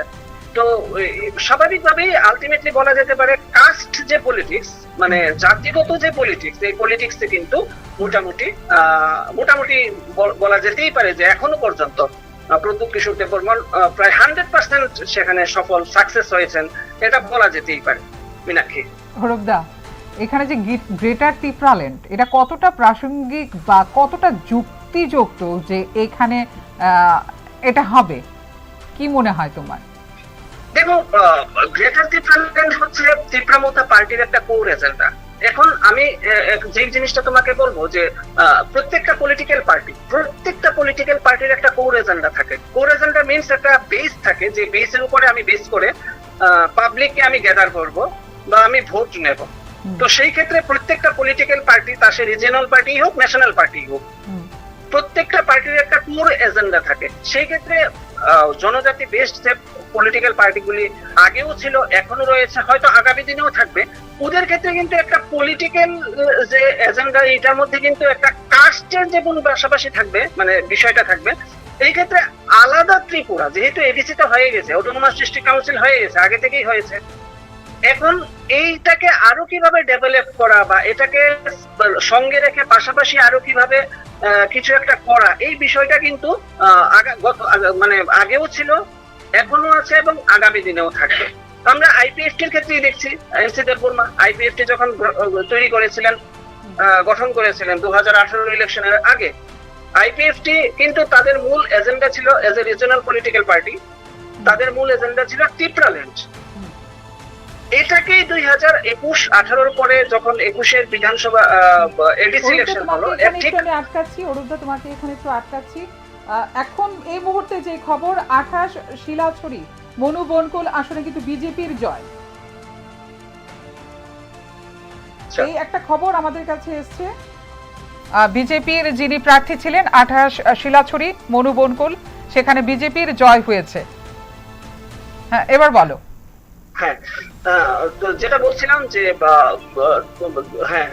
বলছিলাম যে আইপিএফটি 2021 সালে নির্বাচনে যে তাদের যে মূল এজেন্ডা ছিল আইপিএফটি 2018 ইলেকশনের আগে, সেটা হচ্ছে ত্রিপুরাল্যান্ড। এখন 2021 সালের এডিসি ইলেকশনের আগে যখন আইপিএফটি মার্চ করে গিয়েছিল বিজেপির সঙ্গে, সেই ক্ষেত্রে যখন তিপ্রা মথা সেখানে ফোন করলো, তারা কিন্তু ওই তিপ্রাল্যান্ডটাকে এগিয়ে নিয়ে গেল, সেটাকেই হাইজ্যাক করলো এবং সেটাকে হাইজ্যাক করে গ্রেটার তিপ্রাল্যান্ড নাম দিয়ে তারা তখন রাজনীতি, তারা কোর এজেন্ডা গ্রেটার তিপ্রাল্যান্ড হিসাবে তারা আত্মপ্রকাশ করলো তিপ্রা মথা পার্টির, বা বলা যেতে পারে প্রদ্যুৎ কিশোর দেববর্মন সুপ্রিমো হিসাবে। তো স্বাভাবিকভাবেই সেই ক্ষেত্রে তিপ্রা মথা পার্টির মূল এজেন্ডা গ্রেটার তিপ্রাল্যান্ড পরবর্তী সময়ে যখন সরকারের সঙ্গে অ্যালায়েন্সে আসলো, ভারতীয় জনতা পার্টির সঙ্গে অ্যালায়েন্সে আসলো সরকারের স্টেটের গভর্নমেন্টে, তার ঠিক আগে ত্রিপাক্ষিক চুক্তি হয়, একটা ট্রাইপার্টিট এগ্রিমেন্ট হয় দিল্লিতে, এবং সেখানে তাদের কনস্টিটিউশনাল একটা রাইট তারা চেয়েছিল, কনস্টিটিউশনাল সলিউশন গ্রেটার তিপ্রাল্যান্ড। যদিও ওই সময় গ্রেটার তিপ্রাল্যান্ডকে তারা বিজেপি খুব বেশি একটা দেয়নি, বাট ত্রিপাক্ষিক চুক্তিতে গ্রেটার তিপ্রাল্যান্ড শব্দটা মানে ওরা বলেছিল constitutional solution. Specifically greater Tipraland বলেনি তিপ্রা মথা, সেখানে বলেছিল যে এডিসির ক্ষেত্রেই হোক বা জনজাতিদের ক্ষেত্রে স্পেসিফিক যে মানে ট্রাইপার্টিট এগ্রিমেন্টে যে অধিক ক্ষমতা দেওয়া। এখন অধিক ক্ষমতা দেওয়ার মানে তো এই নয় যে greater Tipraland is a huge concept. আমি এটা বলছি না, ডিফাইন করার চেষ্টা করছি না এটা ঠিক না ভুল, এটা সরকার তৈরি করবে, এটা মানুষ তৈরি করবে, এটা ঠিক না ভুল সিদ্ধান্ত নেবে, বা পলিটিক্যাল পার্টি হিসেবে তারা ডিফাইন করবে এটা ঠিক না ভুল। বাট যে ত্রিপাক্ষিক যে এগ্রিমেন্ট হয়েছিল, এই এগ্রিমেন্টে কিন্তু কোথাও যে গ্রেটার তিপ্রাল্যান্ডের যে বিষয়টা, এই বিষয়টা কিন্তু উল্লেখ করা হয়নি। তার মানে কি, দিস ইজ আ ভার্বাল, বলা যেতে পারে একটা প্রচারের যে মানে মনে করো এজেন্ডা। যখন এগ্রিমেন্টটা হয়, যখন গভর্নমেন্টের সঙ্গে ত্রিপুরা সরকার, কেন্দ্রীয় সরকার এবং তিপ্রা মথার সঙ্গে যখন এগ্রিমেন্টটা হয়, ইনক্লুডিং এডিসি প্রশাসন সেখানে ছিল, এডিসি প্রশাসনের লোকও সেখানে ছিলেন, এই যে ত্রিপাক্ষিক চুক্তিটা হয়, তখনই কিন্তু গ্রেটার তিপ্রাল্যান্ড কোনো শব্দ কিন্তু এই এগ্রিমেন্টে ছিল না। তার মানে কি, তার মানে হচ্ছে তিপ্রা মথা পার্টিও সেটা ভালো করেই জানেন, বা যারা নেতৃত্ব রয়েছেন তারা ভালো করেই জানেন যে গ্রেটার তিপ্রাল্যান্ড যেরকম হয়নি, আলাদা কোনো তিপ্রাল্যান্ড যখন হয়নি, যেখানে আলাদা পৃথক একটি ত্রিপুরা রাজ্য সম্ভব নয়, সেখানে গ্রেটার তিপ্রাল্যান্ড তো আরো বেশি সম্ভব নয়। যদি এরকমটাই হতো তাহলে ত্রিপাক্ষিক চুক্তির মধ্যেই তো গ্রেটার তিপ্রাল্যান্ড শব্দটা ইনক্লুড করা হতো, কিন্তু সেটা তারা করেননি, তিপ্রা মথা সেটা করেনি সেন্ট্রাল গভর্নমেন্টের সঙ্গে। তারা চেয়েছিলেন কনস্টিটিউশনাল রাইট। এখন কনস্টিটিউশনাল রাইট কি? কনস্টিটিউশনাল রাইট তো অনেক রকমের হতে পারে। তারা যে জনজাতিদের জন্য ভূমির অধিকার চেয়েছিল, তো এডিসির জন্য পৃথক একটা ফান্ডিং এর ব্যবস্থা, মানে ডাইরেক্ট ফান্ডিং সলিউশন, যেটা এখন পর্যন্ত থ্রু গভর্নরের মাধ্যমে সেটা ইমপ্লিমেন্টেশন হয়। তো এই ক্ষেত্রে তারা এই ধরনের কনস্টিটিউশনাল রাইট গুলি চেয়েছিল। তো এই ধরনের কনস্টিটিউশনাল রাইট তো অবশ্যই সেটা তো দেওয়া যেতেই পারে, এগুলি তো পলিটিক্যাল ইস্যু হতেই পারে, জনজাতিদের উন্নয়নের জন্য পলিটিক্যাল ইস্যু হতেই পারে। But greater Tipraland coat unquote এটা কিন্তু ত্রিপাক্ষিক চুক্তির মধ্যেও সেটা ইনক্লুড করে দিই তিপ্রা মথা। তো যদি করতো তাহলে হয়তো ওরাও বলতে পারতো, তিপ্রা মথাও বলতে পারতো যে আমরা গ্রেটার তিপ্রাল্যান্ড নিয়ে লড়াই করছি। Greater Tipraland nothing but a political vibe বলতে পারো, যেটা গিমিক বলতে পারো, যে এজেন্ডা কিন্তু বানিয়েছে এটা। হ্যাঁ, এজেন্ডা সেখানে তৈরি করা হয়েছে, বাট সেটা ভার্বেল। এখন এগ্রিমেন্টের মধ্যে কিন্তু কোথাও এইটা মানে ডিসক্লোজ করা হয়নি যে গ্রেটার তিপ্রাল্যান্ড ছিল কিনা। যতটুকু পর্যন্ত মিডিয়ার কাছে এই এগ্রিমেন্টের কপি এসছে বা এই যেটা ডিসক্লোজ করা হয়েছে, এখানে কিন্তু কোথাও কোনো এরকম লেখা নেই। ইভেন তিপ্রা মথার যে নেতৃত্ব রয়েছেন তারাও কিন্তু কোথাও কোনো জায়গায় এটা একবারের জন্য বলেননি যে গ্রেটার তিপ্রাল্যান্ড আমাদের কোর এজেন্ডাতে রয়েছে এবং ত্রিপাক্ষিক চুক্তির মধ্যে গ্রেটার তিপ্রাল্যান্ড শব্দটা ইনক্লুড রয়েছে।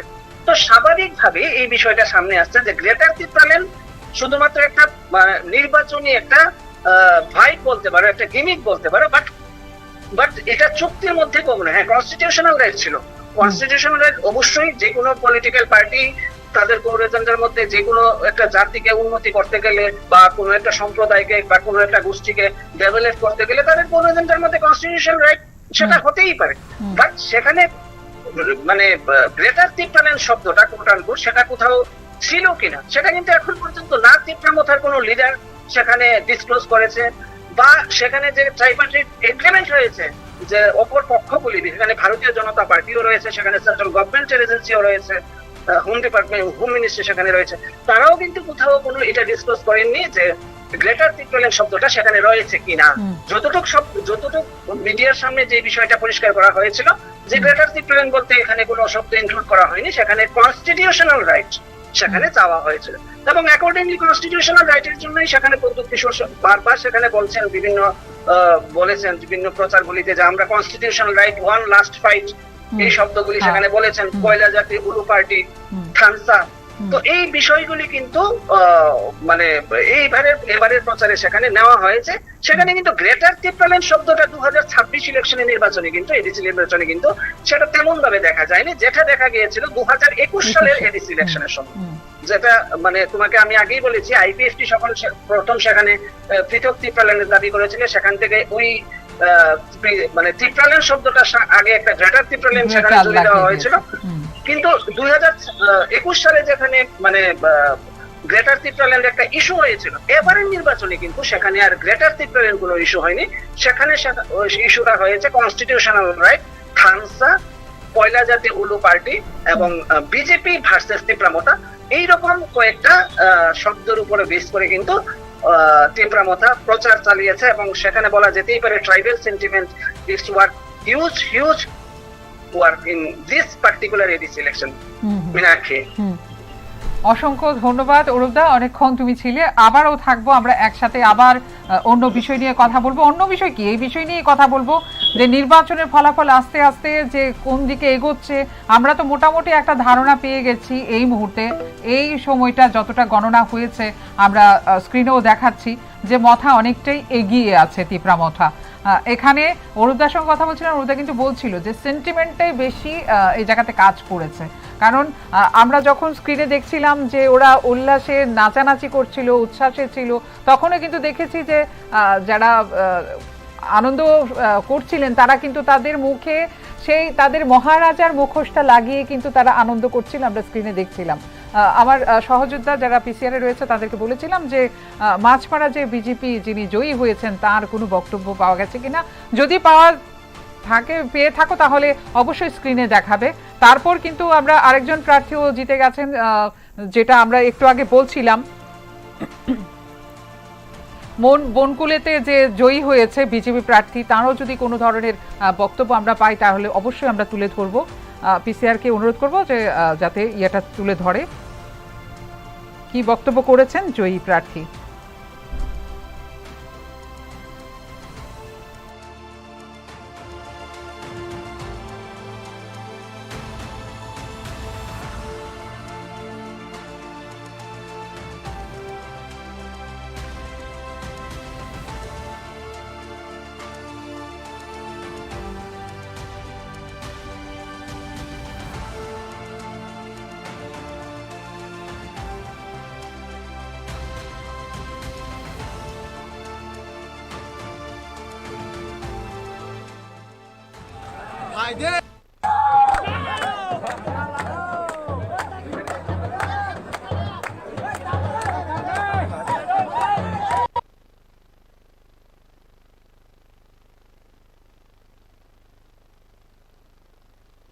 প্রথম প্রতিক্রিয়া। নমস্কার, 2 নং মাছমারা এডিসি আসনে আমি জয়ী হয়েছি। আমি এলাকার উন্নয়ন করব। মাছমারাবাসীর সবাইকে অনেক অনেক ধন্যবাদ জানাই, বিজেপি কার্যকর্তাদের অনেক অনেক ধন্যবাদ জানাই। প্রধানমন্ত্রীর জয়, মানিক সাহার জয়, শান্তনু চাকমার জয়, ভগবানদার জয়। নমস্কার। আপনার দলের অন্যান্য প্রতিদ্বন্দ্বী যারা প্রতিদ্বন্দ্বী মূলত কি কারণে জনগণ আপনাকে পছন্দ করেছে? পরিশ্রমের ফলে। আপনি কত ভোটে আপনি যে বুথে জয়লাভ করেছেন, ম্যাডাম শুনেন, আপনি যে বুথে জয়লাভ করেছেন মূলত কি কি জিনিস বা কি কি প্রচার করেছিলেন বাড়ি করে গিয়ে? জনসম্পর্ক করেছি। মানুষকে কি প্রতিশ্রুতি দিয়েছিলেন? মানুষকে প্রতিশ্রুতি দিয়েছি যে আমি মানুষের সবার কাছ থেকে আশীর্বাদ নিয়েছি। প্রথম কাজ কি হবে না আপনি মাছপাড়া কেন্দ্র থেকে জয়ী হয়েছে এলাকার প্রথম মানে আস্তে আস্তে তো উন্নয়নটাই আমি করব। মূলত এই জয়ের পিছনে আপনার মূল কাণ্ডারি কে? শান্তনু চাকমা, মন্ত্রী শান্তনু চাকমা। প্রথম প্রতিক্রিয়া। নমস্কার, 2 নং মাছমারা এডিসি আসনে আমি জয়ী হয়েছি। আমি এলাকার উন্নয়ন করব। মাছমারাবাসীর সবাইকে অনেক অনেক ধন্যবাদ জানাই। বিজেপি কার্যকর্তাদের অনেক অনেক ধন্যবাদ জানাই। প্রধানমন্ত্রীর জয়, মানিক সাহার জয়, শান্তনু চাকমার জয়, ভগবানদার জয়। নমস্কার। রাজ্যে আপনার দলের অন্যান্য প্রতিদ্বন্দ্বী যারা প্রতিদ্বন্দ্বী মূলত কি কারণে জনগণ আপনাকে পছন্দ করেছে? পরিশ্রমের ফলে। আপনি কত ভোটে আপনি আপনি যে বুথে জয়লাভ করেছেন, ম্যাডাম শুনেন, আপনি যে বুথে জয়লাভ করেছেন মূলত কি কি জিনিস বা কি কি প্রচার করেছিলেন বাড়ি বাড়ি করে গিয়ে? জনসম্পর্ক করেছি। মানুষকে মানুষকে মানুষকে কি প্রতিশ্রুতি দিয়েছিলেন? মানুষকে প্রতিশ্রুতি দিয়েছি যে আমি মানুষের সবার কাছ থেকে আশীর্বাদ নিয়েছি। প্রথম কাজ কি হবে না আপনি? আপনি মাছমারা কেন্দ্র থেকে জয়ী হয়েছেন এলাকার প্রথম মানে আস্তে আস্তে তো উন্নয়নটাই এলাকার উন্নয়ন আমি করবো। মূলত এই জয়ের পিছনে আপনার মূল কাণ্ডারি কে? এখানটার থেকে শান্তনু চাকমা। মন্ত্রী শান্তনু চাকমা।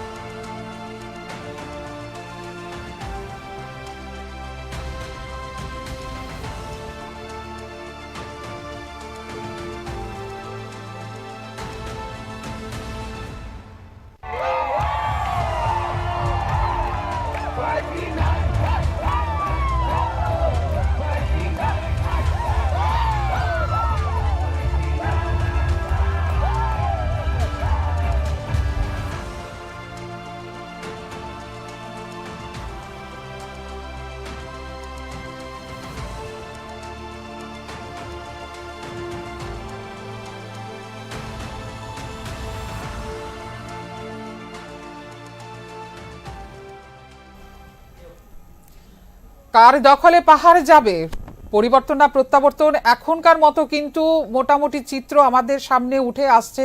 কার দখলে যাবে পাহাড়, এই মুহূর্তে শান্তি শৃঙ্খলা বজায় রাখার জন্য আহ্বান রাখলেন প্রদ্যুৎ কিশোর দেববর্মন।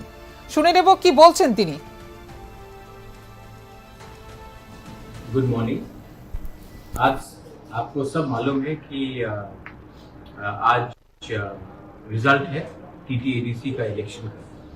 तो मैं सबसे पहले I would like to congratulate all the winners जो जीते हैं आज। कॉन्ग्रेचुलेशंस। आज आपके पास बहुत बड़ा जिम्मेवारी दिया गया है बाय द पीपल कि आज से आप अपने लोगों के लिए, अपने जाति के लिए, अपने तोहफा के लिए, अपने राज्य के लिए, अपने देश के लिए काम करेंगे। तो जो भी है ईमानदारी से काम कीजिए। सेकंड, मैं अपने सब त्रिपुरा के लोगों को बोलना चाहता हूँ, जो जीते हैं जो हारे, अगर आज रिजल्ट के बाद थोड़ा सा वायलेंस होगा तो न्यूज़पेपर में आएगा कि बीजेपी या त्रिपुरा मोथा या CPM या कांग्रेस ने एक दूसरे को मारा। लेकिन सच बात ये नहीं है, क्योंकि मारने वाला भी तिपरासा होगा और जिसको चोट पड़ेगा वो भी तिपरासा होगा। जब तिपरासा से फाइट करता है तो नुकसान हमारे बच्चे का होगा, नुकसान हमारा नेक्स्ट जनरेशन का होगा, नुकसान हमारा आज होगा। तो मैं आपसे फिर से अपील करता हूँ, जब आपका जन्म हुआ था तो क्या आप CPM बन के जन्म किए थे या BJP या मोथा? आप जन्म तिपरासा बन के किए। आप पहले एक इंसानियत के लाइन में थे और जीत हार इलेक्शन में होता है, लेकिन एक दूसरे को मारकर हमारा कम्युनिटी का जो 1000 साल से इस राज्य में हमारा राज हुआ है, और अगर हम लोग आज पॉलिटिक्स के लिए, राजनीति के लिए एक दूसरे को मारपीट करेंगे विनिंग, और इन दी एंड मजाक उड़ाया गया, नीचे दिखाया गया, नाम बुलाया गया, लेकिन अंत में जीत प्यार का, जीत love won over hate. And I want to tell one thing to my people of Tripura, you may be ordinary people, but what you have done today is extraordinary, and that is the spirit of the indigenous people of Tripura. I love you. Please do not fight. शांति रखो, घर जाओ, family के संग हंसो, दोस्त के संग बैठो, और आज दिखाओ पूरे देश को कि जीतने के बाद भी हम एक दूसरे को मारेंगे नहीं, पीटेंगे नहीं, हम लोग आगे बढ़ेंगे, क्योंकि हमारा गोल है फॉर द नेक्स्ट जनरेशन, और ये हम भूलेंगे नहीं। बेलाइनो हम बाय खुलूंगा ही प्रासा तोफा आई।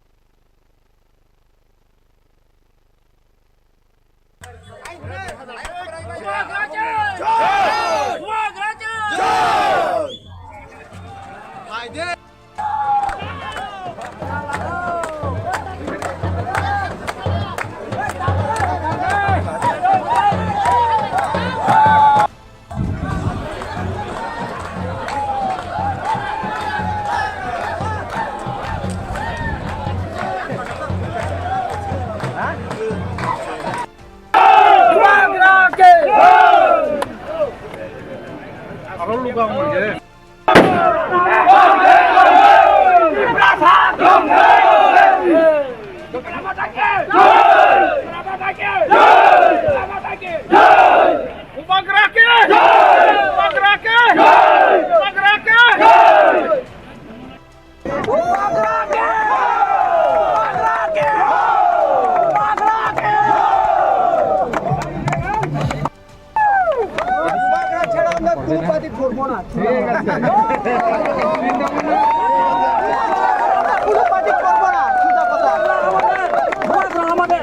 বুবাগরা ছাড়া আমরা কোনো পার্টি করণের দরকার নেই ত্রিপুরার মধ্যে। ধন্যবাদ।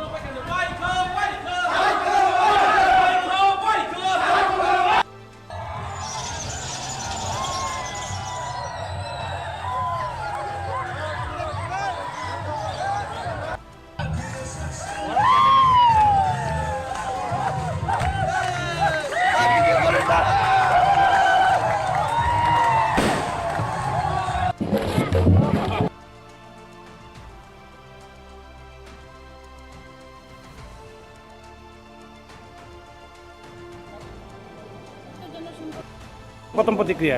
নমস্কার। 2 নং মাছমারা এডিসি আসনে আমি জয়ী হয়েছি। আমি এলাকার উন্নয়ন করব। মাছমারাবাসীর সবাইকে অনেক অনেক ধন্যবাদ জানাই। বিজেপি কার্যকর্তাদের অনেক অনেক ধন্যবাদ জানাই। প্রধানমন্ত্রীর জয়, মানিক সাহার জয়, শান্তনা চাকমার জয়, ভগবানদার জয়। নমস্কার। রাজ্যে আপনার দলের অন্যান্য যারা প্রতিদ্বন্দ্বী মূলত কি কারণে জনগণ আপনাকে পছন্দ করেছে? পরিশ্রমের ফলে। আপনি কত ভোটে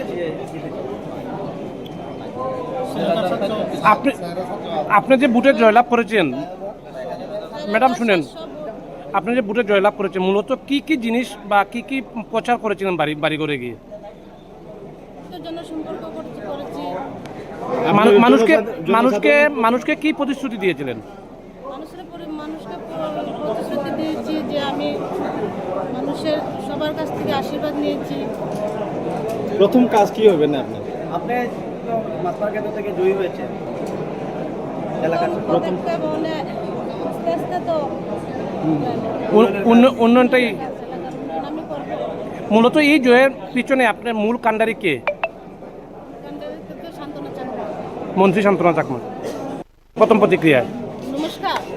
2 নং মাছমারা এডিসি আসনে আমি জয়ী হয়েছি। আমি এলাকার উন্নয়ন করব। মাছমারাবাসীর সবাইকে অনেক অনেক ধন্যবাদ জানাই। বিজেপি কার্যকর্তাদের অনেক অনেক ধন্যবাদ জানাই। প্রধানমন্ত্রীর জয়, মানিক সাহার জয়, শান্তনা চাকমার জয়, ভগবানদার জয়। নমস্কার। রাজ্যে আপনার দলের অন্যান্য যারা প্রতিদ্বন্দ্বী মূলত কি কারণে জনগণ আপনাকে পছন্দ করেছে? পরিশ্রমের ফলে। আপনি কত ভোটে আপনি যে বুথে জয়লাভ করেছেন ম্যাডাম শুনেন, আপনি যে বুথে জয়লাভ করেছেন মূলত কি কি জিনিস বা কি কি প্রচার করেছিলেন বাড়ি করে গিয়ে? জনসম্পর্ক করেছি। মানুষকে কি প্রতিশ্রুতি দিয়েছিলেন? মানুষকে প্রতিশ্রুতি দিয়েছি যে আমি মানুষের সবার কাছ থেকে আশীর্বাদ নিয়েছি।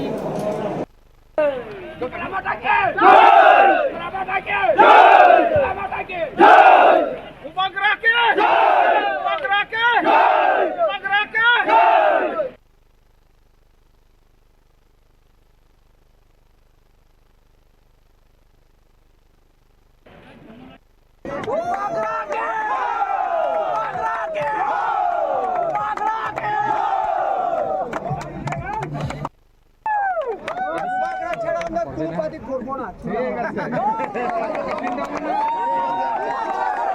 পার্টি করবো না, সোজা কথা। বুবাকরা ছাড়া আমরা কোনো পার্টি করণের দরকার নেই ত্রিপুরার মধ্যে। ধন্যবাদ।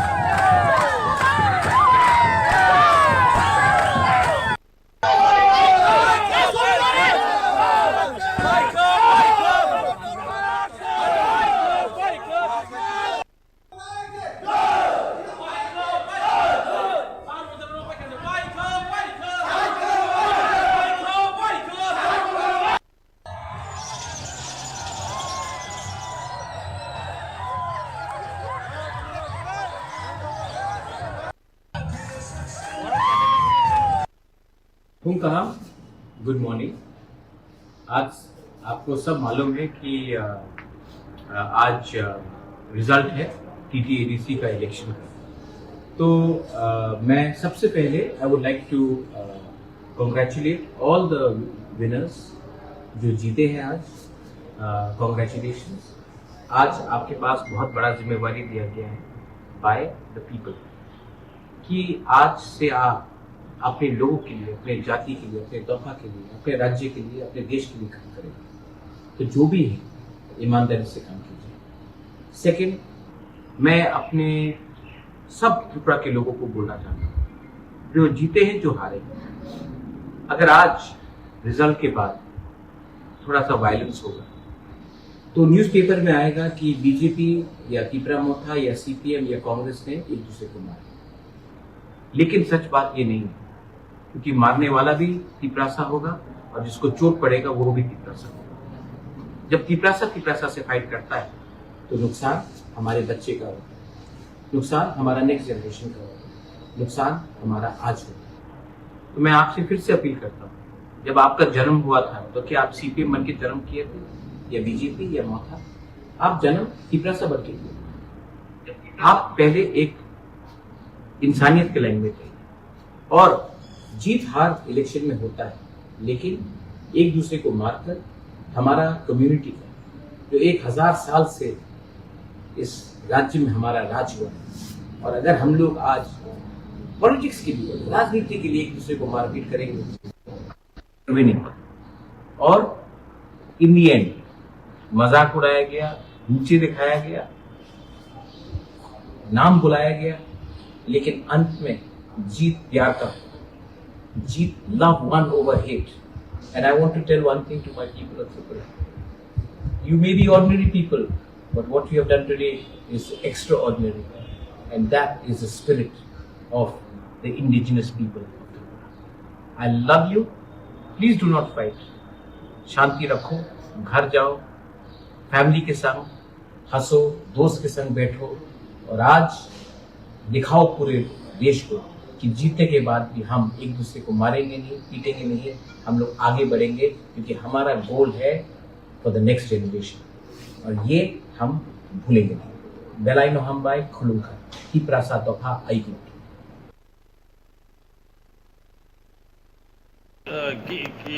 প্রথম আমি ঈশ্বরকে ধন্যবাদ দিতে চাই, এবং ধন্যবাদ দিতে চাই এই কনস্টিটিউশনের সবাই ভোটারদেরকে। তবে আমি জানি না যে এই সবগুলা কি রেকর্ড ভাঙা হয়েছে, আপনারা বলার পরে আমি জানছি। কর্মীদের উদ্দেশ্যে কি বার্তা দেবেন আজকের দিনের জন্য?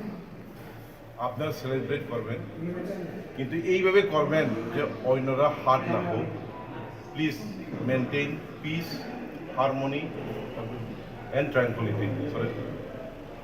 ওনারা যে কোনো একজন যে কোনো লোক হোক মনে হার না হোক, এটা আমার একদম মন থেকে সবাইকে আমার অনুরোধ থাকবো। Not only from 11 Maharanipur Telamra constituency, but from all the 28 constituency around Tripura. জনগণের জন্য প্রথম কাজটা কি হবে আপনার এই এলাকার আপনার কনস্টিটিউয়েন্সির জনগণের জন্য অনেক ইয়ে আছে, ধরুন তাদের অভাব অভিযোগ আছে, তাদের জন্য প্রথম কোন কাজটা করবেন? দেখেন, আমি অ্যাকচুয়ালি ডেভেলপমেন্ট হোক বা যে কোনো হোক আমি ইম্পোজ করতে চাই না কারোর উপরে। এরপর বিসি ইলেকশন শেষ হওয়ার পরে আমি নিজেই সব বিসি কে পার্সোনালি ভিজিট করবো। ওইটার পরে আমরা দেখবো যে কী করা যায়, কী করতে হবে, accordingly we will do it. Thank you. এই ফলাফল হয়তো আমাদের কোনো কাজে ত্রুটি রয়েছে, ওটাও হয়তো আমাদের ত্রুটি রয়েছে, কারণ আজকে রেজাল্ট হওয়ার কথা না।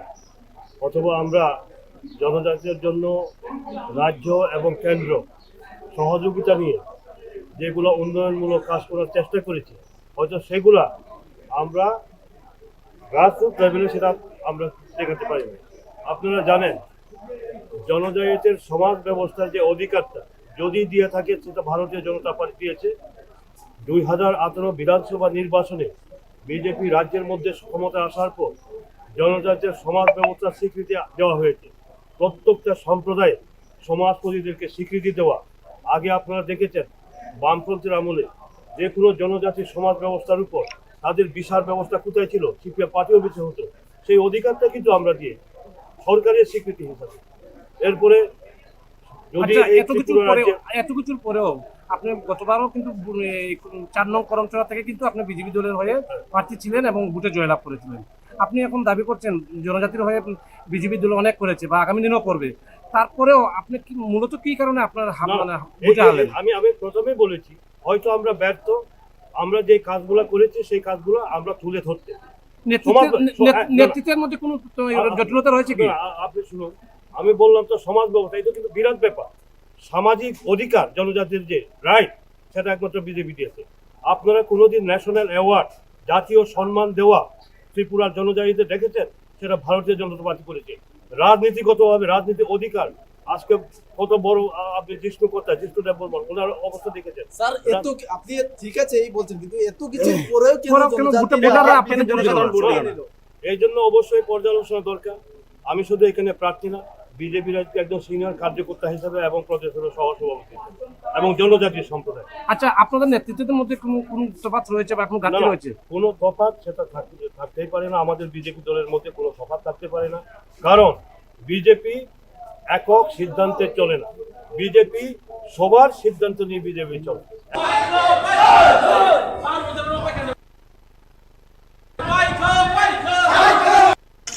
প্রথমে যারা ভোটার্স, সমস্ত ভোটার্স 21 মহারানী এলাকা কনস্টিটুয়েন্সির সমস্ত ভোটারদেরকে আমি ধন্যবাদ জানাই, নমস্কার জানাই, এবং আপনাদেরকেও আমি ধন্যবাদ জানাচ্ছি এটাকে কভার করার জন্য।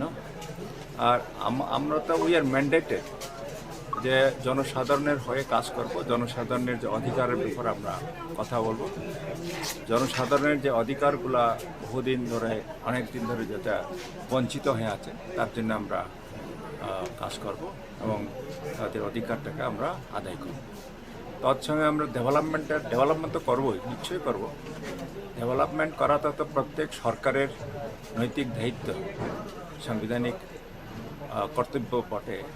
তো আমরা সাংবিধানিক কর্তব্য ডেভেলপমেন্ট করার সাথে সাথে আমরা জনসাধারণের যে অধিকারের জন্য আমরা কাজ করব।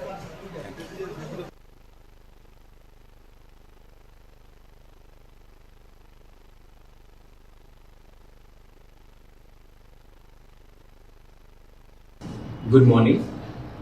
आज आपको सब मालूम है कि आज रिजल्ट है TTADC का इलेक्शन का। तो मैं सबसे पहले I would like to congratulate all the winners जो जीते हैं आज। कॉन्ग्रेचुलेशंस। आज आपके पास बहुत बड़ा जिम्मेवारी दिया गया है बाय द पीपल कि आज से आप अपने लोगों के लिए, अपने जाति के लिए, अपने तबका के लिए, अपने राज्य के लिए, अपने देश के लिए काम करेंगे। तो जो भी है ईमानदारी से काम कीजिए। सेकंड, मैं अपने सब त्रिपुरा के लोगों को बोलना चाहता हूँ, जो जीते हैं जो हारे हैं, अगर आज रिजल्ट के बाद थोड़ा सा वायलेंस होगा तो न्यूज़पेपर में आएगा कि बीजेपी या त्रिपुरा मोर्चा या सीपीएम या कांग्रेस ने एक दूसरे को मारा।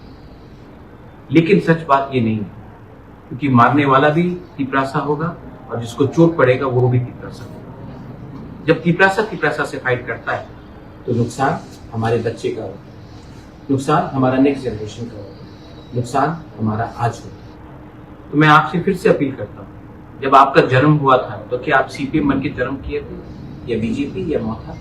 आप जन्म तिपरासा बन के किए। आप पहले एक इंसानियत के लाइन में थे और जीत हार इलेक्शन में होता है, लेकिन एक दूसरे को मारकर हमारा कम्युनिटी का जो 1000 साल से इस राज्य में हमारा राज हुआ है, और अगर हम लोग आज पॉलिटिक्स के लिए, राजनीति के लिए एक दूसरे को मारपीट करेंगे विनिंग, और इन दी एंड मजाक उड़ाया गया, नीचे दिखाया गया, नाम बुलाया गया, लेकिन अंत में जीत प्यार का, जीत love won over hate. And I want to tell one thing to my people of Tripura.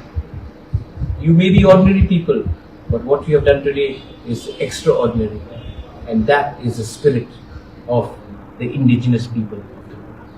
I love you. Please do not fight.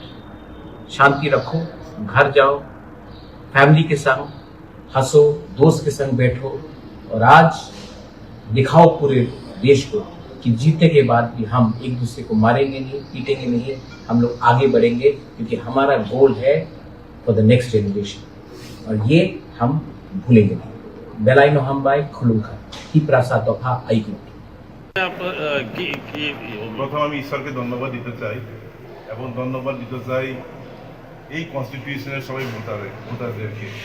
তবে আমি জানি না যে এই সবগুলা কি রেকর্ড ভাঙা হয়েছে, আপনারা বলার পরে আমি জানছি। কর্মীদের উদ্দেশ্যে কি বার্তা দেবেন আজকের দিনের জন্য? আপনারা সেলিব্রেট করবেন, কিন্তু এইভাবে করবেন যে অন্যরা হার না হোক। প্লিজ মেনটেন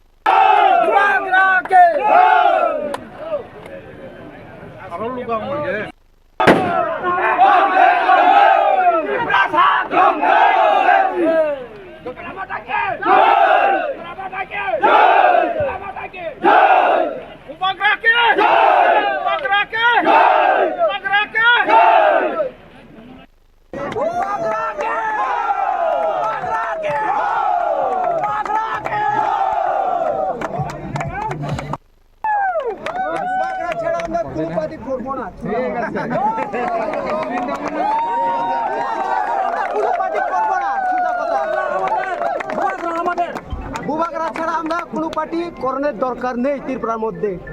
ধন্যবাদ।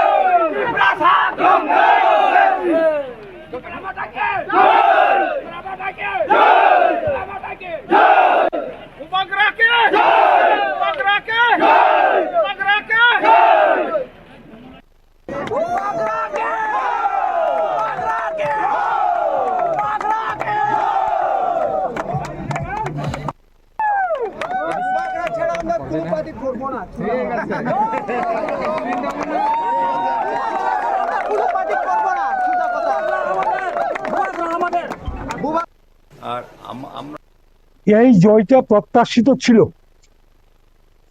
এবং এই জয় ভূমিপুত্র ত্রিপ্রাসাদের জয়, বোবাগ্রার জয় আগামী দিনে আমাদের বহু আকাঙ্ক্ষিত সাংবিধানিক সমাধানের লক্ষ্যে কিছু কিছু বেসিক দাবি দেওয়া পূরণের লক্ষ্যে বোবাগ্রাকে আমরা উপহার দিয়েছি, বোবাগ্রাকে শক্তিশালী করেছি এবং আজকের ফলাফলের পর রাজ্যের সমস্ত অংশের মানুষ আগামী দিনে ভূমিপুত্র জনজাতিদের তাদের যে ন্যায্য অধিকার প্রদানের ক্ষেত্রে অত্যন্ত সহানুভূতি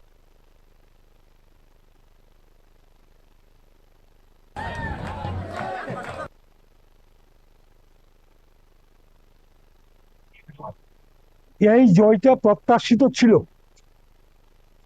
এবং এই জয় ভূমিপুত্র ত্রিপ্রাসাদের জয়, বোবাগ্রার জয় আগামী দিনে আমাদের বহু আকাঙ্ক্ষিত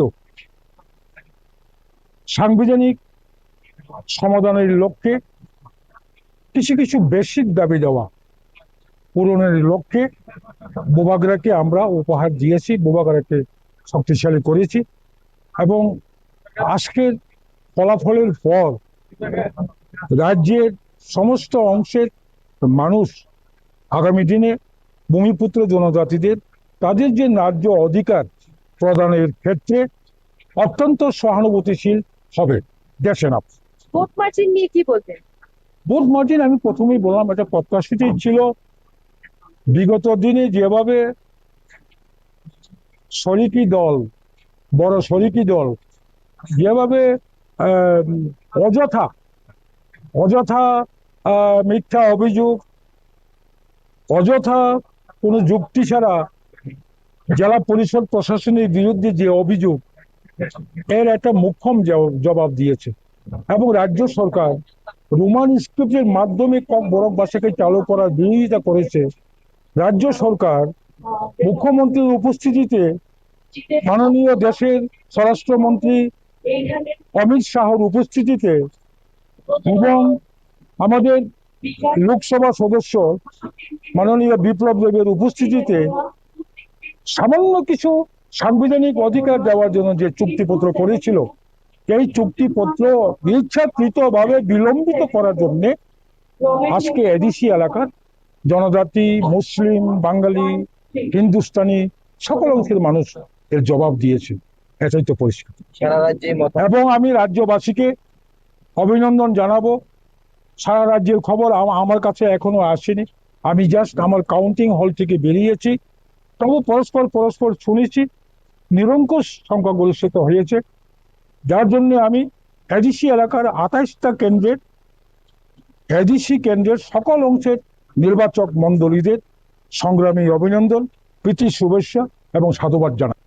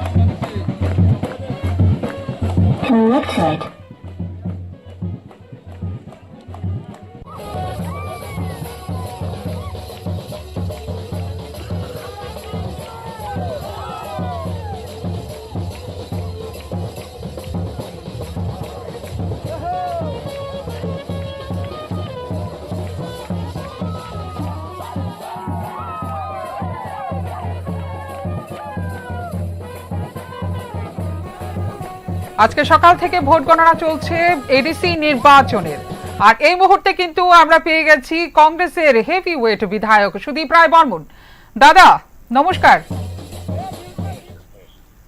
দাদা, এবারের যে উপনির্বাচনের আমরা মূলত জানি যে কংগ্রেসের হাত ধরেই উপজাতি রাজনীতির উত্থান ত্রিপুরায়, কিন্তু আজ তিপ্রামথার দখলে পাহাড়, এ কি প্রতিক্রিয়া দেবেন?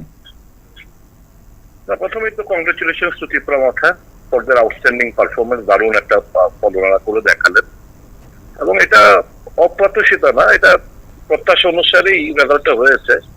যদিও বিজেপির তরফ থেকে দাবি করেছিল এবার ওনারা এডিসি দখল করবেন, তো নির্বাচনের রেজাল্টে এরকম হলো কেন, এটা বিজেপি নিশ্চয়ই সহায়তা করেছে আমি বলবো ত্রিপুরামথাকে জিততে। তার জন্য আমি বলেছিলাম প্রথম মানে নির্বাচনে যখন চলছিল প্রচার, আমি আপনার মনে আছে কিনা জানি না, আমি বলছি ওটা একটা গট আপ ম্যাচ হচ্ছে। দুটো রাজনৈতিক দল বোঝাপড়ার মাধ্যমেই এই যে চিফ মিনিস্টার সাহেব বা ত্রিপুরামথার সুপ্রিমো প্রদ্যুৎ কিশোর দেববর্মাকে পার্সোনালি বিভিন্ন অ্যাটাক ফ্যাটাক যে করেছেন, এগুলো ভালো যায়নি। ত্রিপুরার সেন্টিমেন্ট জাগ্রত হয়েছে এবং এটার ভোটের ফলে প্রকাশিত হয়েছে। অন্যান্য মেজর ইস্যুগুলো যা ছিল সেগুলো ধামাচাপা পড়েছে এবং এই ব্যক্তিগত আক্রমণের বহিঃপ্রকাশ ঘটেছে রেজাল্টে। তো আমি বলবো এটাই একটা ম্যাচ ফিক্সিং একে রেজাল্ট বলে, যে আনরিজার্ভ সিটে বিজেপি ভালো ফল করেছে। ওরা বাঙালির সেন্টিমেন্ট বিজেপি খেলেছে, আর ত্রিপুরা সেন্টিমেন্ট নিয়ে ত্রিপুরামথা খেলেছে। এটা বিজেপি এবং ত্রিপুরামথার মধ্যে বোঝাপড়ার বহিঃপ্রকাশই হচ্ছে এই ফল। এবং অতি অবশ্যই অন্তর্কলহ আছে বিজেপির মধ্যে, মানে এই রেজাল্টটা যদি খারাপ হয় চিফ মিনিস্টারকে ডিসপ্লেস করা সহজ হবে। তো রাজনৈতিক পরিপক্কতার পরিচয় দেয়নি চিফ মিনিস্টার আমি বলবো এক কথায়। এবং অন্তর্কলহ আরো যা গোষ্ঠীবাদী আছে যারা বর্তমানকে ডিসক্লোজ করতে চাইছে, তারা সাকসেসফুল আমি বলবো। রাজনৈতিক দিক দিয়ে সঠিকভাবে পরিপক্কতার পরিচয় দেয়নি চিফ মিনিস্টার, এটুকুই বলবো। মূলত এই ম্যাচ ফিক্সিং এর বিষয়টা এটা হচ্ছে যে একটা গেম একটা প্ল্যান করা হয়েছে, যেটা গুঞ্জন আমরা শুনছিলাম যে তারা একই সাথে আছে অথচ আলাদা আলাদা কেন সিট দেবে, এটা মূলত হয়তো বা কংগ্রেস বা সিপিআইএম এর ভোট কাটার জন্য। এটা কি বলবেন? এটা কি মানে আপনি কি মনে করছেন? না দেখুন, এটা হচ্ছে কি জানেন তো, দুটো কমিউনিটিকে নিয়ে দুটো পার্টি খেলেছে। এই যে ভারতীয় জনতা পার্টি বাঙালি ভোটটাকে কনসেন্ট্রেট করতে সহায়তা পেয়েছে এবং ত্রিপুরা ভোটটাকে ত্রিপুরামথা মানে একত্রিত করতে সুযোগ করে দিয়েছে। এটা তো কট আপ ম্যাচ এবং রেজাল্টটা সেরকম ভাবেই প্রতিফলিত হয়েছে।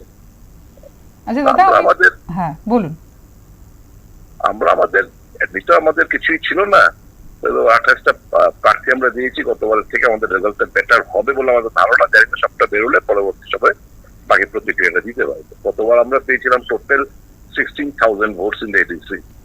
এবার নিশ্চয় আশা করছি হয়তো বা কিছুটা বাড়বে, যেটুকুই বাড়ে সেটুকুই আমাদের লাভ এই পরিস্থিতির প্রেক্ষিতে। এই মুহূর্তে যা আমরা মানে ফলাফলের দিকে যতটাই এগোচ্ছে সময়, ঘড়ির কাঁটা যতটা ঘুরছে, তাতে দেখা যাচ্ছে যে পাহাড় থেকে প্রায় মুছেই গেছে কংগ্রেস, এমনকি সিপিআইএমও। কিভাবে দেখছেন এই বিষয়টিকে? না আমি তো বললামই, এই নির্বাচন যে প্রচার চলছিল তখনই আমার একটা রিয়েকশন এবং একটা খবরের কাগজও চেপেছিল, যেটা গোটা ম্যাচ দুটো রাজনৈতিক দল যারা ক্ষমতায় ভাগাভাগি মানে শেয়ার করছে আমাদের রাজ্যে ক্ষমতাসীন দলের সাথে, এটা বোঝাপড়ার গোটা ম্যাচ। একটা পার্টি বাঙালির সেন্টিমেন্ট নিয়ে খেললো, আর একটা পার্টি ত্রিপুরা সেন্টিমেন্ট নিয়ে খেললো। তো এটাই এই যে রেজাল্ট দেখুন, এখন পর্যন্ত আমি জানি না, I stand two B corrected if I am wrong, reserve সিটে তো একটা রিজার্ভ সিটে বিজেপি জিততে পারলো। একটা মাছমারাতে একটাতে জাস্ট জিতেছে বিজেপি। না, মাছমারা তো আনরিজার্ভ সিট, এটা হচ্ছে unreserved seat, Kanchanpur unreserved seat. BJP এখন পর্যন্ত আমি জানি না, আমি প্রত্যাশা রাখবো যে একটা জিতুক অন্তত reserved seat, ST reserved seat. এগুলো যেগুলো দুটো এই যে কাঞ্চনপুর মাছমারা এগুলো হচ্ছে আনরিজার্ভ সিট। রিজার্ভ সিটে গতবার জিতেছিল ওই বিমল চাকমা ও তো হেরে গেছে, যেটা সিটগুলো হারছে, এসটি রিজার্ভ সিটগুলো। তো এটারই বলবো যে এটা হচ্ছে কট আপ ম্যাচের, বোঝাপড়া ম্যাচের বহিঃপ্রকাশ।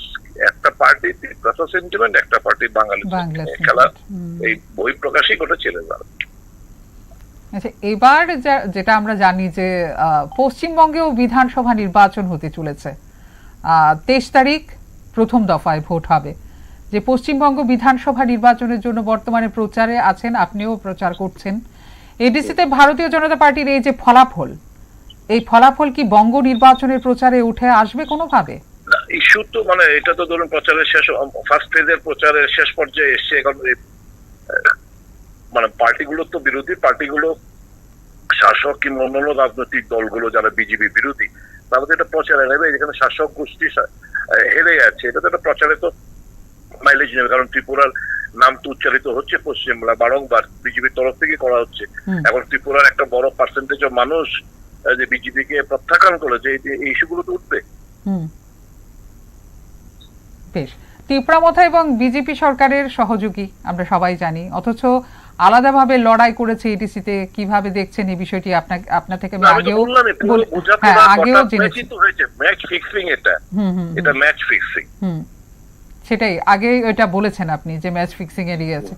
আচ্ছা, পশ্চিমবঙ্গ বিধানসভা নির্বাচনে পরিবর্তন না প্রত্যাবর্তন, কি বলবেন? Very tough question. Close contest, edge হচ্ছে তৃণমূল। এবার তো মানে মোটামুটি ভালো রেজাল্ট করবে পশ্চিমবাংলা, কিন্তু কংগ্রেস গতবার তো 0। আমাদের ভোট পার্সেন্টেজ, আসন সবটাই বাড়বে। কংগ্রেস ভালো রেজাল্ট করবে এবং কংগ্রেস একটা ভালো পজিশনে যাচ্ছে, এটুকু বলতে পারি এই পশ্চিমবাংলা নির্বাচন।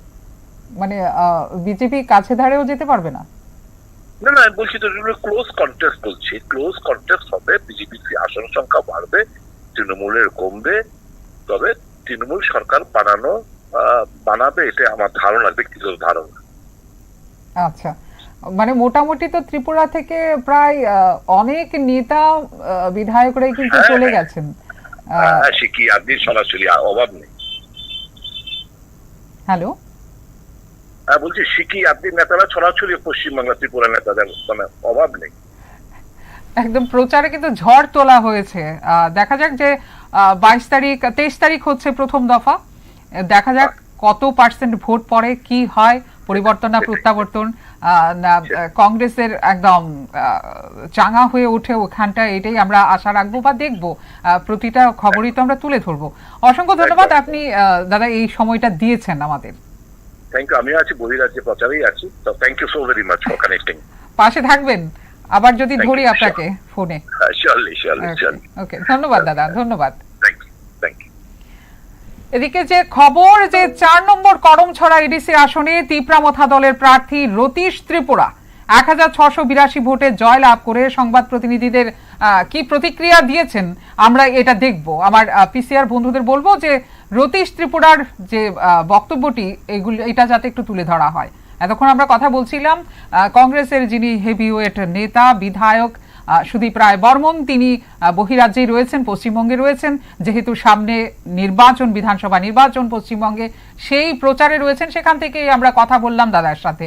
দাদার কথা তিনি তুলে ধরলেন, কি কারণে কেন সিট 28টা সিটেই কেন আলাদা আলাদা দেওয়া হয়েছে, কি এর পেছনে মূল রহস্য, এটা সবটাই তুলে ধরলেন। এবার আমরা পিসিআর বন্ধুদের বলবো যে রতীশ ত্রিপুরার যে বক্তব্যটা এটা যদি তুলে ধরা হয়। আমরা বিভিন্ন জিনিস তুলে ধরবো। 173 জন প্রার্থী কিন্তু প্রতিদ্বন্দ্বিতা করেছেন। 12ই এপ্রিল কিন্তু সেই এডিসি নির্বাচন হয়েছিল। আজকে তার ভোট গণনা চলছে। এখন পর্যন্ত কিন্তু ত্রিপুরামথায় এগিয়ে রয়েছে, বিজেপি দল থেকে অনেকটা এগিয়ে রয়েছে। যেখানে সিপিআইএম বা কংগ্রেসের কোনো চিহ্নই পাওয়া যায়নি। তাদের ভোটের সংখ্যা কতটা পড়েছে ঠিক আমরা জানি না, জানলে আপনাদের জানাবো কতটা সংখ্যা ভোট পড়েছে। যে গণনা হয়ে যাক, তারপর আমরা বলতে পারবো। কিন্তু এখন পর্যন্ত যে খবর যে ত্রিপুরামথা কিন্তু অনেকটাই এগিয়ে আছে। 14টা আসনের কিন্তু মোটামুটি গণনা শেষের পথে, 28টি আসনের মধ্যে। এর মধ্যে কিন্তু মথা এগিয়ে আছে 13টিতে এবং বিজেপি একটিতেই এখনো রয়ে গেছে। দেখা যাক, দিন আস্তে আস্তে গড়াবে, ঘড়ির কাঁটাটা যতটা ঘুরবে ততটাই কিন্তু গণনার ফলাফলটা উঠে আসবার। অবশ্যই আমরা আপনাদের সামনে কিন্তু প্রতিটা মুহূর্ত তুলে ধরার চেষ্টা করছি, সেই সকাল থেকে আরও চেষ্টা করব আপনাদের সামনে আসল খবর, সঠিক খবরটা তুলে ধরার জন্য।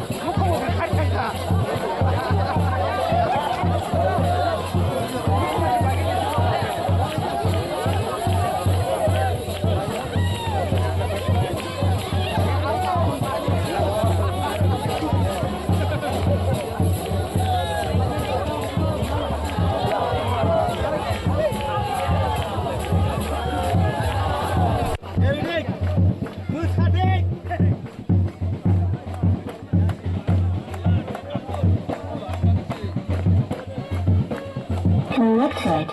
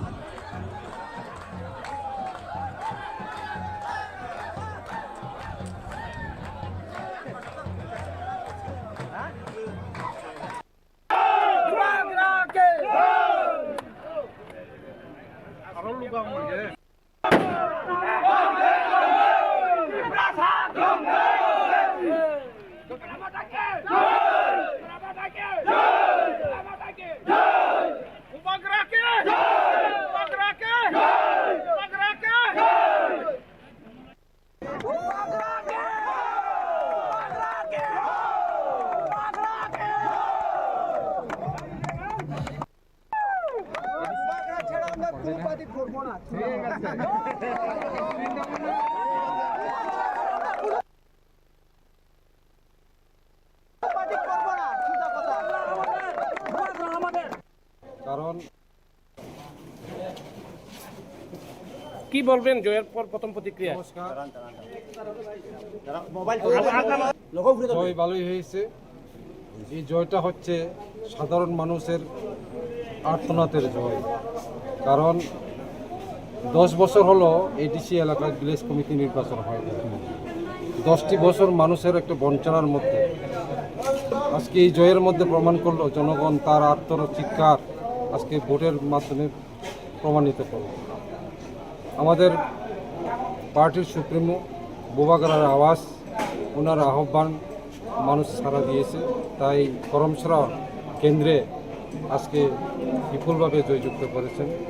সমস্ত নাগরিক যারা ভোটার নির্বাচক মণ্ডলী তাদেরকে আমি অসংখ্য ধন্যবাদ জানাই, যারা সহযোগিতা করেছেন শান্তিপূর্ণভাবে ভোট পরিচালনার ক্ষেত্রে, এবং যারা বিভিন্ন জায়গায় অন্যান্য জায়গাতে কিছু কিছু বিক্ষিপ্ত ঘটনা ঘটলেও আমাদের করমসরা এলাকায় কোনো কিছুই ঘটনা ঘটেনি, একদম শান্তিপূর্ণভাবে ভোট সম্পন্ন হয়েছে।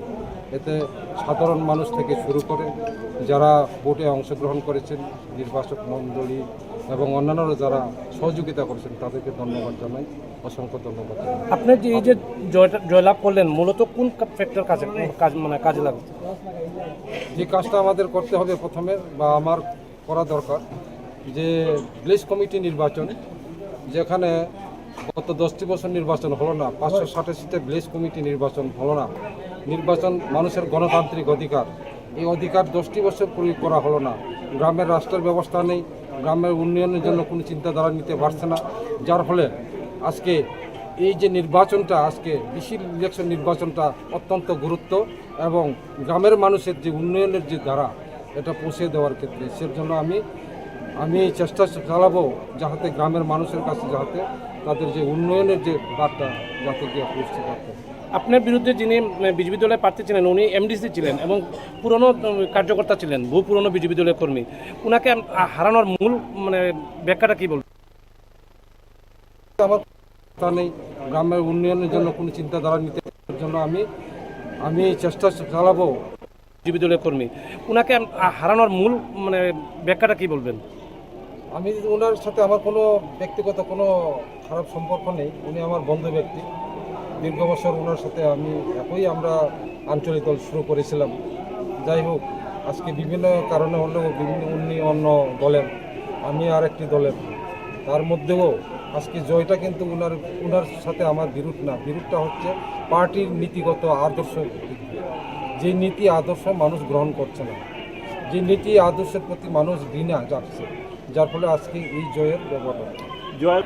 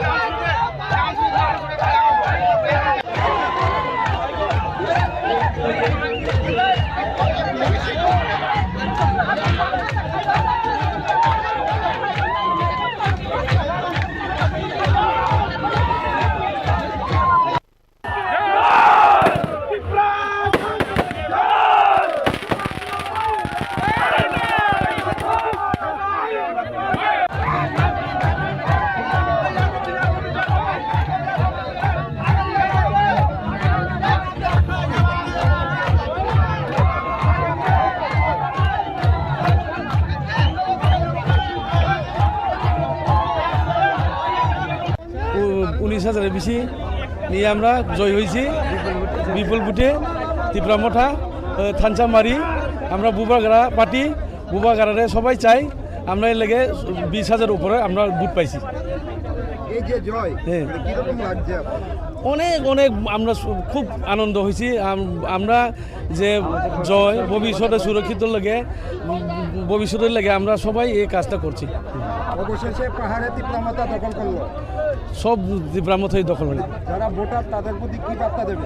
তারা আমরা শুভেচ্ছা জানাই, আনন্দ হোক, সবাই খুশি থাকো, সবাই ভালো থাকো। যিনি ক্যান্ডিডেট আছেন ওনার কাছে কি দাবি থাকবে, মানে এলাকার কোন কোন বিষয়ে উন্নয়ন করার জন্য? উন্নয়ন আমরা রাস্তাঘাট হইব, তারপরে পানীয় জল আর লেখাপড়া পোলাপানে, এটাই আমরা বেশি চাই। আর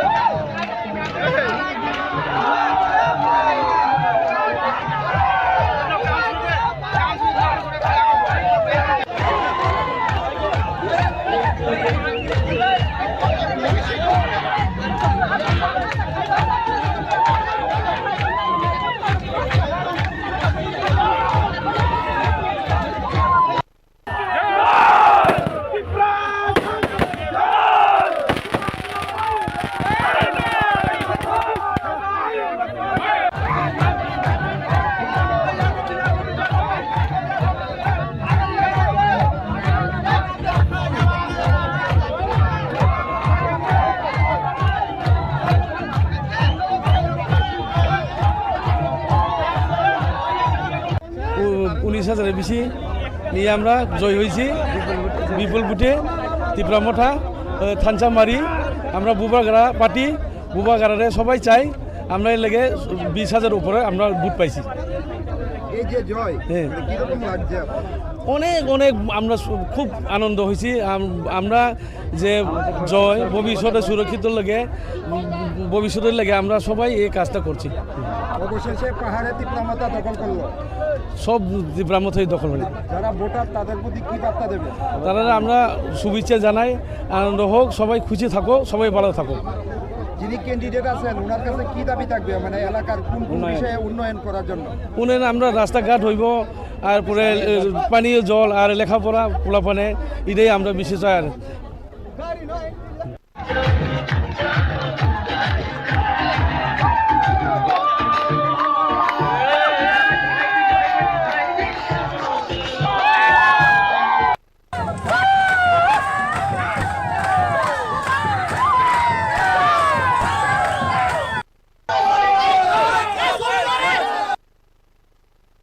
कहा गुड मॉर्निंग। आज आपको सब मालूम है कि आज रिजल्ट है TTADC का इलेक्शन का। तो मैं सबसे पहले I would like to congratulate all the winners जो जीते हैं आज। कॉन्ग्रेचुलेशंस। आज आपके पास बहुत बड़ा जिम्मेवारी दिया गया है बाय द पीपल कि आज से आप अपने लोगों के लिए, अपने जाति के लिए, अपने दफा के लिए, अपने राज्य के लिए, अपने देश के लिए काम करेगा। तो जो भी है ईमानदारी से काम कीजिए। सेकंड, मैं अपने सब त्रिपुरा के लोगों को बोलना चाहता हूँ, जो जीते हैं जो हारे, अगर आज रिजल्ट के बाद थोड़ा सा वायलेंस होगा तो न्यूज़पेपर में आएगा कि बीजेपी या त्रिपुरा मोर्चा या सीपीएम या कांग्रेस ने एक दूसरे को मारा। लेकिन सच बात ये नहीं है, क्योंकि मारने वाला भी तिपरासा होगा और जिसको चोट पड़ेगा वो भी तिपरासा होगा। जब तिपरासा से फाइट करता है तो नुकसान हमारे बच्चे का होगा, नुकसान हमारा नेक्स्ट जनरेशन का होगा, नुकसान हमारा आज होगा। तो मैं आपसे फिर से अपील करता हूँ, जब आपका जन्म हुआ था तो क्या आप सीपीएम बन के जन्म किए थे या बीजेपी या मोथा? आप जन्म तिपरासा बन के किए। आप पहले एक इंसानियत के लाइन में थे और जीत हार इलेक्शन में होता है, लेकिन एक दूसरे को मारकर हमारा कम्युनिटी का जो 1000 साल से इस राज्य में हमारा राज हुआ है, और अगर हम लोग आज पॉलिटिक्स के लिए, राजनीति के लिए एक दूसरे को मारपीट करेंगे विनिंग, और इन दी एंड मजाक उड़ाया गया, नीचे दिखाया गया, नाम बुलाया गया, लेकिन अंत में जीत प्यार का, जीत love won over hate. And I want to tell one thing to my people of Tripura. You may be ordinary people, but what you have done today is extraordinary. And that is the spirit of the indigenous people of Tripura. I love you. Please do not fight. शांति रखो, घर जाओ, family के संग हंसो, दोस्त के संग बैठो, और आज दिखाओ पूरे देश को कि जीतने के बाद भी हम एक दूसरे को मारेंगे नहीं, पीटेंगे नहीं, हम लोग आगे बढ़ेंगे, क्योंकि हमारा गोल है फॉर द नेक्स्ट जनरेशन, और ये हम भूलेंगे नहीं। बेलाइनो हम बाय खुलुंखा की प्रासा दफा आईगु। প্রথম আমি ঈশ্বরকে ধন্যবাদ দিতে চাই, এবং ধন্যবাদ দিতে চাই এই কনস্টিটিউশনের সবাই ভোটারদেরকে। তবে আমি জানি না যে এই সবগুলা কি রেকর্ড ভাঙা হয়েছে, আপনারা বলার পরে আমি জানছি। কর্মীদের উদ্দেশ্যে কি বার্তা দেবেন আজকের দিনের জন্য? আপনারা সেলিব্রেট করবেন, কিন্তু এইভাবে করবেন যে অন্যরা হার্ট না হোক। Please maintain piece, harmony and ট্র্যাঙ্কুলিটি। অন্যরা যে কোনো একজন, যে কোনো লোক হোক, মনে হার্ট না হোক, এটা আমার একদম মন থেকে সবাইকে আমার অনুরোধ থাকবো।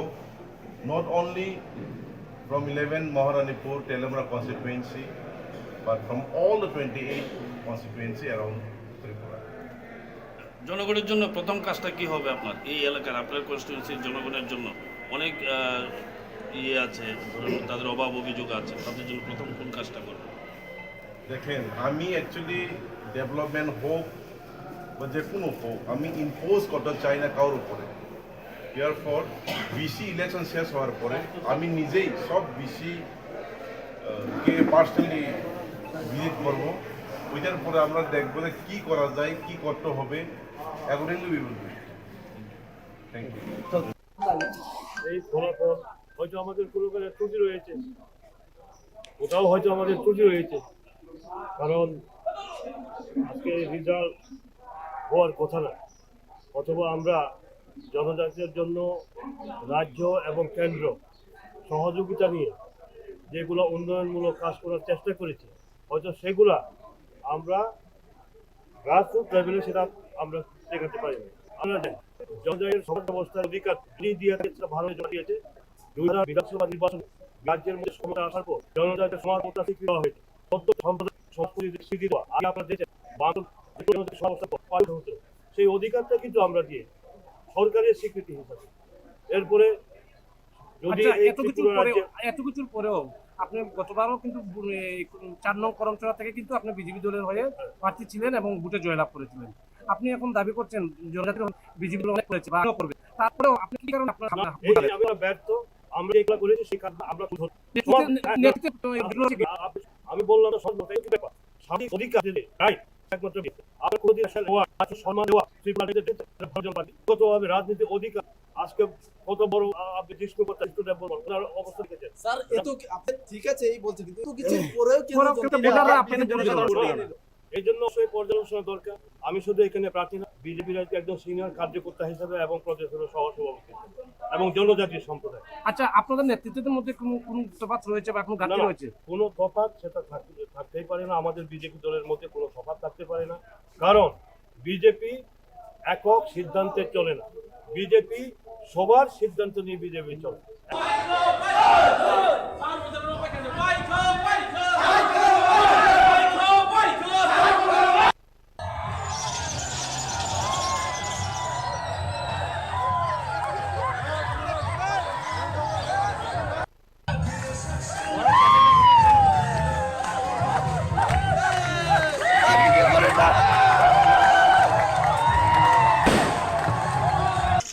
প্রথমে যারা ভোটার্স, সমস্ত ভোটার্স 21 মহারানীচা এলাকা কনস্টিটুয়েন্সির সমস্ত ভোটারদেরকে আমি ধন্যবাদ জানাই, নমস্কার জানাই, এবং আপনাদেরকেও আমি ধন্যবাদ জানাচ্ছি এটাকে কভার করার জন্য।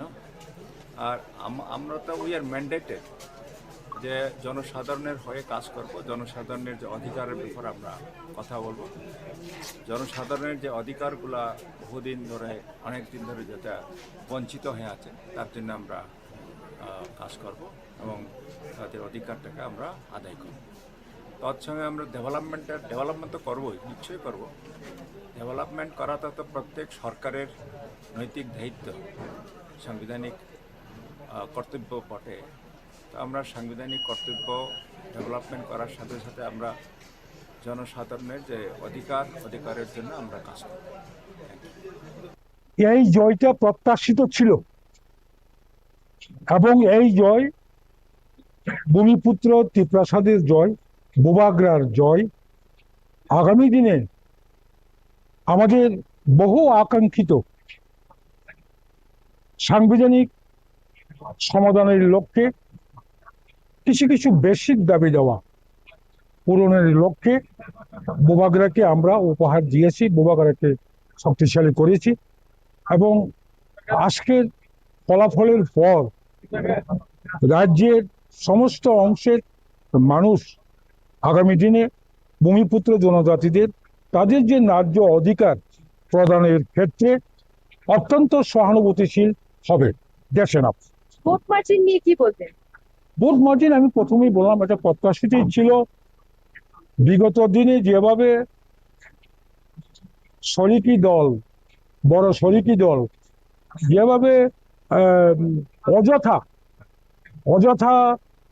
মিথ্যা অভিযোগ, অযথা কোনো যুক্তি ছাড়া জেলা পরিষদ প্রশাসনের বিরুদ্ধে যে অভিযোগ, এর একটা মোক্ষম জবাব দিয়েছে এবং রাজ্য সরকার রোমান স্ক্রিপ্টের মাধ্যমে বরফবাসীকে চালু করার বিরোধিতা করেছে। রাজ্য সরকার মুখ্যমন্ত্রীর উপস্থিতিতে মাননীয় দেশের স্বরাষ্ট্রমন্ত্রী অমিত শাহর উপস্থিতিতে এবং আমাদের লোকসভা সদস্য মাননীয় বিপ্লব দেবের উপস্থিতিতে সামান্য কিছু সাংবিধানিক অধিকার দেওয়ার জন্য যে চুক্তিপত্র করেছিল, এই চুক্তিপত্র ইচ্ছাকৃতভাবে বিলম্বিত করার জন্য আজকে এডিসি এলাকার জনজাতি, মুসলিম, বাঙালি, হিন্দুস্তানি সকল অংশের মানুষ এর জবাব দিয়েছে। এটাই তো পরিষ্কার।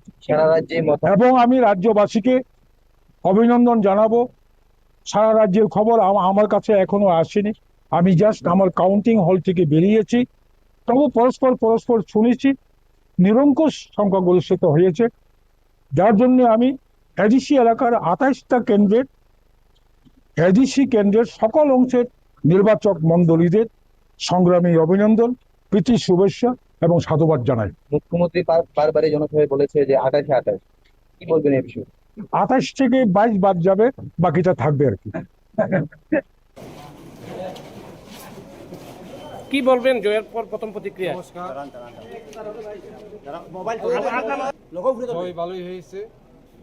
এই জয়টা হচ্ছে সাধারণ মানুষের আর্তনাদের জয়, কারণ 10 বছর হলো এডিসি এলাকায় ভিলেজ কমিটি নির্বাচন হয় না। 10টি বছর মানুষের একটা বঞ্চনার মধ্যে আজকে এই জয়ের মধ্যে প্রমাণ করলো জনগণ তার আত্মচিৎকার আজকে ভোটের মাধ্যমে প্রমাণিত করল। আমাদের পার্টির সুপ্রিমো বোবাগড়ার আওয়াজ, ওনার আহ্বান মানুষ সাড়া দিয়েছে, তাই করমছড়া কেন্দ্রে আজকে বিপুলভাবে জয়যুক্ত করেছেন। সমস্ত নাগরিক যারা ভোটার নির্বাচক মণ্ডলী তাদেরকে আমি অসংখ্য ধন্যবাদ জানাই, যারা সহযোগিতা করেছেন শান্তিপূর্ণভাবে ভোট পরিচালনার ক্ষেত্রে, এবং যারা বিভিন্ন জায়গায় অন্যান্য জায়গাতে কিছু কিছু বিক্ষিপ্ত ঘটনা ঘটলেও আমাদের করমছড়া এলাকায় কোনো কিছুই ঘটনা ঘটেনি, একদম শান্তিপূর্ণভাবে ভোট সম্পন্ন হয়েছে। এতে সাধারণ মানুষ থেকে শুরু করে যারা ভোটে অংশগ্রহণ করেছেন, নির্বাচক মণ্ডলী এবং অন্যান্যরা যারা সহযোগিতা করেছেন তাদেরকে ধন্যবাদ জানাই, অসংখ্য ধন্যবাদ জানাই। আপনি যে এই যে জয়লাভ করলেন মূলত কোন ফ্যাক্টর কাজে লাগছে? যে কাজটা আমাদের করতে হবে প্রথমে বা আমার করা দরকার, যে ভিলেজ কমিটি নির্বাচন, যেখানে গত 10টি বছর নির্বাচন হলো না,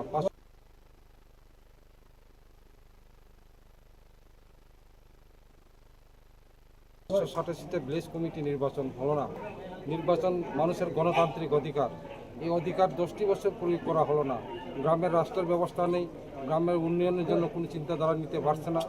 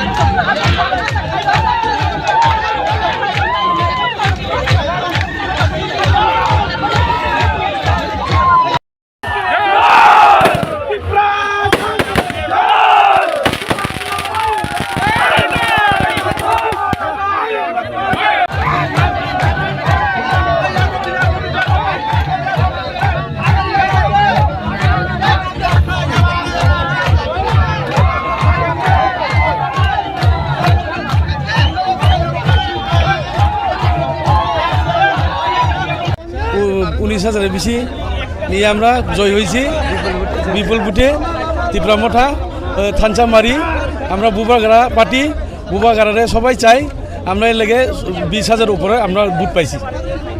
এই যে জয় হ্যাঁ কিরকম লাগছে? অনেক অনেক আমরা খুব আনন্দ হয়েছি আমরা যে জয় ভবিষ্যতে সুরক্ষিত লাগে ভবিষ্যতের লাগে আমরা সবাই এই কাজটা করছি। অবশেষে পাহাড়ে তিপ্রামথা তার মধ্যে 18টি আসনে কিন্তু জিতে গেছে তিপ্রামথা। এর মধ্যে 2টি আসনে বিজেপি জয়ী হয়েছে। আর বিজেপি যে 2টি আসনে জয়ী হয়েছে, একটা হলো মাছমারা আর একটা হলো ছামনু। এই দুটো আসনে বিজেপি জয়ী হয়েছে, আর বাকি 18টি আসনে কিন্তু জয়ী হয়েছে তিপ্রামথা। এবার এই ভোট গণনার মাঝখানে, ফলাফল ঘটনার মাঝখানেই কিন্তু যে তিপ্রামথা সুপ্রিমো রয়েছেন, প্রধান মুখ প্রদ্যুৎ কিশোর দেববর্মন, তিনি বলেছেন যে এই নির্বাচনে ওনার ওপর ভীষণ নাকি প্রেসার ছিল। জেনে নেব উনি কোন প্রেসারের কথা বলছেন, উনি কি বলেছেন এই বিষয় নিয়ে, দেখে নেব তার বক্তব্য। 19,000-এর বেশি নিয়ে আমরা मैं बोलता हूँ मेरे ऊपर बहुत प्रेशर था, सुनने को भी बहुत मिला, लेकिन लोगों को झूठ नहीं बोला, लोगों को प्यार किया। और ये जो लोग पॉलिटिक्स का फॉर्मूला बताते हैं कि politics is like this, politics is like that, all I know is that जब तक मेरे लोग गरीब हैं मैं सुख शांति से, मैं आराम से नहीं बैठूंगा।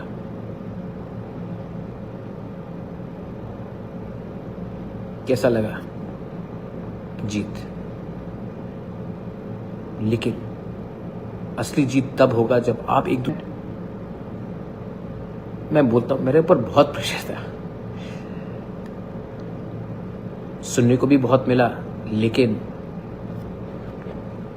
लोगों को झूठ नहीं बोला, लोगों को प्यार किया। और ये जो लोग पॉलिटिक्स का फॉर्मूला बताते हैं कि politics is like this, politics is like that, all I know is that जब तक मेरे लोग गरीब हैं मैं सुख शांति से, मैं आराम से नहीं बैठूंगा।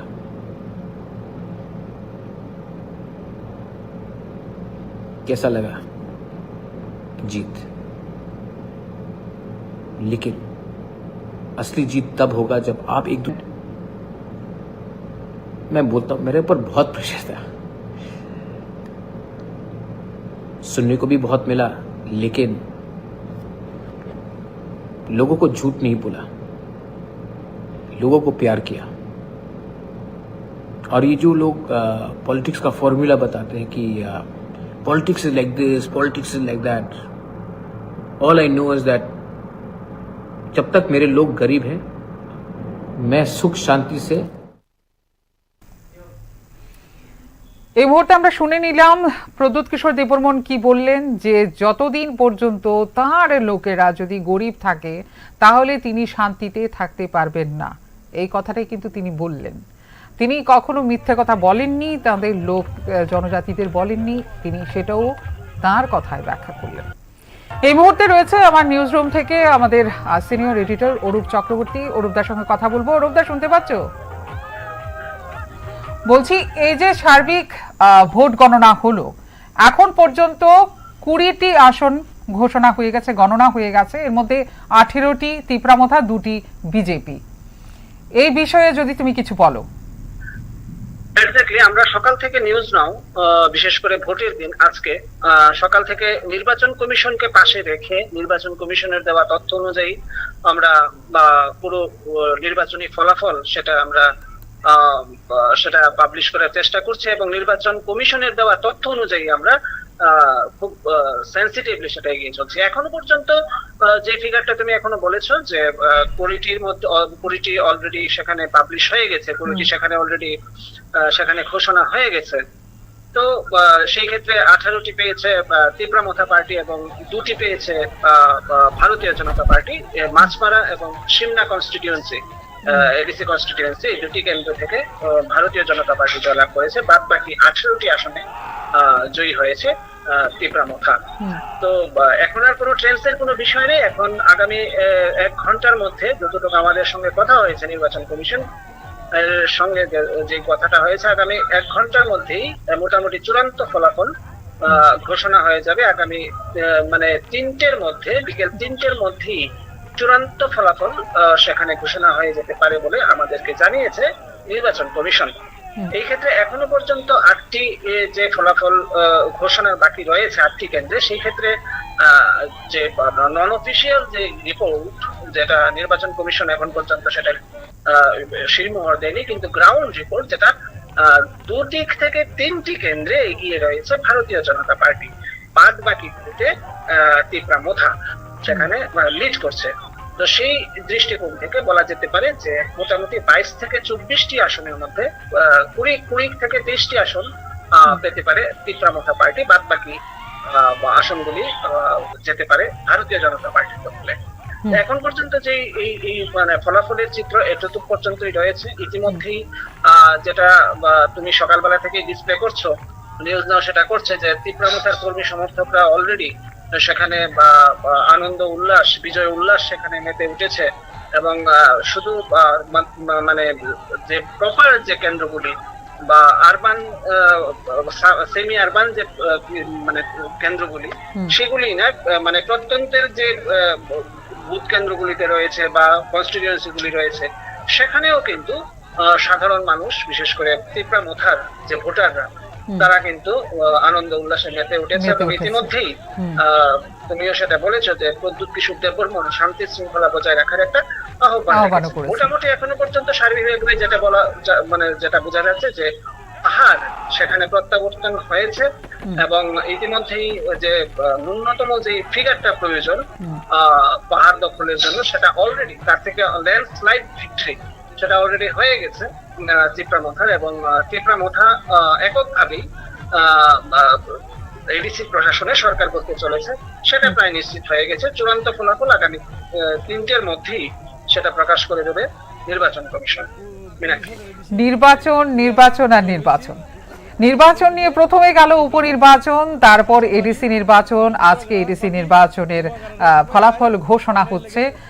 এবার সারা দিন সকাল থেকে কিন্তু আমরা ত্রিপুরায় ঘুরে বেরিয়েছি, ত্রিপুরার পাহাড়ে পাহাড়ে ঘুরে বেরিয়েছি।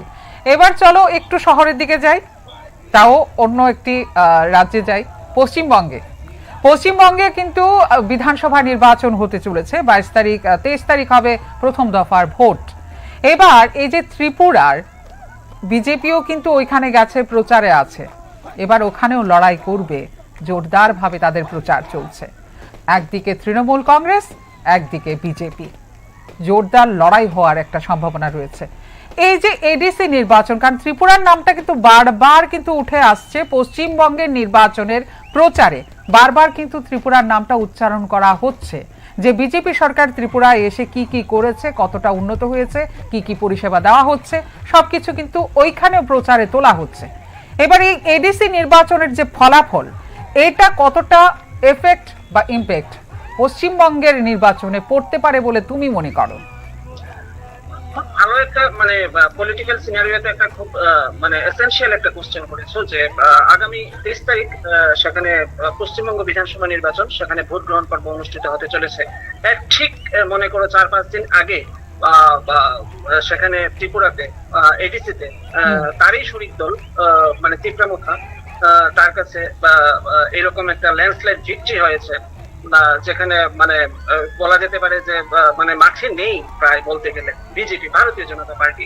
স্বাভাবিকভাবে এই বিষয়টি আমি সকালবেলা দেখছিলাম যে তুমি ত্রিপুরার একজন কংগ্রেস হেভিওয়েট কংগ্রেস বিধায়ক সুদীপ রায় বর্মনের সঙ্গে কথা বলেছে, এই বিষয়টা নিয়ে প্রতিক্রিয়া জানতে চেয়েছিল তুমি, এবং উনি বলেছেন, এবং উনি এখন বর্তমানে পশ্চিমবঙ্গে রয়েছেন, সেখানে প্রচার করছেন কংগ্রেসের হয়ে, এবং তিনিও সেটা স্বীকার করেছেন যে বিরোধী রাজনৈতিক দলগুলি, বিশেষ করে তৃণমূল কংগ্রেসের মতো দলগুলি এই যে বিষয়টা, এই ইস্যুটা নিয়ে অলরেডি সেখানে একটা ভাইব তৈরি করার চেষ্টা করবে।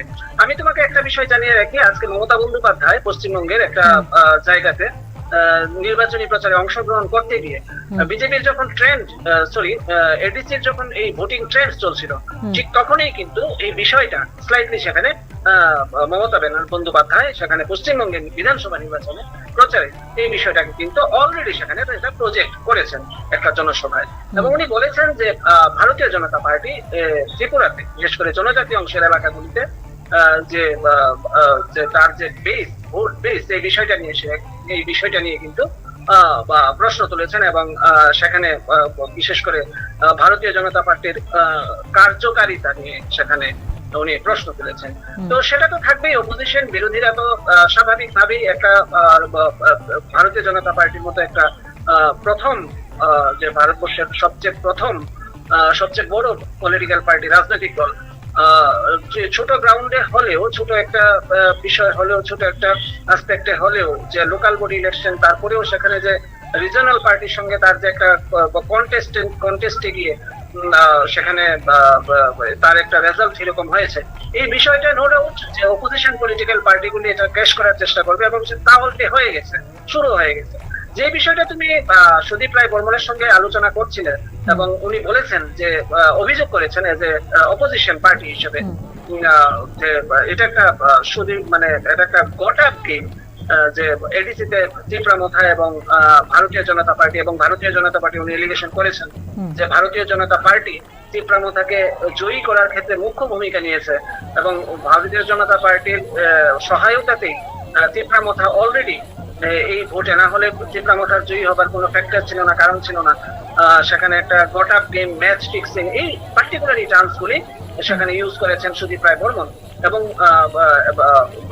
বিরোধী দল হিসাবে উনি বোঝাতে চেয়েছেন, বিরোধী দল হিসাবে উনি বলতে চেয়েছেন যে যেহেতু অ্যালায়েন্সে রয়েছে ত্রিপুরা এবং ভারতীয় জনতা পার্টি, সুতরাং এই ক্ষেত্রে এই যে ফলাফল, এটা সাধারণত কন্টেস্ট নয়, এটা একটা আই ওয়াশ, একটা ম্যাচ ফিক্সিং, একটা গট আপ ম্যাচ বলে অলরেডি সেখানে তিনি রিঅ্যাকশন দিয়েছেন। তো স্বাভাবিকভাবেই শুধুমাত্র কংগ্রেসের মতো অপোজিশন পার্টিগুলি না, যে ওয়েস্ট বেঙ্গলের তৃণমূল কংগ্রেস যেটা রয়েছে, যেটা বরাবরই ত্রিপুরা রাজনীতিকে ফলো করে থাকে, বা সেখানে তার যে পলিটিক্যাল যে বিভিন্ন ইনসিডেন্ট গুলি বা ঘটনাগুলি বা নির্বাচন, এইগুলিকে স্বাভাবিকভাবে একটু ফলো করে থাকে। তো এই ক্ষেত্রে ভারতীয় জনতা পার্টির যে বিজেপির যে এই ফলাফলটা নিঃসন্দেহে পশ্চিমবঙ্গ বিধানসভা নির্বাচনে একটা ইস্যু হতেও পারে, একটা প্রচারের এক দু লাইন প্রচারের শিরোনামে আসবে, এবং ইতিমধ্যেই চলে এসছে, এটাতে কোনো সন্দেহ নেই। মীনাক্ষী, এবার আমরা কিন্তু সেই পশ্চিমবঙ্গের যে নির্বাচন, এই নির্বাচনের বিষয়টা কিন্তু আমরা তুলে ধরার চেষ্টা করব যতটা পারি। যেটা অরূপদা, যেটা সুদীপদার সঙ্গে কথা হচ্ছিল, দাদা কিন্তু বলছিলেন যে তৃণমূল কংগ্রেস আর বিজেপির মধ্যে কিন্তু একটা হাড্ডাহাড্ডি লড়াই হবে, ক্লোজ একটা লড়াই হবে, কিন্তু পরিবর্তন হবে না, প্রত্যাবর্তন হবে। এই বিষয়টা কি এডিসির এই ফলাফল দেখে উনি এই কথাটা বলেছেন, কি মনে করো? না, দেখো, এডিসির যে নির্বাচন, এই নির্বাচনের প্রসপেক্ট এবং আসপেক্ট এবং যে ফ্যাক্টরগুলি হয়েছে, এই ফ্যাক্টরগুলি কিন্তু বিশেষ করে মনে করো পশ্চিমবঙ্গ বিধানসভা নির্বাচনে এই ফ্যাক্টরগুলি খুব বেশি একটা রিলিভেন্ট না, কারণ পশ্চিমবঙ্গ বিধানসভা নির্বাচনের ফ্যাক্টর সম্পূর্ণ আলাদা, তার প্রেক্ষাপট আলাদা। তো সেখানে এখানে যেমন ত্রিপুরা এবং ভারতীয় জনতা পার্টি অ্যালায়েন্স থেকে এই কন্টেস্ট করেছে, যেটা coat unquote friendly, opposition party হিসেবে সিপিআইএম কংগ্রেস অলরেডি সেটা প্রতিক্রিয়া দিয়েছে, সিপিআইএম ফলাফলের আগেই সেটা প্রতিক্রিয়া দিয়েছে যে এজ এ ফ্রেন্ডলি হিসেবে ওটা কন্টেস্ট করছে, এবং এটা একটা গোটা গেম। ওইখানে কিন্তু ওয়েস্ট বেঙ্গলে কিন্তু বিষয়টা এরকম নয়। ওয়েস্ট বেঙ্গলের বিধানসভা নির্বাচনে কিন্তু বিষয়টা সম্পূর্ণ ভিন্ন, এবং সেখানে সরাসরি কন্টেস্ট, সেখানে তৃণমূল কংগ্রেস এবং বিজেপি, সেখানে দুটো পলিটিক্যাল পার্টি, এবং they are the most powerful political party in Bengal, West Bengal scenario, political scenario right at this moment. But যেটা ত্রিপুরার যে এডিসি ইলেকশনের সঙ্গে যে কলকাতা, ওয়েস্ট বেঙ্গলের আসন্ন যে বিধানসভা নির্বাচন, এটা কোন ধরনের রিলিভেন্ট না, কিন্তু তারপরেও ভারতীয় জনতা পার্টি বা বিজেপির কোন জায়গাতে যেহেতু রান মেশিন, ইলেকশন মেশিন হিসেবে বিজেপি নিজেকে প্রতিষ্ঠিত করেছে, বিশেষ করে ছোট হোক বা বড়, তার সে লোকাল বডি ইলেকশনেই হোক, যেমন পশ্চিমবঙ্গ কেরালার যে মিউনিসিপ্যাল কর্পোরেশনের ইলেকশন নির্বাচনে ভারতীয় জনতা পার্টির ক্যান্ডিডেট সেখানে জয়ী হয়েছিল এবং সেখানে ন্যাশনাল লেভেলে সেটাকে প্রজেক্ট করা হয়েছিল এবং বিজেপির যে হাই কমান্ড, যে দিল্লির যে কেন্দ্রীয় নেতৃত্ব, তারাও সেটা সেখানে প্রজেক্ট করেছিল এবং কেরালা বিধানসভা নির্বাচনে যে এই যে আগামী আসন্ন যে নির্বাচনে কিন্তু এই যে লোকাল বডি ইলেকশনে যে ভারতীয় জনতা পার্টি কেরালাতে জয়ী হয়েছিল, এই বিষয়টাকে কিন্তু ভারতীয় জনতা পার্টি প্রজেক্ট করেছে। তার মানে কি, ভারতীয় জনতা পার্টি তাদের যে কনস্টিটিউশনাল যে অর্গানাইজেশনাল কনস্টিটিউশন রয়েছে, সেখানে ছোট বা বড়, তার সে গ্রাসরুট লেভেলের লোকাল বডি ইলেকশনেই হোক বা লোকসভা বা বিধানসভা বা বড় নির্বাচনেই হোক, তো সেই ক্ষেত্রে প্রত্যেকটা ইলেকশনকে কিন্তু তারা সমানভাবে গুরুত্ব দেয়, সমানভাবে ভ্যালু দেয়। তো সেই কারণেই সাধারণত পলিটিক্যাল যারা অ্যানালাইসিস করেন, ওরা সাধারণত তারা বিজেপিকে একটা ইলেকশন মেশিন হিসেবে মানে চেনেন। তো সেই ক্ষেত্রে নিঃসন্দেহে এরকম একটা ইলেকশন মেশিন যখন ভারতীয় মানে এডিসি ত্রিপুরা উপজাতি স্বশাসিত জেলা পরিষদের যে নির্বাচন ফুল ফ্লেজে সেখানে তারা প্রচার করেছেন এবং ফুল ফ্লেজে তারা সেখানে মানে নিজেদের বক্তব্য রাখার চেষ্টা করেছেন, সেই যে প্রশাসনে নিজেকে প্রতিষ্ঠিত করার চেষ্টা করেছেন। বাট সেই ক্ষেত্রে তারা এখনো পর্যন্ত অকৃতকার্য এবং বলা যেতেই পারে ল্যান্ডস্লাইড ভিক্টরি। তারা অপোজিশনে যারা রয়েছেন, মানে ত্রিপুরা পার্টি যদিও অ্যালায়েন্সে, সরকারি অ্যালায়েন্সে, বাট এডিসি ভোটে একে অপরের প্রতিপক্ষ। তো সেই ক্ষেত্রে নিশ্চয়ই বিজেপি কোনো অংশে তার ইয়ে ছেড়ে দেয়নি, মানে জমি এক ইঞ্চিও ছেড়ে দেয়নি। এবং ইতিমধ্যেই তুমি যে ভিডিওটা চালিয়েছো প্রদ্যুৎ কিশোর দেববর্মনের, এবং সেখানে তিনি বলেছেন, স্পষ্টই বলেছেন যে তার উপর প্রচন্ড প্রেশার ছিল নির্বাচন নিয়ে, তার উপর প্রচন্ড প্রেশার ছিল, প্রশাসনের সঙ্গে তার লড়তে হয়েছে বা সরকারের বিরুদ্ধে গিয়ে তার স্ট্যান্ড নিতে হয়েছে। স্বাভাবিকভাবেই অ্যালায়েন্সে থাকা সত্ত্বেও সরকারের বিরুদ্ধে স্ট্যান্ড নেওয়া এবং সেটাকে প্রজেক্ট করা এবং সেখানে প্রচার করা, বিশেষ করে নির্বাচনের সময়, এটা একটা টাফ মানে বিষয়, এটা কঠিন বিষয়। তো সেই ক্ষেত্রে প্রদ্যুৎ কিশোর দেববর্মনও সেটাকে তিনি অ্যাকসেপ্ট করেছেন, তিনি বলেছেন। এবং একটু আগেই তিনি একটা ভিডিও বার্তায়, যেটা তুমি চালালে এখন, যে উনি স্বীকার করেছেন যে তার উপর প্রচন্ড প্রেশার ছিল, প্রশাসনের বিরুদ্ধে গিয়ে, সরকারের বিরুদ্ধে গিয়ে সেটা কাজ করতে হয়েছে। এবং তারপরেও তিনি তার স্ট্যান্ড ক্লিয়ার রেখেছেন যে এখানেই শেষ হবে না, আগামী দিনে চলবে, লড়াইটা চলবে। এখন লড়াইটা নিশ্চয়ই চলবে, নিশ্চয়ই তার যে মূল এজেন্ডা ওইগুলির উপরেই লড়াই চলবে। কিন্তু যে মূল মানে নির্বাচনটাও লড়তে হয়েছে সরকারের এগেইনস্টে, যদিও সরকারের সঙ্গে থেকে এই বিষয়টা উনি স্ট্যান্ড করার চেষ্টা করেছেন। এই বিষয়টা অলরেডি উনি ভিডিও বার্তায় দিয়েছেন। যদিও বিরোধী রাজনৈতিক দলগুলির পক্ষ থেকে যেটা প্রথম থেকেই বলা হচ্ছে, যেটা this is nothing but a got up game, it is eyewash, they are both are political partner in the state government. রাজ্য সরকারে তারা পলিটিক্যাল পার্টনার এবং হয়তোবা post poll pre poll alliance হয়নি, পোস্ট পোল অ্যালায়েন্স এটা মানে মোটামুটি পাকা, এটা হবেই। যদি বিজেপি ও ভারতীয় জনতা পার্টিও ল্যান্ডস্লাইড ভিক্টরি নিত হতো, তাহলেও হয়তোবা ত্রিপুরা মথাকে অ্যালায়েন্সের সঙ্গে রাখতো। এখন অ্যালায়েন্সে ত্রিপুরা মথায় ল্যান্ডস্লাইড ভিক্টরি হয়েছে, তারা জয়ী হয়েছে, বিজেপিকে সঙ্গে রাখবে, পাশে রাখবে, এটা একটা I wash nothing but goat up game. সেটা অভিযোগ করছে বিজেপি যে অপোজিশন পার্টিগুলি, বিশেষ করে সিপিআই এবং কংগ্রেস, তারা কিন্তু এই অভিযোগটা করছে। বাট মূল লড়াইটা করতে হয়েছে এবং লড়াইটা হয়েছে এজেন্ডার উপরে, লড়াইটা হয়েছে পলিটিক্যাল বিভিন্ন ইস্যুগুলি। তো এখনো পর্যন্ত যে পরিস্থিতিটা দেখা যাচ্ছে যে না, সেটা একেবারেই মানে নিজস্ব ত্রিপুরার একটা নিজস্ব মানে লোকাল বডি ইলেকশন, এটার সঙ্গে ওয়েস্ট বেঙ্গলের পলিটিক্যাল যে বিষয়টা পরিবর্তন না প্রত্যাবর্তন, এটার সঙ্গে কোনো রিলেভেন্ট না। বাট তুমি যদি আলাদা মানে প্রচারের একটা মানে মুখ্য অস্ত্র তো পেয়ে গেছে প্রচারের জন্য অস্ত্র। সেটাই তো বলছি যে ভারতীয় জনতা পার্টি একটা পলিটিক্যাল মানে ইলেকশন মেশিন। তো ইলেকশন মেশিনের এগেইনস্টে গিয়ে সেটা আরেকটা রিজিওনাল পার্টি, একটা ছোট পার্টি যখন একটা বড় ন্যাশনাল পার্টিকে একটা নির্বাচনে হারিয়ে দেয়, তো স্বাভাবিকভাবেই সেটা একটা মানে ন্যাশনাল লেভেলেও একটা নজর কাড়ে, স্বাভাবিক, এটা নজর কাড়াটাই স্বাভাবিক। বাট এটাও ঠিক যে সরকারে কিন্তু তারা একে অপরের সহযোগী এটা বললে চলবে না, এটা বলার কোনো সুযোগ নেই যে স্টেট গভর্নমেন্টে ওরা ত্রিপুরা এবং বিজেপি, ভারতীয় জনতা পার্টি, বোথ আর দেয়ার অ্যালায়েন্স পার্টনার।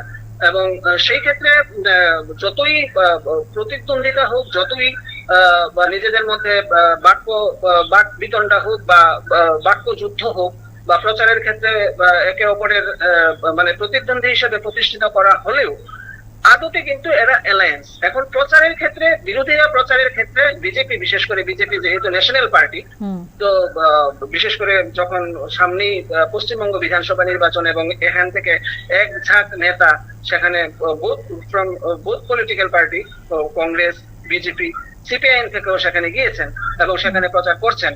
তো সেই ক্ষেত্রে অপোজিশন পার্টিগুলি নিঃসন্দেহে সেখানে ভারতীয় জনতা পার্টির মতো একটা ন্যাশনাল পার্টি এবং যেখানে ইলেকশন মেশিন, তার এগেইনস্টে তারা যখন একটা ইলেকশনে হারে, তা সে লোকাল বডি ইলেকশনেই হোক, নিশ্চয়ই সেটা প্রচারের আলোতে আসে এবং নিশ্চয়ই সেটা প্রচার পাবে। বাট সেটাও ভুললে চলবে না, যারা পলিটিক্যাল অ্যানালাইসিস করবে, যারা ভোট বিষয়ে জানবে বা ভোট সম্পর্কে যারা কিছুটা আগ্রহ আছে, তারা অবশ্যই এই বিষয়টা অবশ্যই দেখবেন যে না, ত্রিপুরা এবং বিজেপি সরকারের অ্যালায়েন্সে রয়েছে। তারা শুধু একটা লোকাল বডি নির্বাচনে প্রতিদ্বন্দ্বিতা করেছে আলাদা ভাবে প্রার্থী দিয়ে 28টি আসনে, বাস এতটুকু পর্যন্তই। হয়তোবা আজকে ল্যান্ডস্লাইড ভিক্টরি হয়েছে পলিটিক্যাল পার্টি হিসেবে ত্রিপুরা।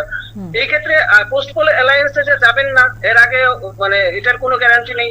বা ভারতীয় জনতা পার্টি, বিজেপি যদি সেখানে জয়ী হতো, ত্রিপুরা সঙ্গে নিয়ে পাশে নিয়ে তারা সরকার গঠন করতো না, এরকম তো কেউ গ্যারান্টি দেয়নি, এরকম কথাও কেউ কোনো পলিটিক্যাল পার্টি বলেনি। সুতরাং এই বিষয়টা এখনো পর্যন্ত যেটা মনে হচ্ছে যে মানে পোস্ট পোল অ্যালায়েন্স হলেও হতে পারে, যেটা আমরা পরবর্তী সময়টা হয়তো উঠে আসবে, বিষয়টা পরিষ্কার হবে। বাট এটা অবশ্যই ক্লিয়ার এবং এটা মাথায় রাখতে হবে যে এটা ওপেন, মানে এটা একটা মানে দলিল, এটা একটা বিষয় যে they are partner in government, state government, তারা অ্যালায়েন্সে আছে। হয়তো এডিসি তে তারা একে অপরের প্রতিদ্বন্দ্বিতা করেছে এবং সেই ক্ষেত্রে ভারতীয় জনতা পার্টি পরাজিত হয়েছে এবং ল্যান্ডস্লাইড ভিক্টরি হয়েছে জনজাতি ভিত্তিক যে political party, regional political party Tripura, যেহেতু জনজাতি বেস তারা পলিটিক্যাল পার্টি হিসাবে, এটাই তাদের বেস এবং তারা তাদের ভোট বেসটাকে রেখেছে। এটা কোয়াইট স্বাভাবিক, এটা কোয়াইট ন্যাচারাল, এটাই স্বাভাবিক, এটা হয়েছে। কিন্তু এটা ভুললে চলবে না যে তারা কিন্তু একে অপরের অ্যালায়েন্সে রয়েছে, সরকারের অ্যালায়েন্সে রয়েছে। এই জিনিসটা কিন্তু মানে একদম মাথায় রাখতে হবে। তুমি যেটা বলছিলে যে বিজেপি প্রার্থী একটা ন্যাশনাল পার্টি বটে, এইটা ইলেকশন মেশিনও তুমি বলছো। যখন এই এডিসি নির্বাচনের জন্য প্রত্যেকে যখন প্রচারে নেমেছিল, ঝোড়ো প্রচার করছিল, তখন কিন্তু বিশাল সাড়াও পেয়েছে।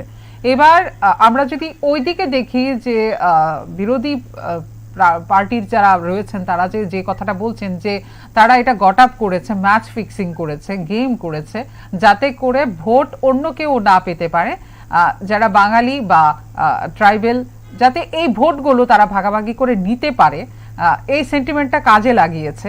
যদি এটা হয়েও থাকে, বিজেপি যদি 2টো সিট পেয়ে থাকে আর বাকি যদি এখন পর্যন্ত 18টা সিট যদি পেয়ে থাকে ত্রিপুরা, তাহলে মনে হয় যে বিজেপির কোনো হার হয়নি, যেহেতু তারা অ্যালায়েন্স পার্টি, তারা পার্টনার। তাহলে দেখা গেল যে এখানে বিজেপির কোনো হার হয়নি। তোমার কাছে আমি আরেকটা বিষয় জানতে চাইবো। তুমি যেটা সকালে বলছিলে যে এটা এডিসি নির্বাচনটা একটু ঝালাই করে নিচ্ছে বিজেপির তরফ থেকে, এটা একটা সেমিফাইনাল, কারণ 2028-এ কিন্তু আবার বিধানসভা নির্বাচন হতে চলেছে। তোমার কি মনে হয় ওই জায়গাতে এই যে এবার এডিসি নির্বাচনে মথা জয়ী হয়েছে, সেখানে ওই জায়গাতে তারা কি স্ট্যান্ড রাখতে পারে মথার তরফ থেকে বিধানসভা নির্বাচনে? একদম। তবে এই বিষয়টাতে এই প্রশ্নের উত্তরটা নেওয়ার আগে আমি তোমাকে একটা জিনিস বলে রাখি যে একটা বিষয়, এটা যে 2021 নির্বাচনে সিপিআইএম এবং এখনো পর্যন্ত আমাদের হাতে 2026-এর যে পুরো ডিটেইলস নির্বাচনের যে মানে ফিগার, কমপ্লিট ফিগার, সেটা কিন্তু এখনো আসেনি। আমি 2021-এর যে কমপ্লিট ফিগার, যে কত পার্সেন্ট কে কত পার্সেন্ট ভোট, সেটা তুমিও বলেছিলে সকালবেলায়, প্রায় 46% ভোট ছিল ত্রিপুরা, এরপর সেটা পরবর্তী সময় ভারতীয় জনতা পার্টি। তখন ভারতীয় জনতা পার্টি কিন্তু 11টা সিটের মধ্যে লড়াই করে 9টা সিট পেয়েছে। এবার কিন্তু 28টা সিটে লড়াই করে এখনো পর্যন্ত 2 থেকে 3টে সিটে লড়াই করেছে। এবং কত পার্সেন্টেজ ভোট এসছে সেটা কিন্তু পরবর্তী সময়ে নির্বাচন কমিশন থেকে যখন সেটা রিপোর্ট প্রকাশ করা হবে তখনই সেটা বলা যেতে পারে যে ত্রিপুরামথার ভোট কতটুকু বেড়েছে। নিশ্চয়ই বেড়েছে, কারণ তারা গত বছর 18টি সিটে জয়লাভ করেছে, এখন তো মোটামুটি প্রায় 20-22টির মতো সিটে অলরেডি 20 বা 21টি সিটে জয় অলরেডি সেখানে ডিক্লেয়ার হয়ে গেছে। বাদ বাকি আরো কয়েকটা সিটে ওরা এগিয়ে রয়েছে, 1-2টা সিটে। তো সেটা নিশ্চয়ই নিঃসন্দেহ সেটা কত পার্সেন্ট ভোট ত্রিপুরামথার বাড়লো বা বিজেপি ভারতীয় জনতা পার্টির কতগুলি সিট তো সেখানে কমেছে, কত পার্সেন্ট ভোট কমলো, এই বিষয়টা পরবর্তী সময়ে তো অবশ্যই চলে আসবে। আস্তে আস্তে আগামী 1-2 দিনের মধ্যে, আগামীকালকের মধ্যে হয়তো সেটা ক্লিয়ার হয়ে যাবে, যখন নির্বাচন কমিশন ক্লিয়ার করবে বিষয়টা পরিসংখ্যান দিয়ে, ডাটা দিয়ে, ফিগার দিয়ে। আরেকটা বিষয় তোমাকে বলে রাখছি যে আইপিএফটি কিন্তু একটা পলিটিক্যাল পার্টি, এবং তারাও বেশ কিন্তু জনজাতি base, tribal base political party, এবং once upon a time they were the mega political party in TTADC. তো একটা সময় আইপিএফটি কিন্তু মানে এই যে এনসি দেববর্মার যে পার্টি আইপিএফটি, তারাও কিন্তু ভারতীয় জনতা পার্টির সঙ্গে অ্যালায়েন্স করে কিছু না কিছু সিট পেয়েছে, 2টো অন্তত সিট পেয়েছিল। কিন্তু আমি তো বলবো সবচেয়ে বেশি ব্লান্ডার, সবচেয়ে বেশি ক্ষতি হয়েছে আইপিএফটি এর পলিটিক্যাল যে একটা সাইনবোর্ড ছিল, এই সাইনবোর্ডটা ধুয়ে মুছে সাফ হয়ে গেছে। বাকি রয়েছে সিপিআইএম এবং কংগ্রেস। কংগ্রেস নিঃসন্দেহে তুমি ওই সময় সেটা বলেছিলে যে কংগ্রেসের হাত ধরে, টিউজেস এর হাত ধরে উপজাতি যে সুদীপ রায় বর্মনকে সেটা জিজ্ঞেস করেছিল যে কংগ্রেসের হাত ধরে জনজাতি রাজনীতি সেখানে বিস্তার লাভ করেছে। আজকে কংগ্রেস সেখানে পাহাড়ে প্রায় ব্যানার সর্বস্ব হয়ে গেছে। সিপিএম ও সেম, সিপিএম ও একটা সময় যখন 18 থেকে 20 শুরু হতো সিপিএম এর 18 থেকে 20, এখন সেটা ব্যানার সর্বস্ব হয়ে গেছে। এখন কত পার্সেন্ট গত বছর গত 2021 নির্বাচনে খুব সম্ভবত 10 to 12% ভোট পেয়েছিল সিপিআইএম। তো সেই ক্ষেত্রে মানে সিপিআইএম উপজাতি গণমুক্তি পরিষদ, সেই ক্ষেত্রে তারা এখনো পর্যন্ত কোনো সিট তো নেই, গত বছর ওরা সিট পায়নি, কোনো ধরনের আসন পায়নি। তো সেই ক্ষেত্রে তাদের যে ভোট মার্জিন কতটুকু আপ হলো বা ডাউন হলো, আপ তো হওয়ার প্রশ্নই নেই, কতটুকু ডাউন হলো এই বিষয়টা পরবর্তী সময়ে রয়েছে। কিন্তু সরকারের পার্টনার হিসাবে, সরকারের অ্যালায়েন্স পার্টনার হিসাবে আইপিএফটি যেভাবে সরকারের ইয়ের বাইরে গিয়ে সেটা কনসেন্টের বাইরে গিয়ে সেটা সবগুলি ইয়েতে প্রার্থী দিল আইপিএফটি, এই ক্ষেত্রে আইপিএফটির কতটুকু লাভ হয়েছে? গত বছর তো 2টো সিট পেয়েছিল, এবছর কিন্তু এখনো পর্যন্ত কোনো সিট পায়নি এবং আশাও নেই, কারণ লিড করছে না, লিড করছে কোনো ক্ষেত্রে বিজেপি এবং কোনো ক্ষেত্রে আইপিএফটি, সরি ত্রিপুরামথা। সেই ক্ষেত্রে আইপিএফটির কোনো সেখানে এখন আর কোনো বেস রইল না, কোনো সেখানে রইল না। তো স্বাভাবিকভাবেই সেখানে একটা প্রশ্ন উঠছে যে জনজাতি ভিত্তিক যে political party, regional political party, এই পার্টিগুলি একটা মানে এখন হয়তো বা ত্রিপুরামথার গ্রাফটা অনেক উপরে, পলিটিক্স অনেকটা পিরামিডের মতো, যখন গ্রাফটা উঠে তখন উঠে, যখন আবার গ্রাফ পড়ে সেটা গ্রাফ পড়ে। কিন্তু সেই ক্ষেত্রে ন্যাশনাল পলিটিক্যাল পার্টিগুলি গ্রাফটা পড়লেও, যেমন কংগ্রেস ন্যাশনাল লেভেলে গ্রাফ পড়লেও তার 40, 45 বা 50টা সিট থাকলেও, তারপরেও Congress is the main opposition party of BJP national aspect. But regional পার্টিগুলির প্রবলেমটা এই জায়গাতেই হয়, যখন তার পলিটিক্যাল ক্যারিয়ার একবার ডাউন হতে থাকে তখন অটোমেটিক্যালি সেখানে ডাউন হতে থাকে। আমরা এর আগেও অনেকগুলি পলিটিক্যাল পার্টি দেখেছি, টিইউজেস দেখেছি, আমরা আইএনপিটি দেখেছি, আমরা সর্বশেষ আইপিএফটি দেখেছি। এখন ত্রিপুরামথার পলিটিক্যাল গ্রাফ অনেক উপরে চলছে, বাট রিজিওনাল পার্টি হিসেবে নো ডাউট এখানে একটা ভয় থেকেই থাকে যে কোনো সময় যখন যে প্রত্যেকটা রিজনাল পলিটিক্যাল পার্টিকে ন্যাশনাল একটা পলিটিক্যাল পার্টির হাত ধরতেই হয়, আর না হলে তার যে দাবি দেওয়া, তার যে বিভিন্ন বিষয়গুলি, সেই বিষয়গুলি পার্লামেন্টে পৌঁছে দেওয়ার মতো তার কোনো সোর্স থাকে না। যে কোনো ন্যাশনাল পলিটিক্যাল পার্টিকে, যে কোনো একটা পলিটিক্যাল পার্টিকে তার ধরতেই হয়। সেই অ্যাসপেক্টে ত্রিপুরামথা বিজেপির উপর কোনো না কোনো অংশে মানে সেখানে একটা মানে তার উপরই থাকবে, সেটা হয়তো বা মুখে বলবে যে আমার বিভিন্ন এগ্রিমেন্ট দরকার, ট্রাই পার্টি এগ্রিমেন্টই হোক, যেটা দরকার, বাট কোনো না কোনো ভাবে কিন্তু মানে নির্ভরশীল থাকতে হবে ন্যাশনাল পলিটিক্যাল পার্টির উপরে, এটাতে কোনো সন্দেহ নেই। আজকে ত্রিপুরামথা যে জায়গাতে দাঁড়িয়ে আছে, হয়তো অ্যাবসলিউট ভিক্টরি পেয়েছে, হয়তো 20-22টা পেয়েছে, বাট ত্রিপুরামথার যে দাবিগুলি, ত্রিপুরামথার যে বিভিন্ন দাবিগুলি, যেই দাবিগুলিকে বেস করে তার পলিটিক্যাল ক্যারিয়ারটা এগিয়ে নিয়ে যেতে পারবে বা পলিটিক্যাল ভবিষ্যৎ ফিউচার সিকিউর করতে পারবে, এটার রাস্তা কিন্তু যে কোনো একটা ন্যাশনাল পলিটিক্যাল পার্টির হাত ধরেই যেতে হবে। তা সে ভারতীয় জনতা পার্টি হোক, তা সে কংগ্রেসেরই হোক বা অন্য কোনো ন্যাশনাল পলিটিক্যাল পার্টি হোক। তো সেই ক্ষেত্রে এই মুহূর্তে বিজেপির কোনো ত্রিপুরামথার কাছে কিন্তু বিজেপি ছাড়া কোনো অপশন নেই। এই বিষয়টা কিন্তু পরিষ্কার। কারণ তার যে দাবি দাওয়াগুলি, যে বিষয়টা অলরেডি উনি বলেছেন প্রদ্যুৎ কিশোর দেববর্মন, এবং তিনি জানেন যে তার যে বিভিন্ন দাবি দাওয়াগুলি যদি পূরণ করতে হয় সেই ক্ষেত্রে কিন্তু একমাত্র পথ হচ্ছে ভারতীয় জনতা পার্টি। তো সুতরাং ভারতীয় জনতা পার্টি যদি মানে মনে করো মানে ভোটের বাক্সে হয়তো হারলো, ভোটের পার্সেন্টেজ হয়তো কমলো, বা ভোট নাই বা পেলো, বা আসন কমই পেলো বা নাই বা পেলো, কিন্তু তারপরেও এজ এ রিজিওনাল পার্টি মানে তার কিন্তু ন্যাশনাল পলিটিক্যাল পার্টির উপরে ভরসা করে থাকতেই হবে। এছাড়া তার কাছে কিন্তু আর দ্বিতীয় কোনো অপশন নেই। হয়তো বা বার্গেনিং করবে, যেটা অলরেডি প্রদ্যুৎ কিশোর দেববর্মন গত 2-3 দিন আগে একটা ভিডিও বার্তায় বলেছেন, প্রচারের সময় বলেছিলেন উনি অ্যাকচুয়ালি যে নির্বাচনের পরে ফোন আসবে, এবং ফোন আসবে দিল্লি থেকে, এবং তখন হবে বার্গেনিংটা, মানে তখন বার্গেনিং হবে এবং তখনই হবে বোঝাপড়া। তো সেই ক্ষেত্রে নির্বাচনের আগেই বিষয়টা ক্লিয়ার হয়ে গিয়েছিল যে যদি তীব্রামথা এডিসিতে সরকার গঠন করে বা এডিসিতে অ্যাবসলিউট মেজরিটি নিয়ে আসে, তারপরেও কিন্তু তার এককভাবে কিছু করার ক্ষমতা নেই, বা এককভাবে কোনো একটা প্রজেক্ট করা, এককভাবে কোনো একটা প্রজেক্ট ইমপ্লিমেন্ট করা, কোনো একটা প্রকল্প ইমপ্লিমেন্ট করা, এটা কিন্তু এককভাবে তীব্রামথার পক্ষে সম্ভব নয়। কারণ তার ফান্ডিংটা যে এখন পর্যন্ত পেতে হয় থ্রু স্টেট গভর্নমেন্ট, এবং তার যে দাবি দাওয়াগুলি, তার যে ডিমান্ডগুলি, এটা কিন্তু মানে সেটা একটা political party, national political party সেটা ফুলফিল করতে পারে। তো সেই ক্ষেত্রে কোনো না কোনো অ্যাঙ্গেলে, কোনো না কোনো ভাবে, এত মানে জয়ের পরেও, এত ল্যান্ডস্লাইড ভিক্টরির পরেও কোনো না কোনো অ্যাঙ্গেলে এটা বলা যেতে পারে যে ভারতীয় জনতা পার্টি ছাড়া তীব্রামথার এখন পর্যন্ত আর কোনো অপশন নেই তীব্রামথার কাছে, যে ভারতীয় জনতা পার্টির কাছেই কিন্তু তার অ্যালায়েন্সে থাকতে বাধ্য।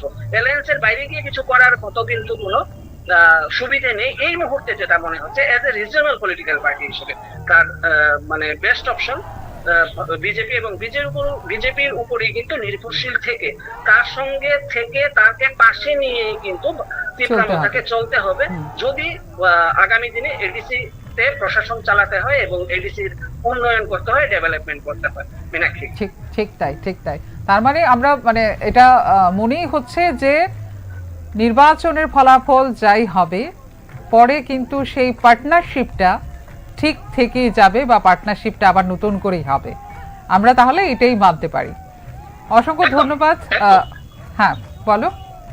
হ্যাঁ একদম। আর যেটা মানে আজকেও যে লাস্ট যে প্রদ্যুৎ কিশোর দেববর্মন যেটা ভিডিও বার্তায়, পরপর দুটো ভিডিও বার্তায় উনি অলরেডি নির্বাচন চূড়ান্ত ফলাফল ঘোষণার আগেই উনি অলরেডি দুটো ভিডিও বার্তা তার কর্মী সমর্থকদের উদ্দেশ্যে দিয়েছেন, এবং সেখানে তিনি বলেছেন যে কোনো ধরনের ভায়োলেন্স, কোনো ধরনের যে অপ্রীতিকর ঘটনা, এইগুলি যাতে না হয়। যদিও তার পেছনে তিনি থানসার কথা বলেছেন, কিন্তু এটাও ঠিক যে তার যে ভিডিও বার্তার মধ্যে কিন্তু একটা জিনিস পরিষ্কার ছিল, যে এখন তিনি হয়তো বার্গেনিং করবেন, এখন তিনি হয়তো তার দাবি দেওয়ার ডিমান্ড গুলি রাখবেন, কিন্তু এজ এ ন্যাশনাল পার্টি হিসেবে তার দাবিগুলি কতটুকু পূরণ করা হবে এবং কয়টা পূরণ করা হবে, কিভাবে পূরণ করা হবে, এটা সম্পূর্ণভাবে নির্ভর করছে ভারতীয় জনতা পার্টির উপর।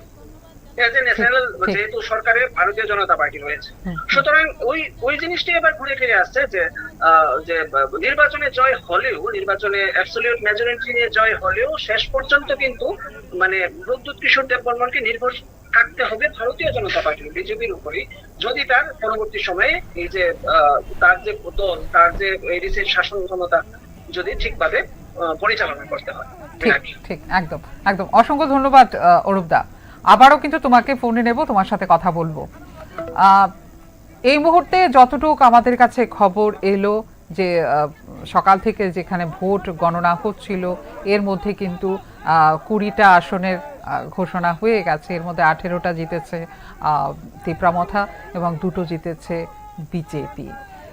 এই ইস্যুটা নিয়ে আগামী দিন পশ্চিমবঙ্গের নির্বাচনে একটা প্রচারে একটা মুখ্যম অস্ত্র কিন্তু পেয়ে গেছে পশ্চিমবঙ্গের যে শাসনে রয়েছে সেই পার্টিটি।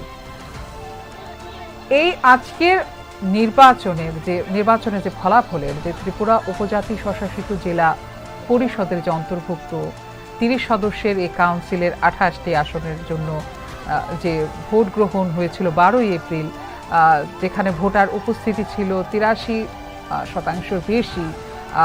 2021 সালের নির্বাচনেও কিন্তু নথিভুক্ত হয়েছিল 81%-এর চেয়ে বেশি।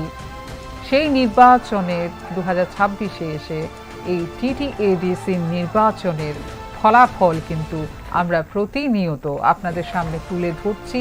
প্রত্যেকটা খবর কিন্তু আপনাদের কাছে তুলে ধরার চেষ্টা করে যাচ্ছি। আমরা সেই সকাল থেকে কিন্তু এক হয়ে আমাদের যে টিম কাজ করে যাচ্ছে, নিউজ নাওয়ার টিম, আমরা প্রত্যেকটা খবর আপনাদের সামনে তুলে ধরার কিন্তু বারবার চেষ্টা করছি। এবার দেখা যাক ফলাফল কি হয়। এবার ফলাফলের পর অ্যালায়েন্স হয় কিনা, এবার অ্যালায়েন্স হলে কি ধরনের দাবি দাওয়া থাকতে পারে তীব্রমথার তরফ থেকে, সব কটা বিষয় কিন্তু আমরা তুলে ধরবো আপনাদের কাছে। যে 2021-এর নির্বাচনের 18টি আসন পেয়েছিল মথা, জয়ী হয়েছিল 2021-এ, আর বিজেপি পেয়েছিল 9টি, 2টি পেয়েছিল আইপিএফটি। সত্যি এবারের নির্বাচনে কিন্তু আইপিএফটির কোনো ধরনের উত্থান নেই, হয়তোবা একটা কিন্তু ভাটা পড়ে গেল আইপিএফটির দলের। দেখা যাক কি হয়। ফলাফল মোটামুটি তো সামনেই চলে এসছে, আর কিছুক্ষণের অপেক্ষা।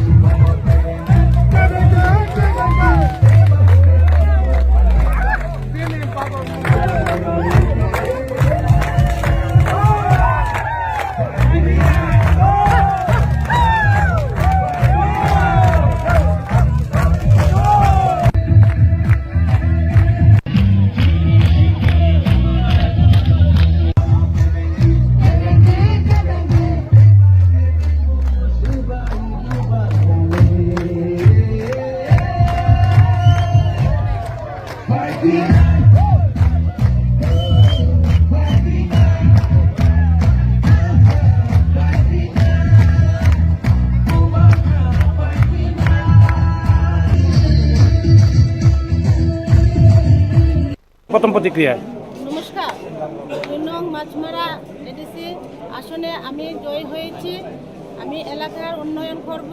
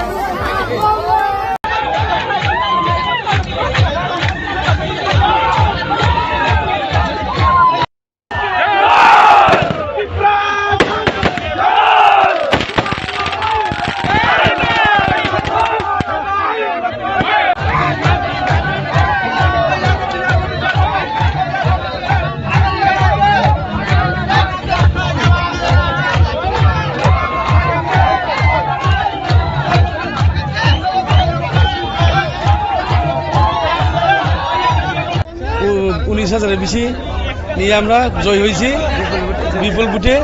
তীব্রমথা, থানচামারি, আমরা বুবাগাড়া পার্টি, বুবাগাড়ারে সবাই চাই।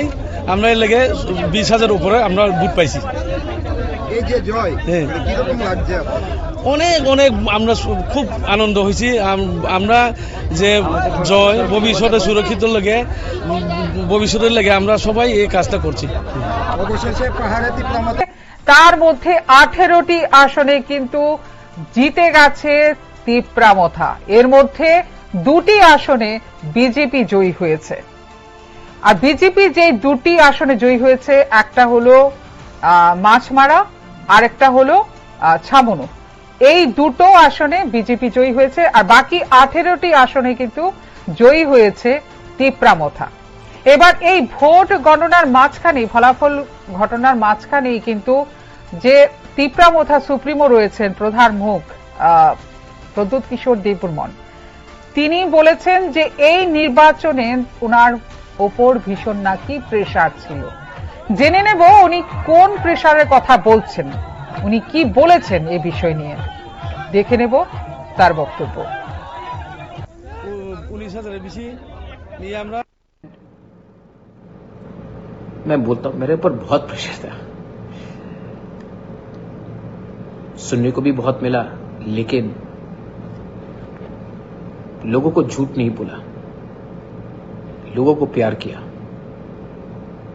और ये जो लोग पॉलिटिक्स का फॉर्मूला बताते हैं कि politics is like this, politics is like that, all I know is that जब तक मेरे लोग गरीब हैं, मैं सुख शांति से, मैं आराम से नहीं बैठूंगा।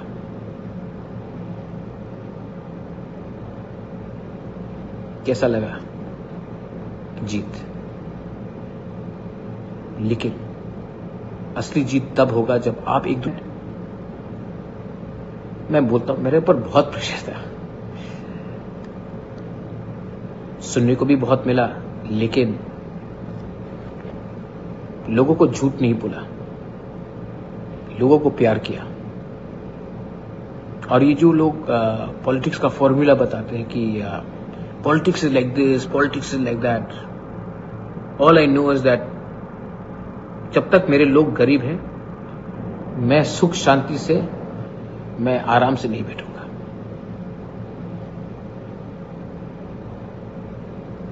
कैसा लगा जीत? लेकिन असली जीत तब होगा जब आप एक दूसरे, मैं बोलता हूं मेरे ऊपर बहुत प्रेशर था, सुनने को भी बहुत मिला, लेकिन लोगों को झूठ नहीं बोला, लोगों को प्यार किया। और ये जो लोग पॉलिटिक्स का फॉर्मूला बताते हैं कि politics is like this, politics is like that, all I know is that जब तक मेरे लोग गरीब हैं, मैं सुख शांति से। এই মুহূর্তে আমরা শুনে নিলাম প্রদ্যুৎ কিশোর দেববর্মন কি বললেন, যে যতদিন পর্যন্ত তার লোকেরা যদি গরিব থাকে তাহলে তিনি শান্তিতে থাকতে পারবেন না, এই কথাটাই কিন্তু তিনি বললেন। তিনি কখনো মিথ্যে কথা বলেননি, তাদের লোক জনজাতিদের বলেননি, তিনি সেটাও তার কথায় ব্যাখ্যা করলেন। এই মুহূর্তে রয়েছে আমার নিউজ রুম থেকে আমাদের সিনিয়র এডিটর অরূপ চক্রবর্তী। অরূপদার সঙ্গে কথা বলবো। অরূপদা, শুনতে পাচ্ছ? বলছি, এই যে সার্বিক ভোট গণনা হলো, এখন পর্যন্ত 20টি আসন ঘোষণা হয়ে গেছে, গণনা হয়ে গেছে, এর মধ্যে 18টি তিপ্রামথা, 2টি বিজেপি। এই বিষয়ে যদি তুমি কিছু বলো। এক্স্যাক্টলি, আমরা সকাল থেকে নিউজ নাও, বিশেষ করে ভোটের দিন আজকে সকাল থেকে নির্বাচন কমিশনকে পাশে রেখে নির্বাচন কমিশনের দেওয়া তথ্য অনুযায়ী আমরা পুরো নির্বাচনী ফলাফল সেটা পাবলিশ করার চেষ্টা করছি, এবং নির্বাচন কমিশনের দেওয়া তথ্য অনুযায়ী আমরা খুব সেন্সিটিভলি সেটা এগিয়ে চলছি। এখনো পর্যন্ত যে ফিগারটা তুমি এখনো বলেছো যে 20টির মধ্যে 20টি অলরেডি সেখানে পাবলিশ হয়ে গেছে, 20টি সেখানে অলরেডি সেখানে ঘোষণা হয়ে গেছে। তো সেই ক্ষেত্রে 18টি পেয়েছে তিপ্রামথা পার্টি এবং 2টি পেয়েছে ভারতীয় জনতা পার্টি। মাছমারা এবং সিমনা কনস্টিটিউয়েন্সি, এডিসি কনস্টিটিউয়েন্সি, এই দুটি কেন্দ্র থেকে ভারতীয় জনতা পার্টি জয়লাভ করেছে। বাদ বাকি 18টি আসনে জয়ী হয়েছে তিপ্রামথা। তো এখন আর কোনো ট্রেন্ডসের কোনো বিষয় নেই। এখন আগামী 1 ঘন্টার মধ্যে, যতটুকু আমাদের সঙ্গে কথা হয়েছে নির্বাচন কমিশন এর সঙ্গে যে কথাটা হয়েছে, আগামী 1 ঘন্টার মধ্যেই মোটামুটি চূড়ান্ত ফলাফল ঘোষণা হয়ে যাবে। আগামী মানে 3টের মধ্যে, বিকেল 3টের মধ্যেই চূড়ান্ত ফলাফল সেখানে ঘোষণা হয়ে যেতে পারে বলে আমাদেরকে জানিয়েছে নির্বাচন কমিশন। এই ক্ষেত্রে এখনো পর্যন্ত 8টি যে ফলাফল ঘোষণার বাকি রয়েছে 8টি কেন্দ্রে, সেই ক্ষেত্রে যে নন অফিসিয়াল যে রিপোর্ট, যেটা নির্বাচন কমিশন এখন পর্যন্ত সেটা শিরমোহর দেয়নি, কিন্তু গ্রাউন্ড রিপোর্ট যেটা দুটি থেকে তিনটি কেন্দ্রে এগিয়ে রয়েছে ভারতীয় জনতা পার্টি। বাদ বাকিগুলিতে তিপ্রামোথা সেখানে লিড করছে। তো সেই দৃষ্টিকোণ থেকে বলা যেতে পারে যে মোটামুটি 22 থেকে 24টি আসনের মধ্যে 20 থেকে 30টি আসন পেতে পারে তিপ্রামোথা পার্টি। বাদ বাকি আসনগুলি যেতে পারে ভারতীয় জনতা পার্টির দখলে। এখন পর্যন্ত যে এই মানে ফলাফলের চিত্র এতটুকু পর্যন্তই রয়েছে। ইতিমধ্যেই যেটা তুমি সকালবেলা থেকে ডিসপ্লে করছো, নিউজ নাও সেটা করছে যে তিপ্রামোথার কর্মী সমর্থকরা অলরেডি সেখানে আনন্দ উল্লাস, বিজয় উল্লাস সেখানে মেতে উঠেছে।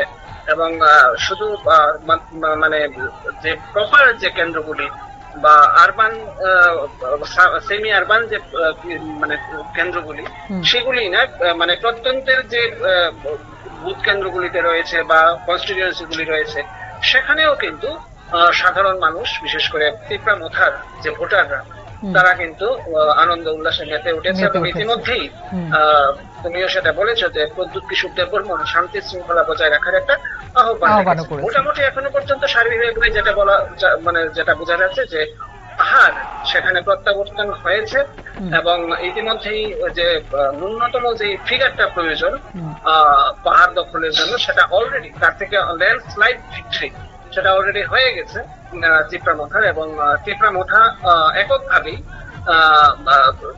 এডিসি প্রশাসনে সরকার করতে চলেছে, সেটা প্রায় নিশ্চিত হয়ে গেছে। চূড়ান্ত ফলাফল আগামী 3টের মধ্যেই সেটা প্রকাশ করে দেবে নির্বাচন কমিশন। নির্বাচন নিয়ে প্রথমে গেল উপনির্বাচন, তারপর এডিসি নির্বাচন। আজকে এডিসি নির্বাচনের ফলাফল ঘোষণা হচ্ছে। এবার সারা দিন সকাল থেকে কিন্তু আমরা ত্রিপুরায় ঘুরে বেরিয়েছি, ত্রিপুরার পাহাড়ে পাহাড়ে ঘুরে বেরিয়েছি। এবার চলো একটু শহরের দিকে যাই, তাও অন্য একটি রাজ্যে যাই, পশ্চিমবঙ্গে কিন্তু বিধানসভা নির্বাচন হতে চলেছে। 23 তারিখ হবে প্রথম দফার ভোট। এবার এই যে ত্রিপুরার বিজেপিও কিন্তু ওইখানে গেছে, প্রচারে আছে। এবার ওখানেও লড়াই করবে, জোরদার ভাবে তাদের প্রচার চলছে। একদিকে তৃণমূল কংগ্রেস, একদিকে বিজেপি, জোরদার লড়াই হওয়ার একটা সম্ভাবনা রয়েছে। এই যে এডিসি নির্বাচন, কারণ ত্রিপুরার নামটা কিন্তু বারবার কিন্তু উঠে আসছে পশ্চিমবঙ্গের নির্বাচনের প্রচারে, বারবার কিন্তু ত্রিপুরার নামটা উচ্চারণ করা হচ্ছে যে বিজেপি সরকার ত্রিপুরায় এসে কি কি করেছে, কতটা উন্নত হয়েছে, কি কি পরিষেবা দেওয়া হচ্ছে, সবকিছু কিন্তু ওইখানেও প্রচারে তোলা হচ্ছে। এবার এই এডিসি নির্বাচনের যে ফলাফল, এটা কতটা এফেক্ট বা ইম্প্যাক্ট পশ্চিমবঙ্গের নির্বাচনে পড়তে পারে বলে তুমি মনে করো? ভালো একটা মানে পলিটিক্যাল সিনারিওতে একটা খুব মানে এসেনশিয়াল একটা কোশ্চেন করেছো যে আগামী 23 তারিখ সেখানে পশ্চিমবঙ্গ বিধানসভা নির্বাচন, সেখানে ভোট গ্রহণ পর্ব অনুষ্ঠিত হতে চলেছে। ঠিক মনে করো 4-5 দিন আগে সেখানে ত্রিপুরাতে এডিসিতে তারই শরিক দল মানে তিপ্রামোথা, তার কাছে এরকম একটা ল্যান্ডস্লাইড ভিক্টরি হয়েছে, যেখানে মানে বলা যেতে পারে যে মানে মাঠে নেই প্রায় বলতে গেলে বিজেপি, ভারতীয় জনতা পার্টি।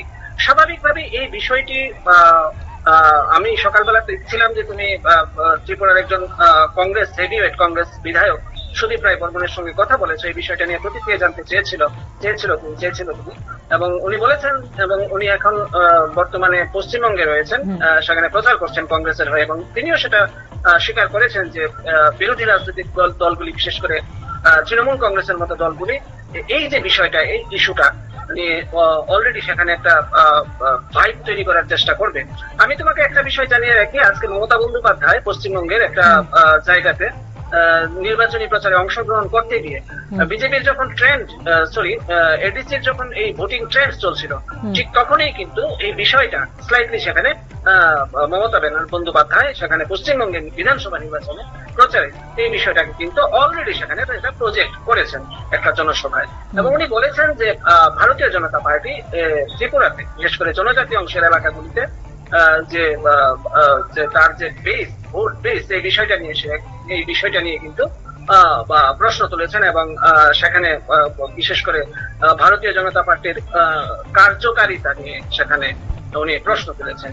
তো সেটা তো থাকবেই, অপোজিশন বিরোধীরা তো স্বাভাবিকভাবেই একটা ভারতীয় জনতা পার্টির মতো একটা প্রথম যে ভারতবর্ষের সবচেয়ে প্রথম সবচেয়ে বড় পলিটিক্যাল পার্টি, রাজনৈতিক দল, যে ছোট গ্রাউন্ডে হলেও, ছোট একটা বিষয় হলেও, ছোট একটা অ্যাসপেক্টে হলেও, যে লোকাল বডি ইলেকশন, তারপরেও সেখানে যে রিজনাল পার্টির সঙ্গে তার যে একটা কন্টেস্টে গিয়ে সেখানে তার একটা রেজাল্ট এরকম হয়েছে, এই বিষয়টা নো ডাউট যে অপোজিশন পলিটিক্যাল পার্টিগুলি এটা ক্যাশ করার চেষ্টা করবে এবং তা অলরেডি হয়ে গেছে, শুরু হয়ে গেছে।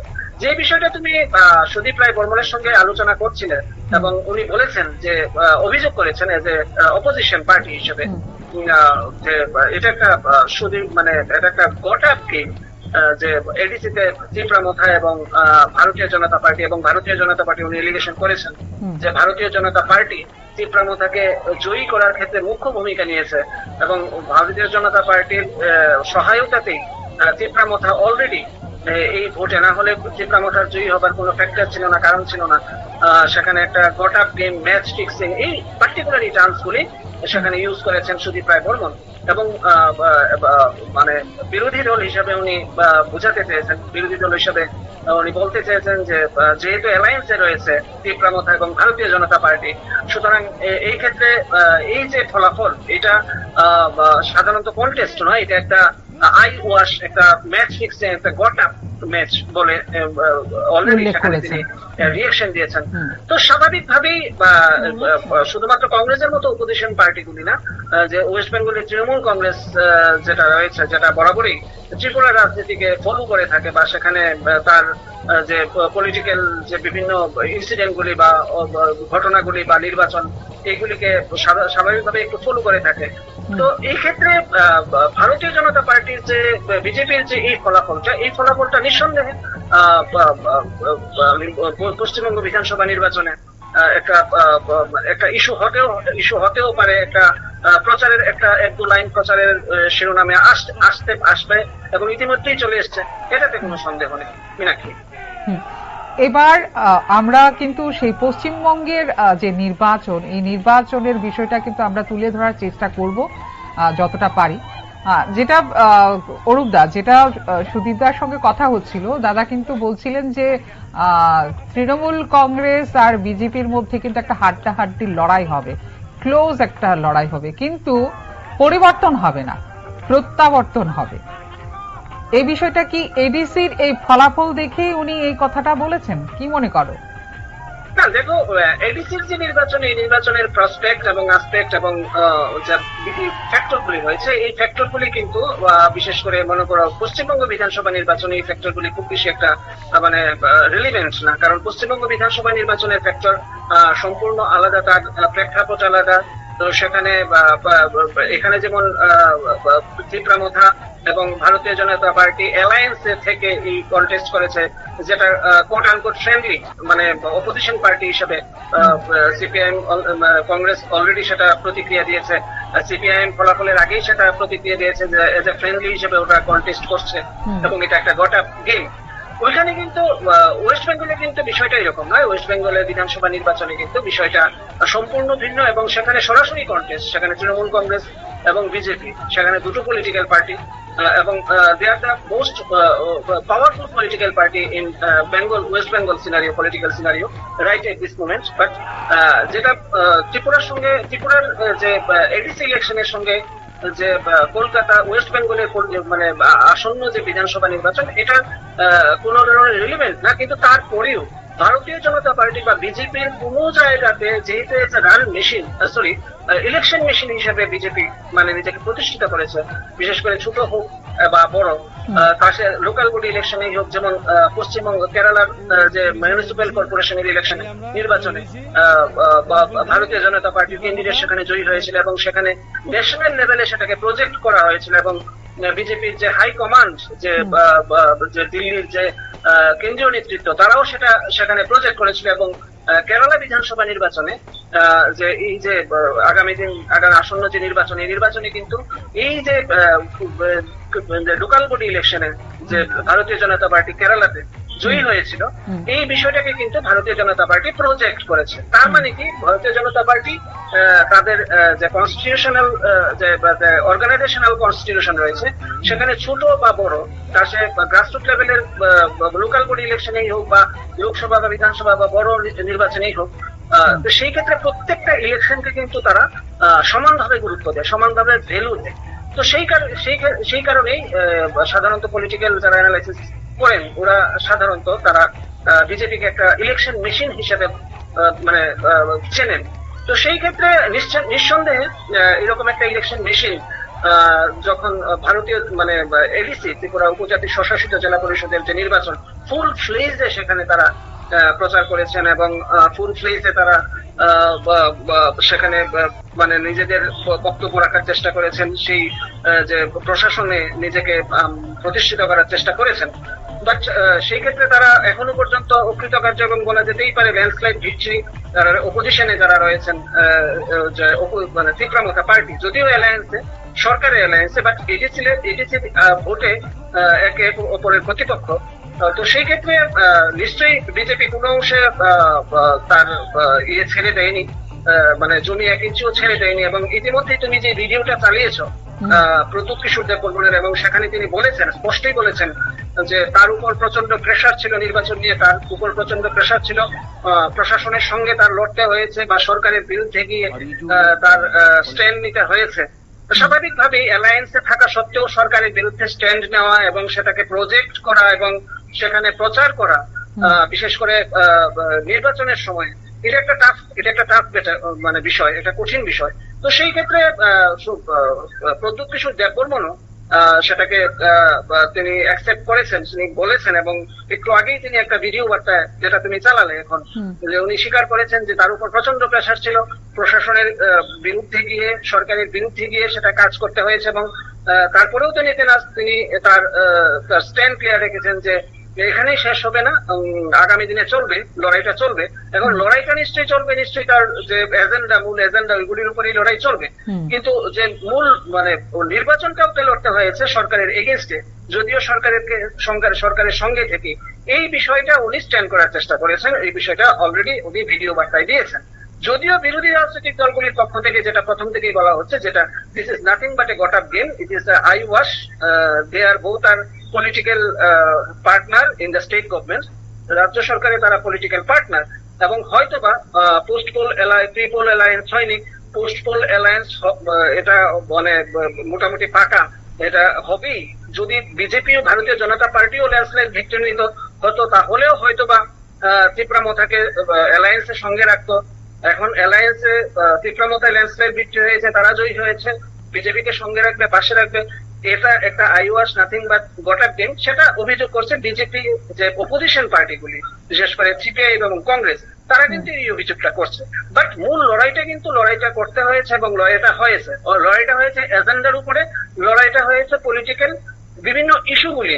তো এখনো পর্যন্ত যে পরিস্থিতিটা দেখা যাচ্ছে যে না, সেটা একেবারেই মানে নিজস্ব ত্রিপুরার একটা নিজস্ব মানে লোকাল বডি ইলেকশন, এটার সঙ্গে ওয়েস্ট বেঙ্গলের পলিটিক্যাল যে বিষয়টা পরিবর্তন না প্রত্যাবর্তন, এটার সঙ্গে কোনো রিলেভেন্ট না। বাট তুমি যদি আলাদা মানে প্রচারের একটা মানে মুখ্য অস্ত্র তো পেয়ে গেছে প্রচারের জন্য অস্ত্র, সেটাই তো বলছি যে ভারতীয় জনতা পার্টি একটা পলিটিক্যাল মানে ইলেকশন মেশিন। তো ইলেকশন মেশিনের এগেনস্টে গিয়ে সেটা আরেকটা রিজিওনাল পার্টি, একটা ছোট পার্টি যখন একটা বড় ন্যাশনাল পার্টিকে একটা নির্বাচনে হারিয়ে দেয়, তো স্বাভাবিকভাবেই সেটা একটা মানে ন্যাশনাল লেভেলেও একটা নজর কাড়ে, স্বাভাবিক, এটা নজর কাড়াটাই স্বাভাবিক। এটাও ঠিক যে সরকারি কিন্তু তারা একে অপরের সহযোগী, এটা বললে চলবে না, এটা বলার কোনো সুযোগ নেই যে স্টেট গভর্নমেন্টে ওরা ত্রিপুরা মথা এবং বিজেপি ভারতীয় জনতা পার্টি বোথ আর দেয়ার অ্যালায়েন্স পার্টনার। এবং সেই ক্ষেত্রে যতই প্রতিদ্বন্দ্বিতা হোক, যতই বা নিজেদের মধ্যে বাক বিতণ্ডা হোক বা বাক্য যুদ্ধ হোক, বা প্রচারের ক্ষেত্রে একে অপরের মানে প্রতিদ্বন্দ্বী হিসেবে প্রতিষ্ঠিত করা হলেও আদতে কিন্তু এরা অ্যালায়েন্স। এখন প্রচারের ক্ষেত্রে, বিরোধীরা প্রচারের ক্ষেত্রে বিজেপি, বিশেষ করে বিজেপি যেহেতু ন্যাশনাল পার্টি, তো বিশেষ করে যখন সামনেই পশ্চিমবঙ্গ বিধানসভা নির্বাচন এবং এখান থেকে এক ঝাঁক নেতা সেখানে both political party, Congress, BJP, CPIM থেকেও সেখানে গিয়েছেন এবং সেখানে প্রচার করছেন। তো সেই ক্ষেত্রে অপোজিশন পার্টিগুলি নিঃসন্দেহে সেখানে ভারতীয় জনতা পার্টির মতো একটা ন্যাশনাল পার্টি এবং যেখানে ইলেকশন মেশিন তার এগেইনস্টে তারা যখন একটা ইলেকশনে হারে তা সে লোকাল বডি ইলেকশনেই হোক নিশ্চয়ই সেটা প্রচারের আলোতে আসে এবং নিশ্চয়ই সেটা প্রচার পাবে। বাট সেটাও ভুললে চলবে না, যারা পলিটিক্যাল অ্যানালাইসিস করবে, যারা ভোট বিষয়ে জানবে বা ভোট সম্পর্কে যারা কিছুটা আগ্রহ আছে, তারা অবশ্যই এই বিষয়টি অবশ্যই দেখবেন যে না, তীব্রামতা এবং বিজেপি সরকারের অ্যালায়েন্সে রয়েছে, তারা শুধু একটা লোকাল বডি নির্বাচনে প্রতিদ্বন্দ্বিতা করেছে আলাদা আলাদা ভাবে প্রার্থী দিয়ে 28টি আসনে, বাস এতটুকু পর্যন্তই। হয়তোবা আজকে ল্যান্ডস্লাইড ভিক্টরি হয়েছে পলিটিক্যাল পার্টি হিসেবে তীব্রামতার, এই ক্ষেত্রে পোস্ট পোল অ্যালায়েন্সে যে যাবেন না এর আগে মানে এটার কোনো গ্যারান্টি নেই। বা ভারতীয় জনতা পার্টি বিজেপি যদি সেখানে জয়ী হতো, তীব্রামতাকে সঙ্গে নিয়ে পাশে নিয়ে তারা সরকার গঠন করতো না, এরকম তো কেউ গ্যারান্টি দেয়নি, এরকম কথাও কেউ কোনো পলিটিক্যাল পার্টি বলেনি। সুতরাং এই বিষয়টা এখনো পর্যন্ত যেটা মনে হচ্ছে যে মানে পোস্ট পোল অ্যালায়েন্স হলেও হতে পারে, যেটা আমরা পরবর্তী সময়ে এটা হয়তো উঠে আসবে, বিষয়টা পরিষ্কার হবে। বাট এটা অবশ্যই ক্লিয়ার এবং এটা মাথায় রাখতে হবে যে এটা ওপেন, মানে এটা একটা মানে দলিল, এটা একটা বিষয় যে they are partner in government, state government, তারা অ্যালায়েন্সে আছে। হয়তো এডিসিতে তারা একে অপরে প্রতিদ্বন্দ্বিতা করেছে এবং সেই ক্ষেত্রে ভারতীয় জনতা পার্টি পরাজিত হয়েছে এবং ল্যান্ডস্লাইড ভিক্টরি হয়েছে জনজাতি ভিত্তিক যে political party, regional political party তীব্রামতার, যেহেতু জনজাতি বেস তারা পলিটিক্যাল পার্টি হিসাবে, এটাই তাদের বেস এবং তারা তাদের ভোট বেসটাকে রেখেছে। এটা কোয়াইট স্বাভাবিক, এটা কোয়াইট ন্যাচারাল, এটাই স্বাভাবিক, এটা হয়েছে। কিন্তু এটা ভুললে চলবে না যে তারা কিন্তু একে অপরের অ্যালায়েন্সে রয়েছে, সরকারের অ্যালায়েন্সে রয়েছে। এই জিনিসটা কিন্তু মানে একদম মাথায় রাখতে হবে। তুমি যেটা বলছিলে যে বিজেপি প্রার্থী একটা ন্যাশনাল পার্টি বটে, এইটা ইলেকশন মেশিনও তুমি বলছো। যখন এই এডিসি নির্বাচনের জন্য প্রত্যেকে যখন প্রচারে নেমেছিল, ঝোড়ো প্রচার করছিল, তখন কিন্তু বিশাল সাড়াও পেয়েছে।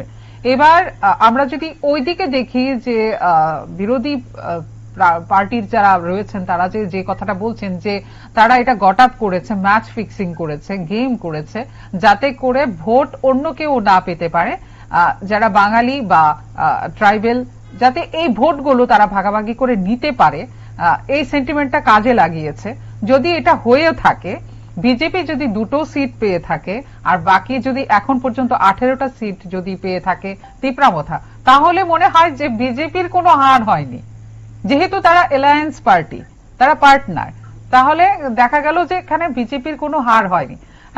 তোমার কাছে আমি আরেকটা বিষয় জানতে চাইবো, তুমি যেটা সকালে বলছিলে যে এটা এডিসি নির্বাচনটা একটু ঝালাই করে নিচ্ছে বিজেপির তরফ থেকে, এটা একটা সেমিফাইনাল, কারণ 2028-এ কিন্তু আবার বিধানসভা নির্বাচন হতে চলেছে। তোমার কি মনে হয় ওই জায়গাতে এই যে এবার এডিসি নির্বাচনে মথা জয়ী হয়েছে, সেখানে ওই জায়গাতে তারা কি স্ট্যান্ড রাখতে পারে মথার তরফ থেকে বিধানসভা নির্বাচনে? একদম একদম। তবে এই বিষয়টাতে এই প্রশ্নের উত্তরটা নেওয়ার আগে আমি তোমাকে একটা জিনিস বলে রাখি যে একটা বিষয়, এটা যে 2021 নির্বাচনে সিপিআইএম এবং এখন পর্যন্ত আমাদের হাতে 2026-এর যে পুরো ডিটেলস নির্বাচনের যে মানে ফিগার, কমপ্লিট ফিগার, সেটা কিন্তু এখনো আসেনি। আমি 2021-এর যে কমপ্লিট ফিগার, যে কত পার্সেন্ট কে কত পার্সেন্ট ভোট, সেটা তুমিও বলেছিলে সকালবেলায়, প্রায় 46% ভোট ছিল তীব্রামতার, এরপর সেটা পরবর্তী সময়ে ভারতীয় জনতা পার্টি। তখন ভারতীয় জনতা পার্টি কিন্তু 11টা সিটের মধ্যে লড়াই করে 9টা সিট পেয়েছে। এবার কিন্তু 28টা সিটে লড়াই করে এখনো পর্যন্ত 2 থেকে 3টে সিটে লড়াই করেছে এবং কত পার্সেন্টেজ ভোট এসছে সেটা কিন্তু পরবর্তী সময়ে নির্বাচন কমিশন থেকে যখন সেটা রিপোর্ট প্রকাশ করা হবে তখনই সেটা বলা যেতে পারে যে তীব্রামতার ভোট কতটুকু বেড়েছে। নিশ্চয়ই বেড়েছে, কারণ তারা গত বছর 18টি সিটে জয়লাভ করেছে, এখন তো মোটামুটি প্রায় 20-22টির মতো সিটে, অলরেডি 20 বা 21টি সিটে জয় অলরেডি সেখানে ডিক্লেয়ার হয়ে গেছে, বাদ বাকি আরো কয়েকটা সিটে ওরা এগিয়ে রয়েছে, 1-2টা সিটে। তো সেটা নিশ্চয়ই নিঃসন্দেহ সেটা কত পার্সেন্ট ভোট তীব্রামতার বাড়লো বা বিজেপি ভারতীয় জনতা পার্টির কতগুলি সিট তো সেখানে কমেছে, কত পার্সেন্ট ভোট কমলো, এই বিষয়টা পরবর্তী সময়ে তো অবশ্যই চলে আসবে আস্তে আস্তে। আগামী 1-2 দিনের মধ্যে, আগামীকালকের মধ্যে হয়তো সেটা ক্লিয়ার হয়ে যাবে যখন নির্বাচন কমিশন ক্লিয়ার করবে বিষয়টা পরিসংখ্যান দিয়ে, ডাটা দিয়ে, ফিগার দিয়ে। আরেকটা বিষয় তোমাকে বলে রাখছি যে আইপিএফটি কিন্তু একটা পলিটিক্যাল পার্টি এবং তারাও বেশ কিন্তু জনজাতি base, tribal base political party, এবং once upon a time they were the mega political party in TTADC. তো একটা সময় আইপিএফটি কিন্তু মানে এই যে এনসিতে ফরমাস যে পার্টি আইপিএফটি, তারাও কিন্তু ভারতীয় জনতা পার্টির সঙ্গে অ্যালায়েন্স করে কিছু না কিছু সিট পেয়েছে, দুটো অন্তত সিট পেয়েছিল। কিন্তু আমি তো বলবো সবচেয়ে বেশি ব্লান্ডার, সবচেয়ে বেশি ক্ষতি হয়েছে আইপিএফটি এর পলিটিক্যাল যে একটা সাইনবোর্ড ছিল, এই সাইনবোর্ডটা ধুয়ে মুছে সাফ হয়ে গেছে। বাকি রয়েছে সিপিআইএম এবং কংগ্রেস। কংগ্রেস নিঃসন্দেহে, তুমি ওই সময় সেটা বলেছিলে যে কংগ্রেসের হাত ধরে, টিওজেস এর হাত ধরে উপজাতি যে সুদীপ রায় বর্মনকে সেটা জিজ্ঞেস করেছিল যে কংগ্রেসের হাত ধরে জনজাতি রাজনীতি সেখানে বিস্তার লাভ করেছে। আজকে কংগ্রেস সেখানে পাহাড়ে প্রায় ব্যানার সর্বস্ব হয়ে গেছে।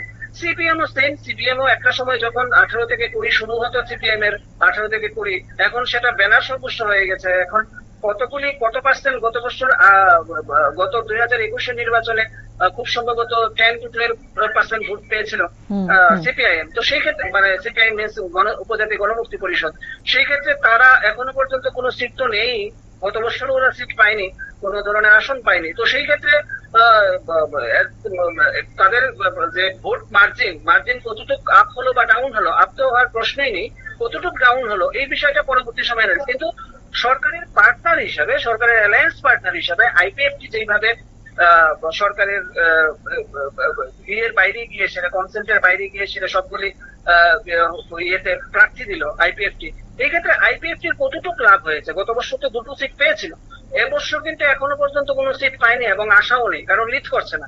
লিড করছে কোনো ক্ষেত্রে বিজেপি এবং কোনো ক্ষেত্রে আইপিএফটি, সরি তীব্রামতা। সেই ক্ষেত্রে আইপিএফটির কোনো সেখানে এখন আর কোনো বেস রইল না, কোনো সেখানে ইয়ে রইল না। তো স্বাভাবিকভাবেই সেখানে একটা প্রশ্ন উঠছে যে জনজাতি ভিত্তিক যে political party, regional political party, এই পার্টিগুলি একটা মানে এখন হয়তো বা তীব্রামতার গ্রাফটা অনেক উপরে, পলিটিক্স অনেকটা পিরামিডের মতো, যখন গ্রাফটা উঠে তখন উঠে, যখন আবার গ্রাফ পড়ে সেটা গ্রাফ পড়ে। কিন্তু সেই ক্ষেত্রে ন্যাশনাল পলিটিক্যাল পার্টিগুলি গ্রাফটা পড়লেও, যেমন কংগ্রেস ন্যাশনাল লেভেলে গ্রাফ পড়লেও তার 40, 45 বা 50টা সিট থাকলেও, তারপরেও Congress is the main opposition party of BJP national aspect. But regional পার্টিগুলির প্রবলেমটা এই জায়গাতেই হয়, যখন তার পলিটিক্যাল ক্যারিয়ার একবার ডাউন হতে থাকে তখন অটোমেটিক্যালি সেখানে ডাউন হতে থাকে। আমরা এর আগেও অনেকগুলি পলিটিক্যাল পার্টি দেখেছি, টিইউজেস দেখেছি, আমরা আইএনপিটি দেখেছি, আমরা সর্বশেষ আইপিএফটি দেখেছি। এখন তীব্রামতার পলিটিক্যাল গ্রাফ অনেক উপরে চলছে, বাট রিজিওনাল পার্টি হিসেবে নো ডাউট এখানে একটা ভয় থেকেই থাকে যে কোনো সময় যখন যে প্রত্যেকটা পলিটিক্যাল রিজনাল পলিটিক্যাল পার্টিকে ন্যাশনাল একটা পলিটিক্যাল পার্টির হাত ধরতেই হয়, আর না হলে তার যে দাবি দেওয়া, তার যে বিভিন্ন বিষয়গুলি, সেই বিষয়গুলি পার্লামেন্টে পৌঁছে দেওয়ার মতো তার কোনো সোর্স থাকে না। যে কোনো ন্যাশনাল পলিটিক্যাল পার্টিকেই, যে কোনো একটা পলিটিক্যাল পার্টিকে তার ধরতেই হয়। সেই অ্যাসপেক্টে তীব্রামতা বিজেপির উপর কোনো না কোনো অংশে মানে সেখানে একটা মানে তার উপরেই ইয়ে থাকবে। সেটা হয়তো বা মুখে বলবে যে আমার বিভিন্ন এগ্রিমেন্ট দরকার, ট্রাই পার্টি এগ্রিমেন্টই হোক, যেটা দরকার, বাট কোনো না কোনো ভাবে কিন্তু মানে নির্ভরশীল থাকতে হবে ন্যাশনাল পলিটিক্যাল পার্টির উপরে, এটাতে কোনো সন্দেহ নেই। আজকে তীব্রামতা যেই জায়গাতে দাঁড়িয়ে আছে, হয়তো অ্যাবসলিউট ভিক্টরি পেয়েছে, হয়তো 20-22টা পেয়েছে, বাট তীব্রামতার যে দাবিগুলি, তীব্রামতার যে বিভিন্ন দাবিগুলি, যেই দাবিগুলিকে বেস করে তার পলিটিক্যাল ক্যারিয়ারটা এগিয়ে নিয়ে যেতে পারবে বা পলিটিক্যাল ভবিষ্যৎ ফিউচার সিকিউর করতে পারবে, এটার রাস্তা কিন্তু যে কোনো একটা ন্যাশনাল পলিটিক্যাল পার্টির হাত ধরেই যেতে হবে। তা সে ভারতীয় জনতা পার্টি হোক, তা সে কংগ্রেসের হোক বা অন্য কোনো পলিটিক্যাল ন্যাশনাল পলিটিক্যাল পার্টি হোক। তো সেই ক্ষেত্রে এই মুহূর্তে বিজেপির কোনো তীব্রামতার কাছে কিন্তু বিজেপি ছাড়া আর কোনো অপশন নেই, এই বিষয়টা কিন্তু পরিষ্কার।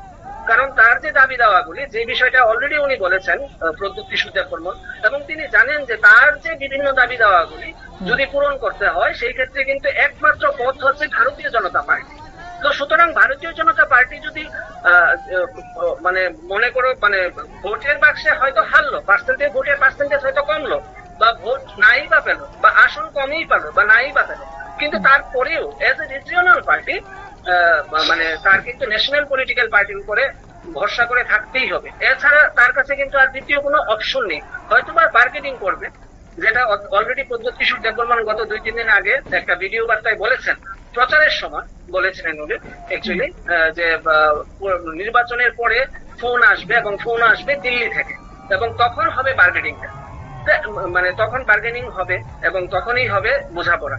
তো সেই ক্ষেত্রে নির্বাচনের আগেই বিষয়টা ক্লিয়ার হয়ে গিয়েছিল যে যদি তীব্রামথা এডিসি তে সরকার গঠন করে বা এডিসি তে অ্যাবসলিউট মেজরিটি নিয়ে আসে, তারপরেও কিন্তু তার এককভাবে কিছু করার ক্ষমতা নেই, বা এককভাবে কোনো একটা প্রজেক্ট করা, এককভাবে কোনো একটা প্রজেক্ট ইমপ্লিমেন্ট করা, কোনো একটা প্রকল্প ইমপ্লিমেন্ট করা, এটা কিন্তু এককভাবে তীব্রামথার পক্ষে সম্ভব নয়। কারণ তার ফান্ডিংটা যে এখন পর্যন্ত পেতে হয় থ্রু স্টেট গভর্নমেন্ট, এবং তার যে দাবি দাওয়াগুলি, তার যে ডিমান্ডগুলি, এটা কিন্তু মানে সেটা একটা political party, national political party সেটা ফুলফিল করতে পারে। তো সেই ক্ষেত্রে কোনো না কোনো অ্যাঙ্গেলে, কোনো না কোনো ভাবে, এত মানে জয়ের পরেও, এত ল্যান্ডস্লাইড ভিক্টরির পরেও কোনো না কোনো অ্যাঙ্গেলে এটা বলা যেতে পারে যে ভারতীয় জনতা পার্টি ছাড়া তীব্রামথার এখন পর্যন্ত আর কোনো অপশন নেই তীব্রামথার কাছে, যে ভারতীয় জনতা পার্টির কাছেই কিন্তু তার অ্যালায়েন্সে থাকতে বাধ্য।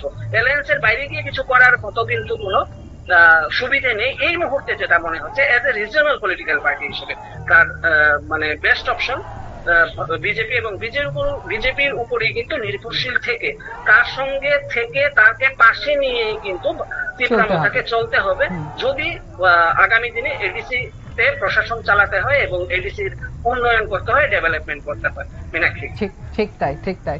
তার মানে আমরা মানে এটা মনেই হচ্ছে যে নির্বাচনের ফলাফল যাই হবে, পরে কিন্তু সেই পার্টনারশিপটা ঠিক থেকেই যাবে, বা পার্টনারশিপটা আবার নতুন করেই হবে। আমরা তাহলে এটাই মানতে পারি। অসংখ্য ধন্যবাদ। হ্যাঁ বলো।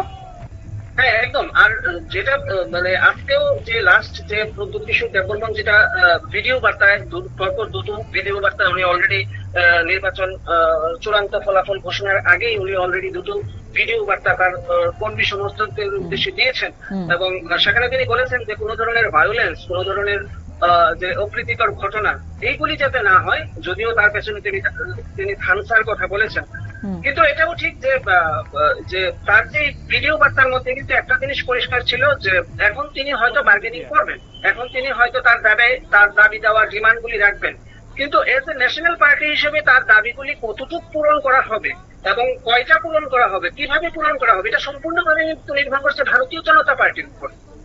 এজ এ ন্যাশনাল, যেহেতু সরকারে ভারতীয় জনতা পার্টি রয়েছে, সুতরাং ওই জিনিসটি এবার ঘুরে ফিরে আসছে যে নির্বাচনে জয় হলেও, নির্বাচনে অ্যাবসলিউট মেজরিটি নিয়ে জয় হলেও শেষ পর্যন্ত কিন্তু মানে প্রদ্যুৎ কিশোর দেববর্মনকে নির্ভর থাকতে হবে ভারতীয় জনতা পার্টি, বিজেপির উপরেই, যদি তার পরবর্তী সময়ে এই যে তার যে এডিসির শাসন ক্ষমতা যদি ঠিকভাবে পরিচালনা করতে হয়। ঠিক একদম। অসংখ্য ধন্যবাদ অরূপদা। আবারও কিন্তু তোমাকে ফোনে নেব, তোমার সাথে কথা বলবো।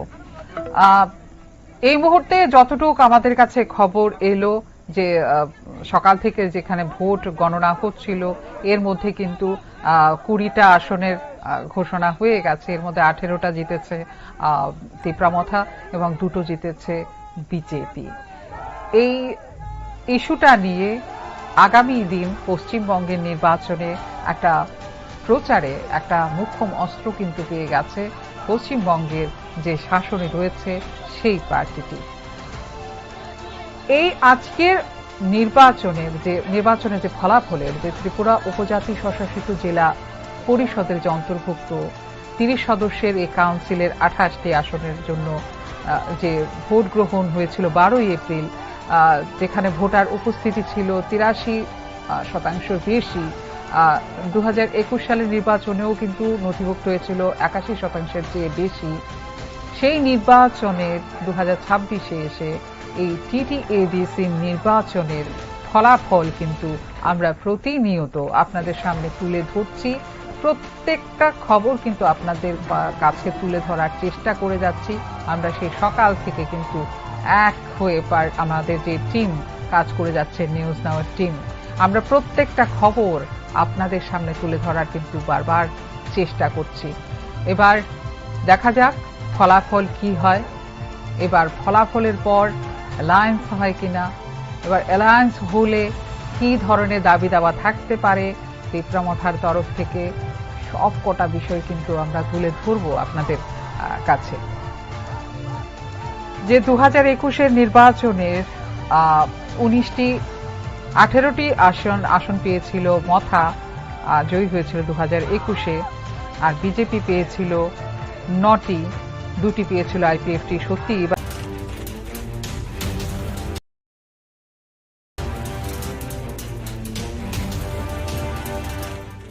আপনারা দেখছেন নিউজ নাও, খবরের নতুন ভাষা। মশলা হাতে নয় চামচে তুলুন। লংতরাই গুঁড়ো মশলার প্রতিটি 250 গ্রাম প্যাকেটের সাথে 1টি চামচ ফ্রি। লংতরাই গুঁড়ো মশলা।